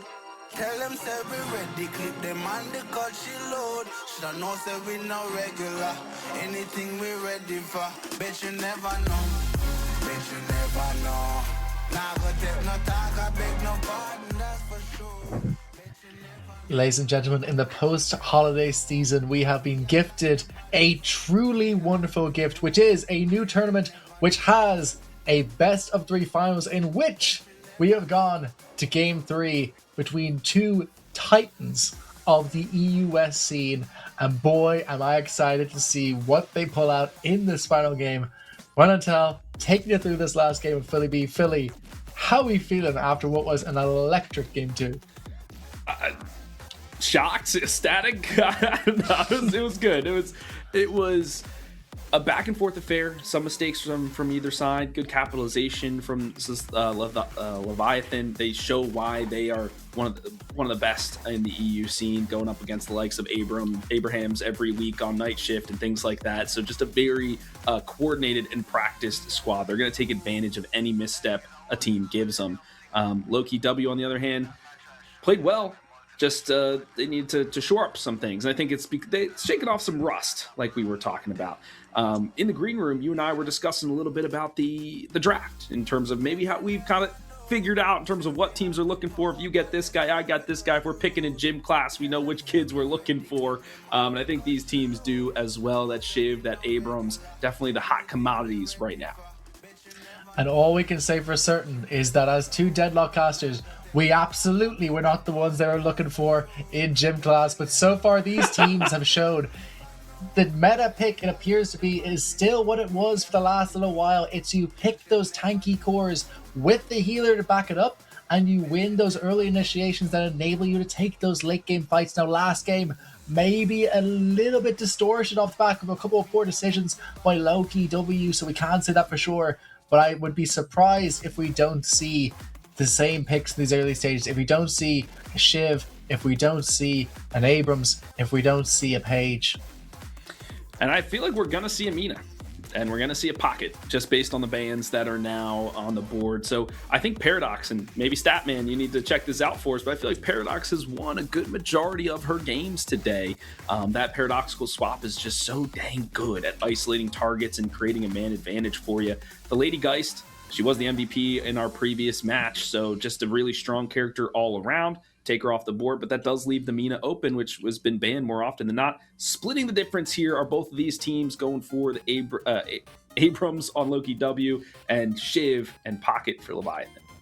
Stop the presses. It's a first pick Abrams and a first pick Shiv. Who could have predicted this actuality? What a crazy turn of events this third game, but the Mina goes uncontested as we see the Billy picked up here. Now, Billy didn't make it through the last game. It is picked up here. The question is for me, because the first picks are so predictable, what they followed up with. So now for me, Loki W, it's like, okay, do we get the Page, right? For either of these characters, maybe even the Rem. On the side of Leviathan, do they go for the Page because they can grab that pick now? Do they go for a Calvin, which I still think is a really good selection for these characters specifically, but there's the Mina. I knew she was going to be in this first rounds of picks. She's just way too dang good to let her slip through. So this is going to be kind of their mid-game assurance, is the Vampiress. So good pickup here for Loki W. They leave the page open because I think they realize Leviathan might not be going for that choice. They go for the Calvin instead. Calvin Shiv lane, way too dang strong. We've seen Calvin Shiv pretty much since these two heroes have been released, and we can still see it being an incredibly effectual lane. The other thing I like about the Calvin pick here in comparison to the Page pick is just the protection of objectives, right? So if you have that Mina ult rating down, obviously they've made it less effectual on objectives than it used to be, but in terms of securing something like a mid-boss fight, it is still the granddaddy of ults to be able to do so. I think having that frozen shelter ready somewhat nullifies the effectiveness of that pick, not fully, but definitely less effective than it would have been if they didn't have the AoE protection that Kelvin can provide. Yeah, and I think that also helps with the affliction, kind of secures that it will hit, right? You frozen shelter your affliction on top of it. They're losing health, you're gaining health, you're creating an advantage for yourself.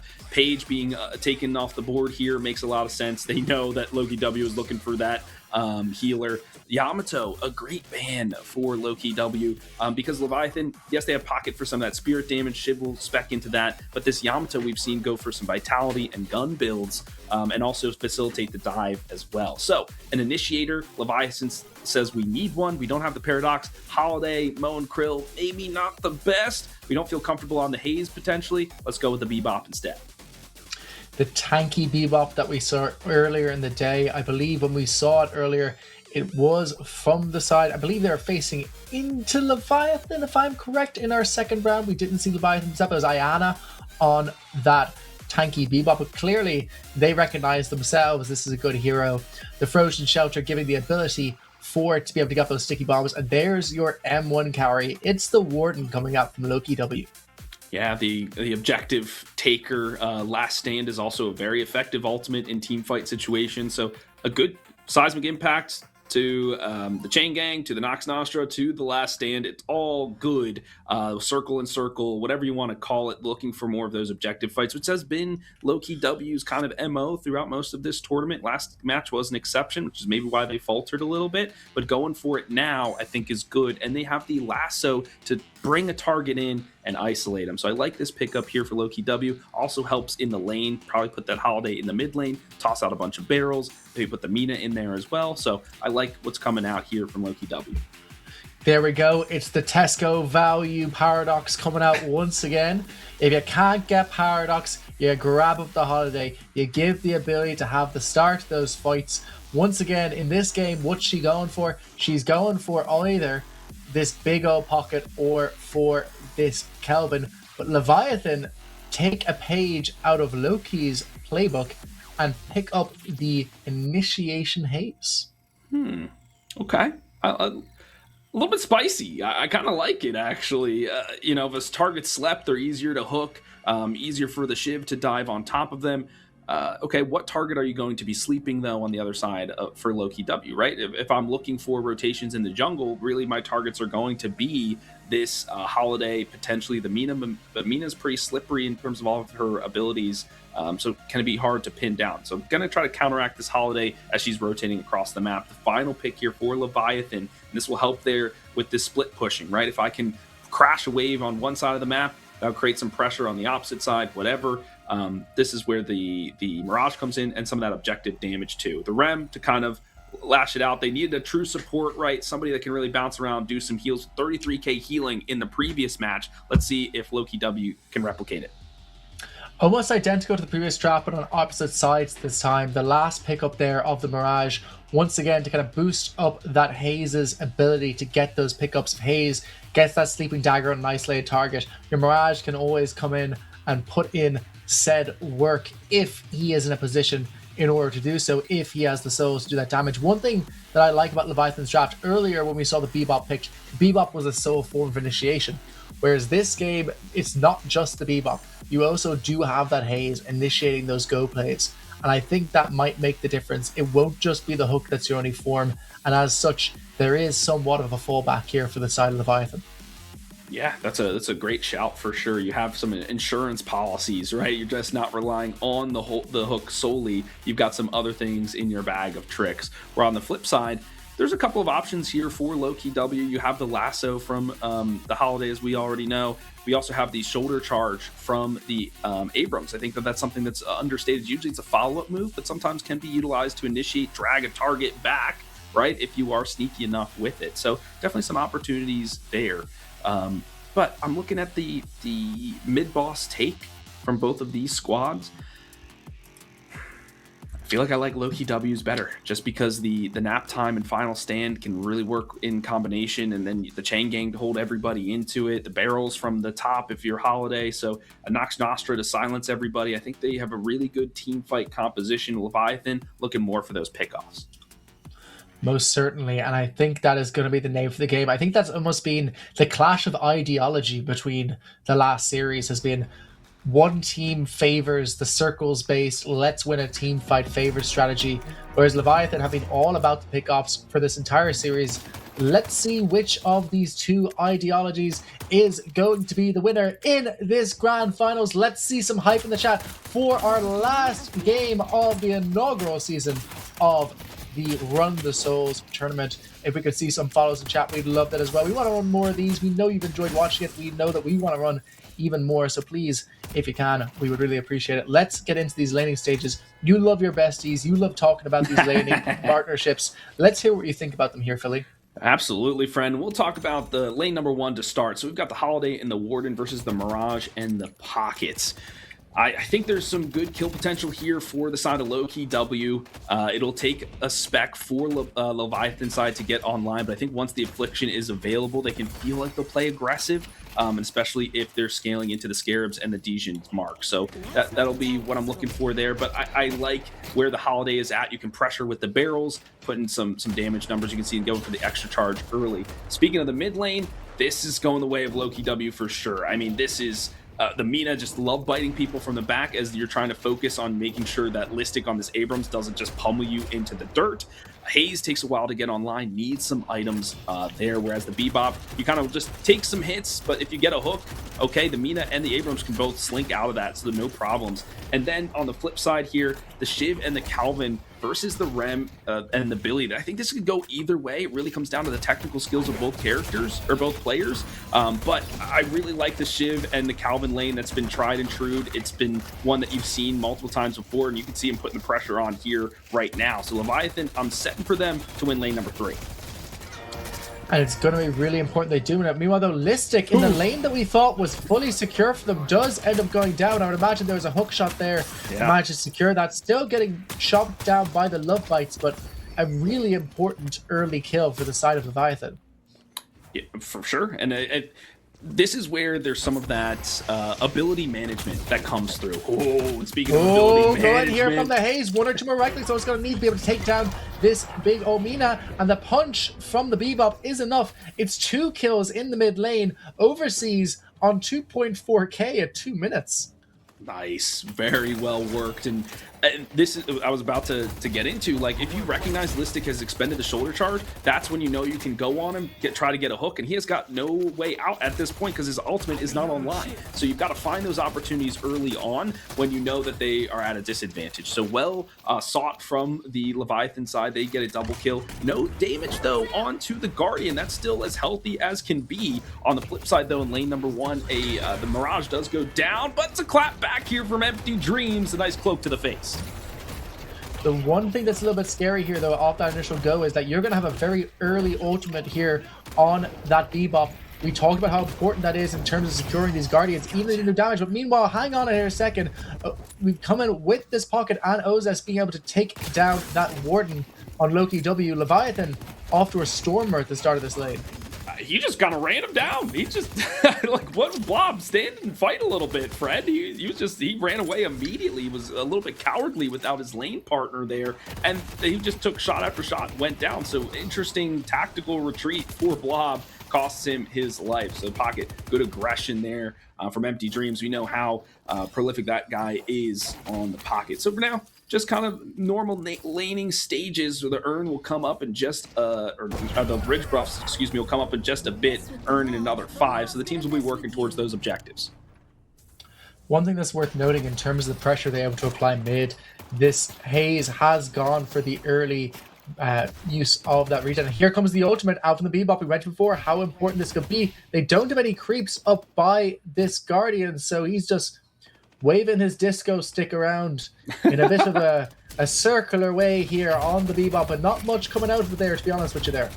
Yeah, just kind of pushing everybody away, allowing his troopers to move forward so they can crash it under the tower, but still not enough damage. But speaking of damies, it's the Billy gets the kill.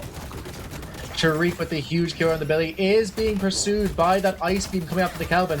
But Calvin now needs to be scared, but out jumps the Rem, and it's Calvin instead who's forced back at the end of this fight. And Loki W have pulled this laning stage back to where now they're on equal footing with the side of Leviathan. Slightly weaker Guardians, but not in that mid lane. Hang on, jumping here immediately onto Freemock. Use there of that push, but now it could be Listic who's in some trouble, deciding to walk away from this one. Just walk away, keeps himself alive, and doesn't allow Leviathan to build any more of a lane advantage.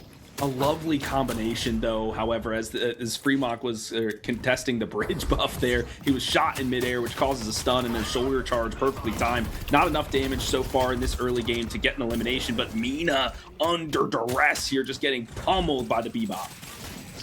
Listic does what he can to try and get in between his Mina and the enemies, and indeed it works out here as Empty Dreams does go down on this Pocket, and now the Holiday has rotated in. They're going to try take first Guardian this lane, but meanwhile, over here, the Rem is trying to push it out into that Shiv and that Kelvin. Multiple lanes from the side of Leviathan being pressured at the same time. Yeah, and this makes sense for the Varg to make some rotations. As soon as you get Lasso, you've reached a power spike. You want to try to take advantage of that when people might not realize you're at the certain amount of souls. And they won their lane pretty significantly. They've got a few eliminations there. You're going to feel okay with leaving Blob for just a moment to kind of hold it down. Now, he can't overstep, right? He's maybe a little too far up for my liking, but allow Holiday to create some pressure for your mid lane because they've been kind of under the gun for most of this laning phase right now. They need some extra help. They're down in souls. Absolutely. The one thing that can be said about the side of Leviathan is at least they are very farmed where it counts. This Mirage at 5.5k already, looking pretty damn powerful on Osis, but that won't be enough if he doesn't have the supporting cast to be able to enable him. 100%. So, and I like this because what happens is when your lane partner leaves, the other team feels compelled to move up, but then that leaves them open for a gank, right? And so the Holiday does make a move there, doesn't have the lasso to really, snag somebody in, but they get back just in time to, nullify the wave, make sure there's not a lot of Guardian damage, and then everything's back to normal in lane number 1. I want to see more from lane number 3 here because this has been hotly contested. It's a battle of the healers, right? Is my Frost Grenade better than your tag along? Am I scaling better in terms of my healing per second? But this Guardian just being chunked by Listic right now. He's got his eyes on the prize. And in doing so, forces out that Bebop beam once again, makes it unusable in terms of placing their own pressure, and it feels like there's nothing to save this tower, and indeed, they're jumping in onto this Haze. They don't have the charge yet, but they do have the use of the lasso, and out comes the charge immediately thereafter. It doesn't connect onto the Haze, so Listic is forced back here on that Abrams. But what a series of play here for Loki W, only gaining a 2k net worth advantage off it, but in terms of the space on the map, it's getting worse and worse for the side of Leviathan. And an incredibly heads-up play from Overseas to yoink Freemock out of there with the hook. I mean, you could use it on your teammates, right? So there's multiple ways to outplay and counterplay your opponents on this character. So well done from Overseas to keep his lane partner alive. Now, Freemock heading over to lane 3. He's trying to make the difference here. They're looking for this Guardian. They get it. Big use there of the ulti from this Haze. Does take out this Billy. Sharik going down here as well. Really, really important kill for Leviathan to pick up there.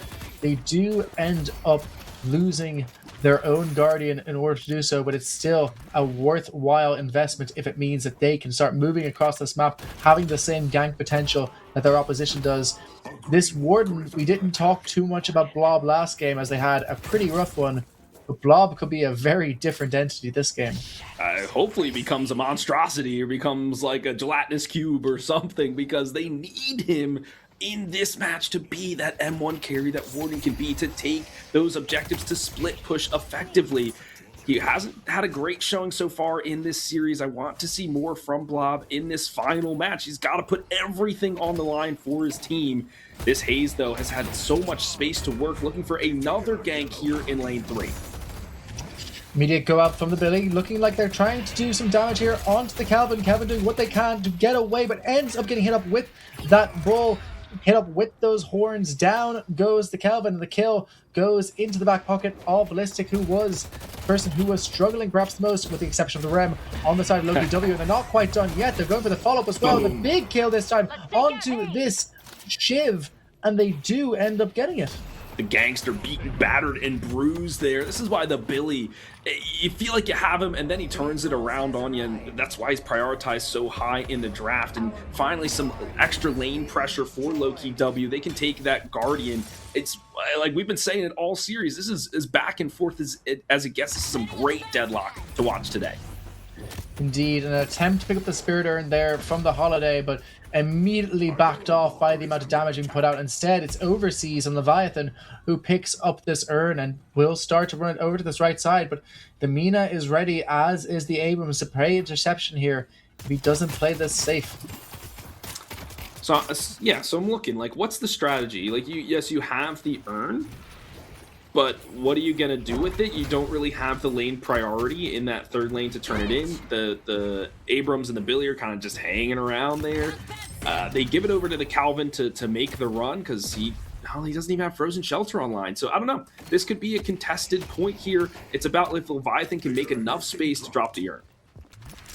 Indeed it is, and it seems like they're unable to do so, as both this Abrams and this Billy are holding this position. The two tanky frontliners are just able to do so much here. Spirit Lasso is popped to keep the Holiday alive, but now Loki W will not have Spirit Lasso in order to defend this urn. That is probably a fairly sizable win for the side of Leviathan. They do have to go quite low on their haze in order to make that exchange. They're still being held off from this urn position.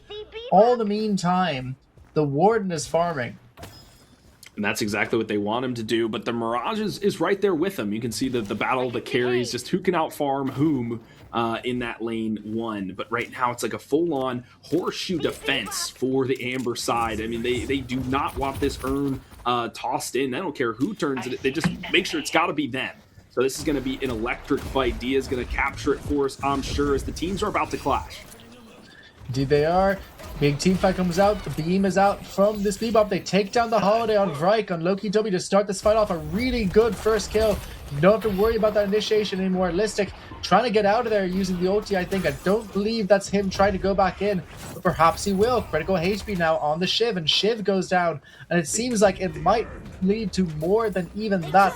They do take out a Guardian here on Blob, though, and he is moving fast towards a Walker immediately thereafterwards. So how much are you willing to exchange for the win of this fight? They do get the placement they want, but Leviathan seems to be playing the macro game better. They're going in once again on Listic. It's onto two heroes, but Listic is the one to go down.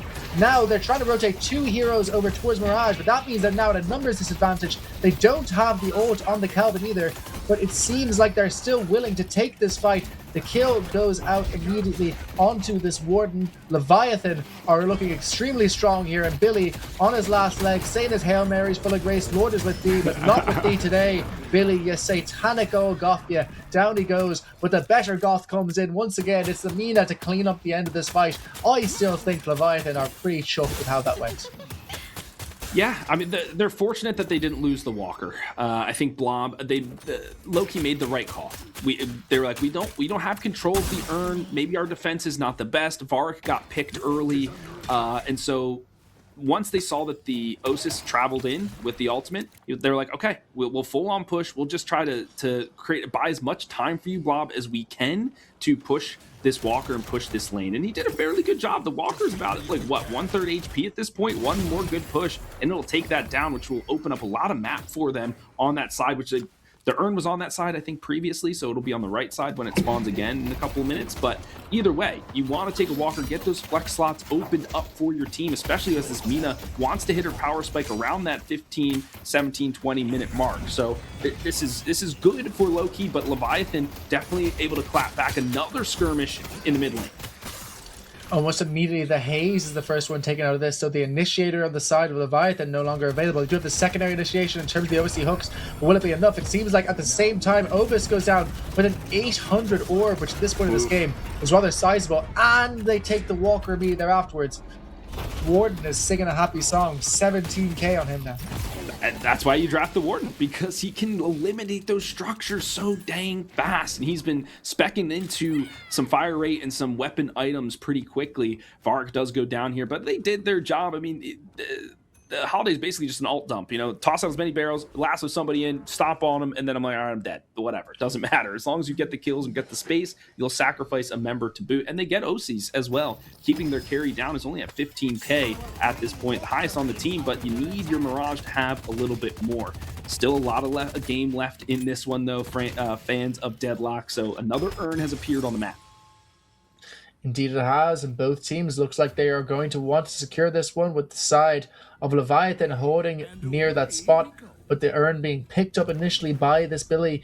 Remember, the Urn changes are in play. He can place it immediately. They do need to stop him on the way if they are going to stop him, and they do spot him walking across this map. The Rem and the Holiday trying to create a safe landing point at this side of the map in order for them to secure that big Urn, and it seems like they're just going to be able to walk it towards it now. But indeed, it seems like the Billy is taking the long way around, trying to come in with the rest of his team. And Leviathan, it doesn't look like they're in a position to defend this one. Instead, making it go onto the Mina, trying to do what damage they can onto her, or indeed onto that Guardian. So they exchange a Guardian in exchange for this Urn. If they can get a Mina as well, it'll be worthwhile. But instead, it looks like they're going to lose Bobby on that Shiv.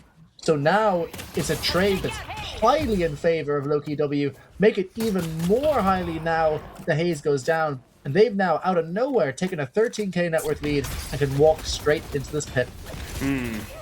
Interesting.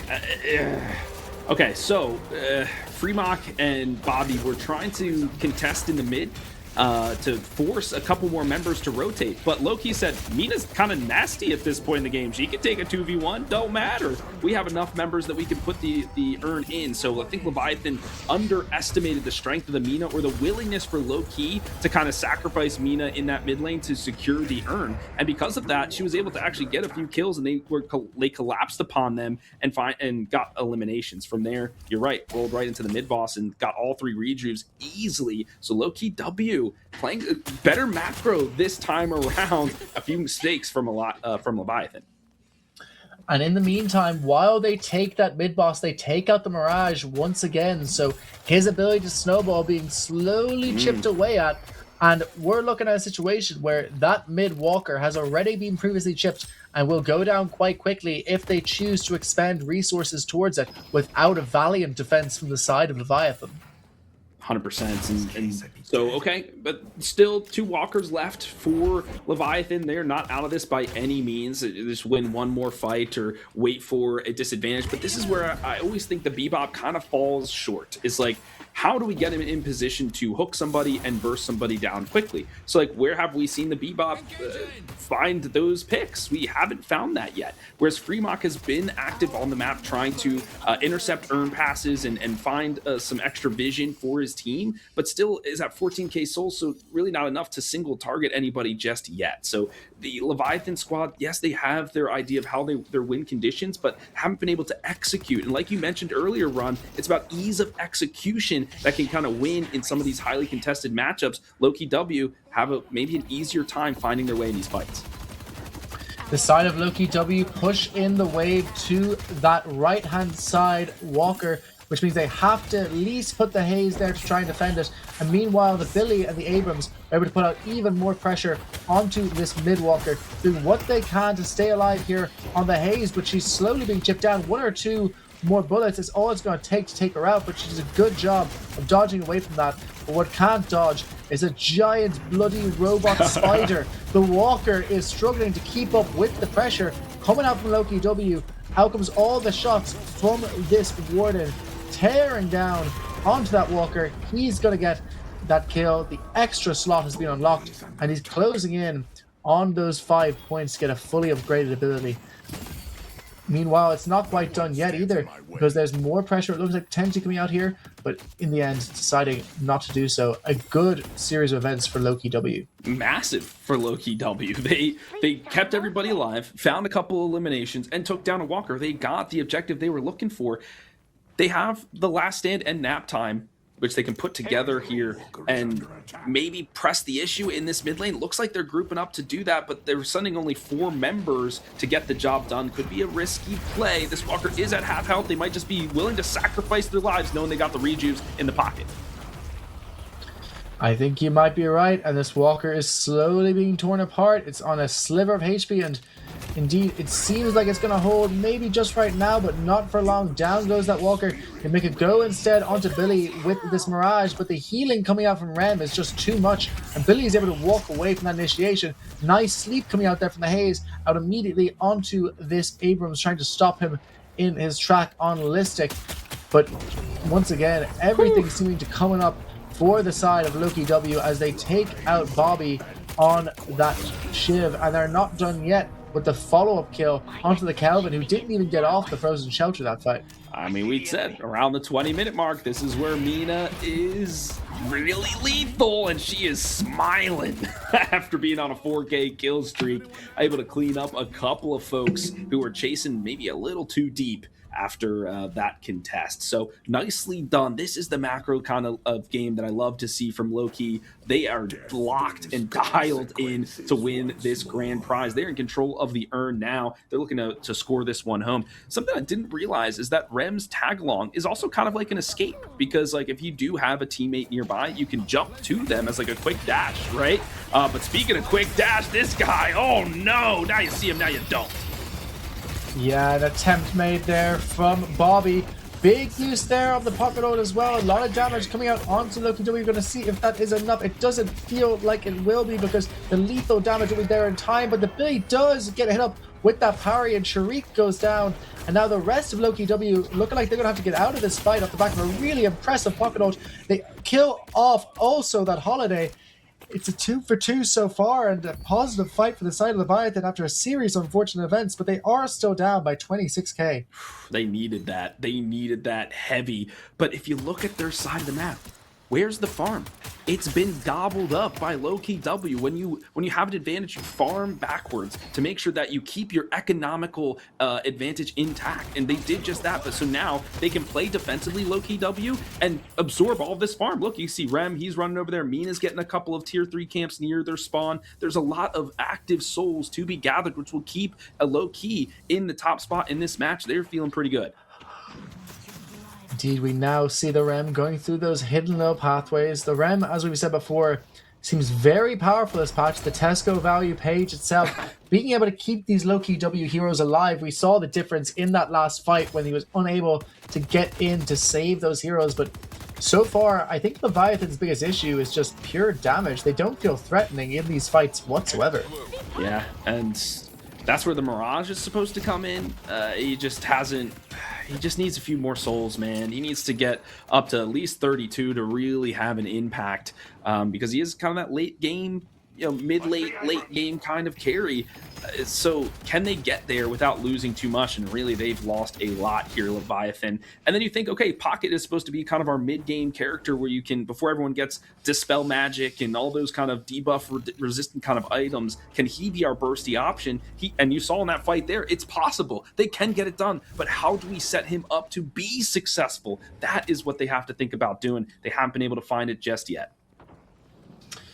So far this game, your absolute go Cosmetical putting in Yeah. a big shift, and a bit of a go there from the Holiday potentially, decides in the end against it, thinks this ain't my go. But let's talk about Cosmetical on this Mina, 28k and a very smiley goth girl indeed, a paradoxical factum.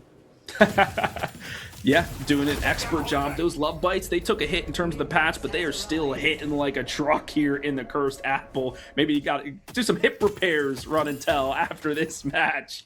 But I tell you, man. no, feeling very strong, and she's only going to get stronger, especially because she's in this advantage state, almost at 30k souls, top of the net worth in terms of the souls she's accrued. So looking very nice right now. This Calvin scaling as well with some healing items, probably healing tempo going to be next after the warp stone, so you can get a quick initiation in. But we're fighting here in the Apple once again. Indeed we are. The Affliction has dropped at the start of the fight, but it's a bit of a moot point in that the pocket goes down immediately. The Frozen Shelter also dropped. Not what you want to see if you're a Leviathan fan, especially as your Shiv drops immediately there afterwards. A lot of smiling faces on Loki W, but not on the mid-boss, who now knows their time has come. Yeah, they're about to slice this booger up and eat him for breakfast, and this is exactly when you want to take fights, knowing that there's an objective on the board. I know it's fun to just fight just because, but when you're playing with money on the line in a professional setting, whatever, tactics is the key. It is a MOBA after all. So they pick their fights well. They use their ultimates in tandem and combination, and now they're able to get the mid-boss fight, which will give them that extra life to then push down some of these base guardians and potentially win the match here. So let's see if they can get it done. One rejuve off the board.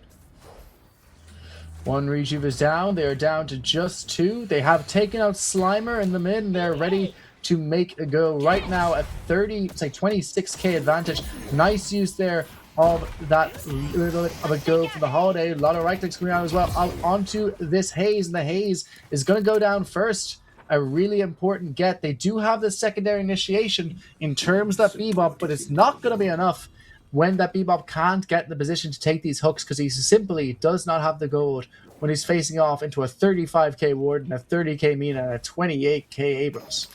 I'm just not seeing the value here for the Bebop. What is he doing to give his team an advantage? It's just, like I said, you really have to shepherd him and move him around so he can be effective. Another Affliction splattered upon the opposition. The Affliction attempts to try and make a go here, but there's no follow-up to speak of with Leviathan in the position that they're in, so it ends up just being fairly moot. It stops the push in its place, which I suppose is value in and of itself, but not as much value as you would like to try to get from an ability of that Skies. Yeah, and Leviathan, they're desperately trying to turn in this urn, but they know that low-key W. They're going right in with the Chain Gang. And the Chain Gang does pop, and the Leviathan fall to the floor. Down goes your Kelvin, down goes the Shiv, down goes the Mirage, and now the Mina doing what they can to stay alive here. Looking over, jumping into this base. They chop down the pocket with the use of that Q, and now the Shrines are going to be fast work for the side of Loki W. This is set to be a faster game than perhaps the other ones we have seen. Yeah, by a significant margin. Yeah, these Shrines, yes, they fight back, but not enough with 5 members down on Leviathan. Even the kill streak. All right, Blob is on a kill streak now. Go, Blob. Feel yourself, friend. And he's leveled up to a gelatinous cube this time. Now the Archmother is ripe for the taking. They're burning this one quick. Indeed, down goes the first stage of the Archmother. They're down to a weakened patron now. The Bebop is shimmying left and right, trying to get a hook target ready. Doesn't seem like they're going to be able to do so, as the side of Loki W are moving back towards their own base. But now so much damage has been done, and they still have a rejuve charge up. And let's just call a spade here. It's a 40k net worth lead for the side of Loki W. Yeah, they're going to have to make some big blunders in order for this to not go their way and for them to not win the grand prize. Right now, once again, jungle backwards, eliminate some of the sinner sacrifices and some of the other denizens from the city to make sure that Leviathan can't recoup any of that soul lead, and free Mach in chains once more. And Fremont is the first to go down at the start of this fight on that haze, but probably not the last one, as this Holiday attempts to escape from the onslaught of Leviathan and is able to do so. Leviathan tries to get a follow-up there. Blob is still here with the 42k on that Warden, lashing in all of those M1s. The fires are coming out onto Pocket, and Pocket, he jukes, he jives, he can't stay alive. They drop down that ult from that Kelvin as well, but it's just not enough. The side of Loki W are marching towards his face. The Archmother, this might be all she wrote, and indeed it is. GG is called. Loki W are your first ever winners of the Run the Souls tournament, and they'll be taking home €100 for the pleasure of doing so. Hell yeah, we love to see it. That was an epic series. I mean, that was fantastic start to finish. It was very close. It just, there were some tipping points in either match that just let the other side win. So good to see Loki W back in action, and they are just fantastic to observe. Overseas, love that guy, fantastic player. Just the Bebop, man. He was the only one surviving in every fight because he was like, what am I supposed to do here, right? If I'm not hooking, uppercutting, I can't stick bombs to myself anymore and run in at people. The hyper beam's kind of like, man, whatever. It's just, I don't know. Just, I appreciate the teams trying him out and seeing if it'll work, but it's just, from what I've seen in this tournament today, maybe not the move. Mo and Krill, run and tell. That is what we need to see. Bring him back, Mo and Krill. I'm standing for it. Give me the Mo. I need him. I'm liking the accent you're going in here. We're bringing out the Mo and Krill, the best hero, the only hero in Deadlock. We need him more. Let's come see him. I would love to see it as well, but I think what this game was, it was a story of why you can't let Mina through draft. An absolute masterclass coming out there from your own GOAT. The MVP is onto the award, but I'm going to give a secondary on the cosmetical on that Mina, who truly showed why that hero was not being led through the ban stages in the previous games. 100%. Yeah, so I think well deserved for Blob. I was giving him some flack personally, but I think in this matchup they finally were able to create enough space for him that he could do what carries need to do: farm, take objectives, be a menace in the late game, and just obliterate everybody. So 42k souls, 31k objective damage. That's what you want to see from your carry. So well deserved. But it's Cosmetical who gets the key player of the match with 8 eliminations and 14 assists. I mean, this guy was everywhere across the map, biting everybody, eliminating character after character. He was a threat to be reckoned with, and the side of Leviathan just couldn't deal with it. I think what we've learned from this game is that the answer into this heal meta is just having the burst that something like a Mina can provide you. And if that is available, that healing meta wins. And if it's not, it's a tough old game. And we saw it here for sure. A really impressive performance from Loki W, pulling this one out in the game 3, showing the benefits of having players who necessarily haven't played together for all that long. They're not a stack that normally plays together, correct? They're normally on different stacks. Am I right or wrong? They just haven't played for a while. Like, at least that I've seen. They've been taking a break kind of thing. But showing that they are still a force to be reckoned with here with an incredible performance. To be able to swing it back after what was a fairly rough game, truly the mark of a strong team and a team to be watched in the coming months. 100%. Yeah, we'll see more of them for sure. Maybe that'll get their competitive juices going. They're like, all right, guys, let's squad up, let's scrim some more, let's play some more games and have fun with it. Run and tell. We never got a chance to talk about what shirt you wore for this final match. I thought I saw a orangutan on there or something. Hey, it's some monkey business here for our final match. Okay. We had some interesting picks. I was hoping for them.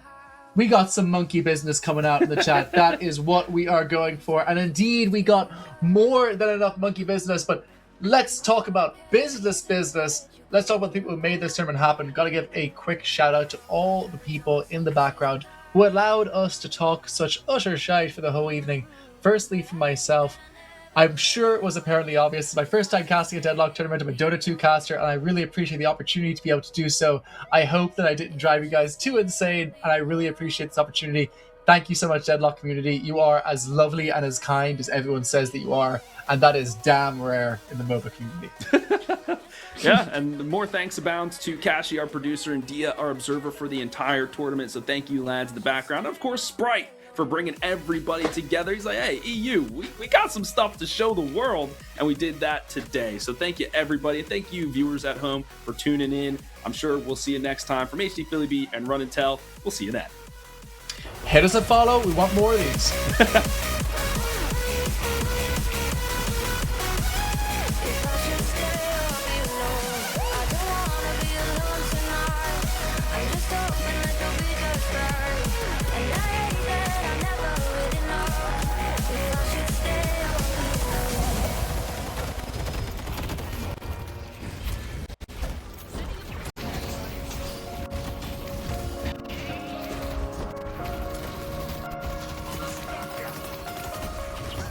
I like your taste in tunes and everything you ooze. The tempo of your beat, your bleeding melody. No one can control that old time rock and roll. The rule of gravity, and hey, can I find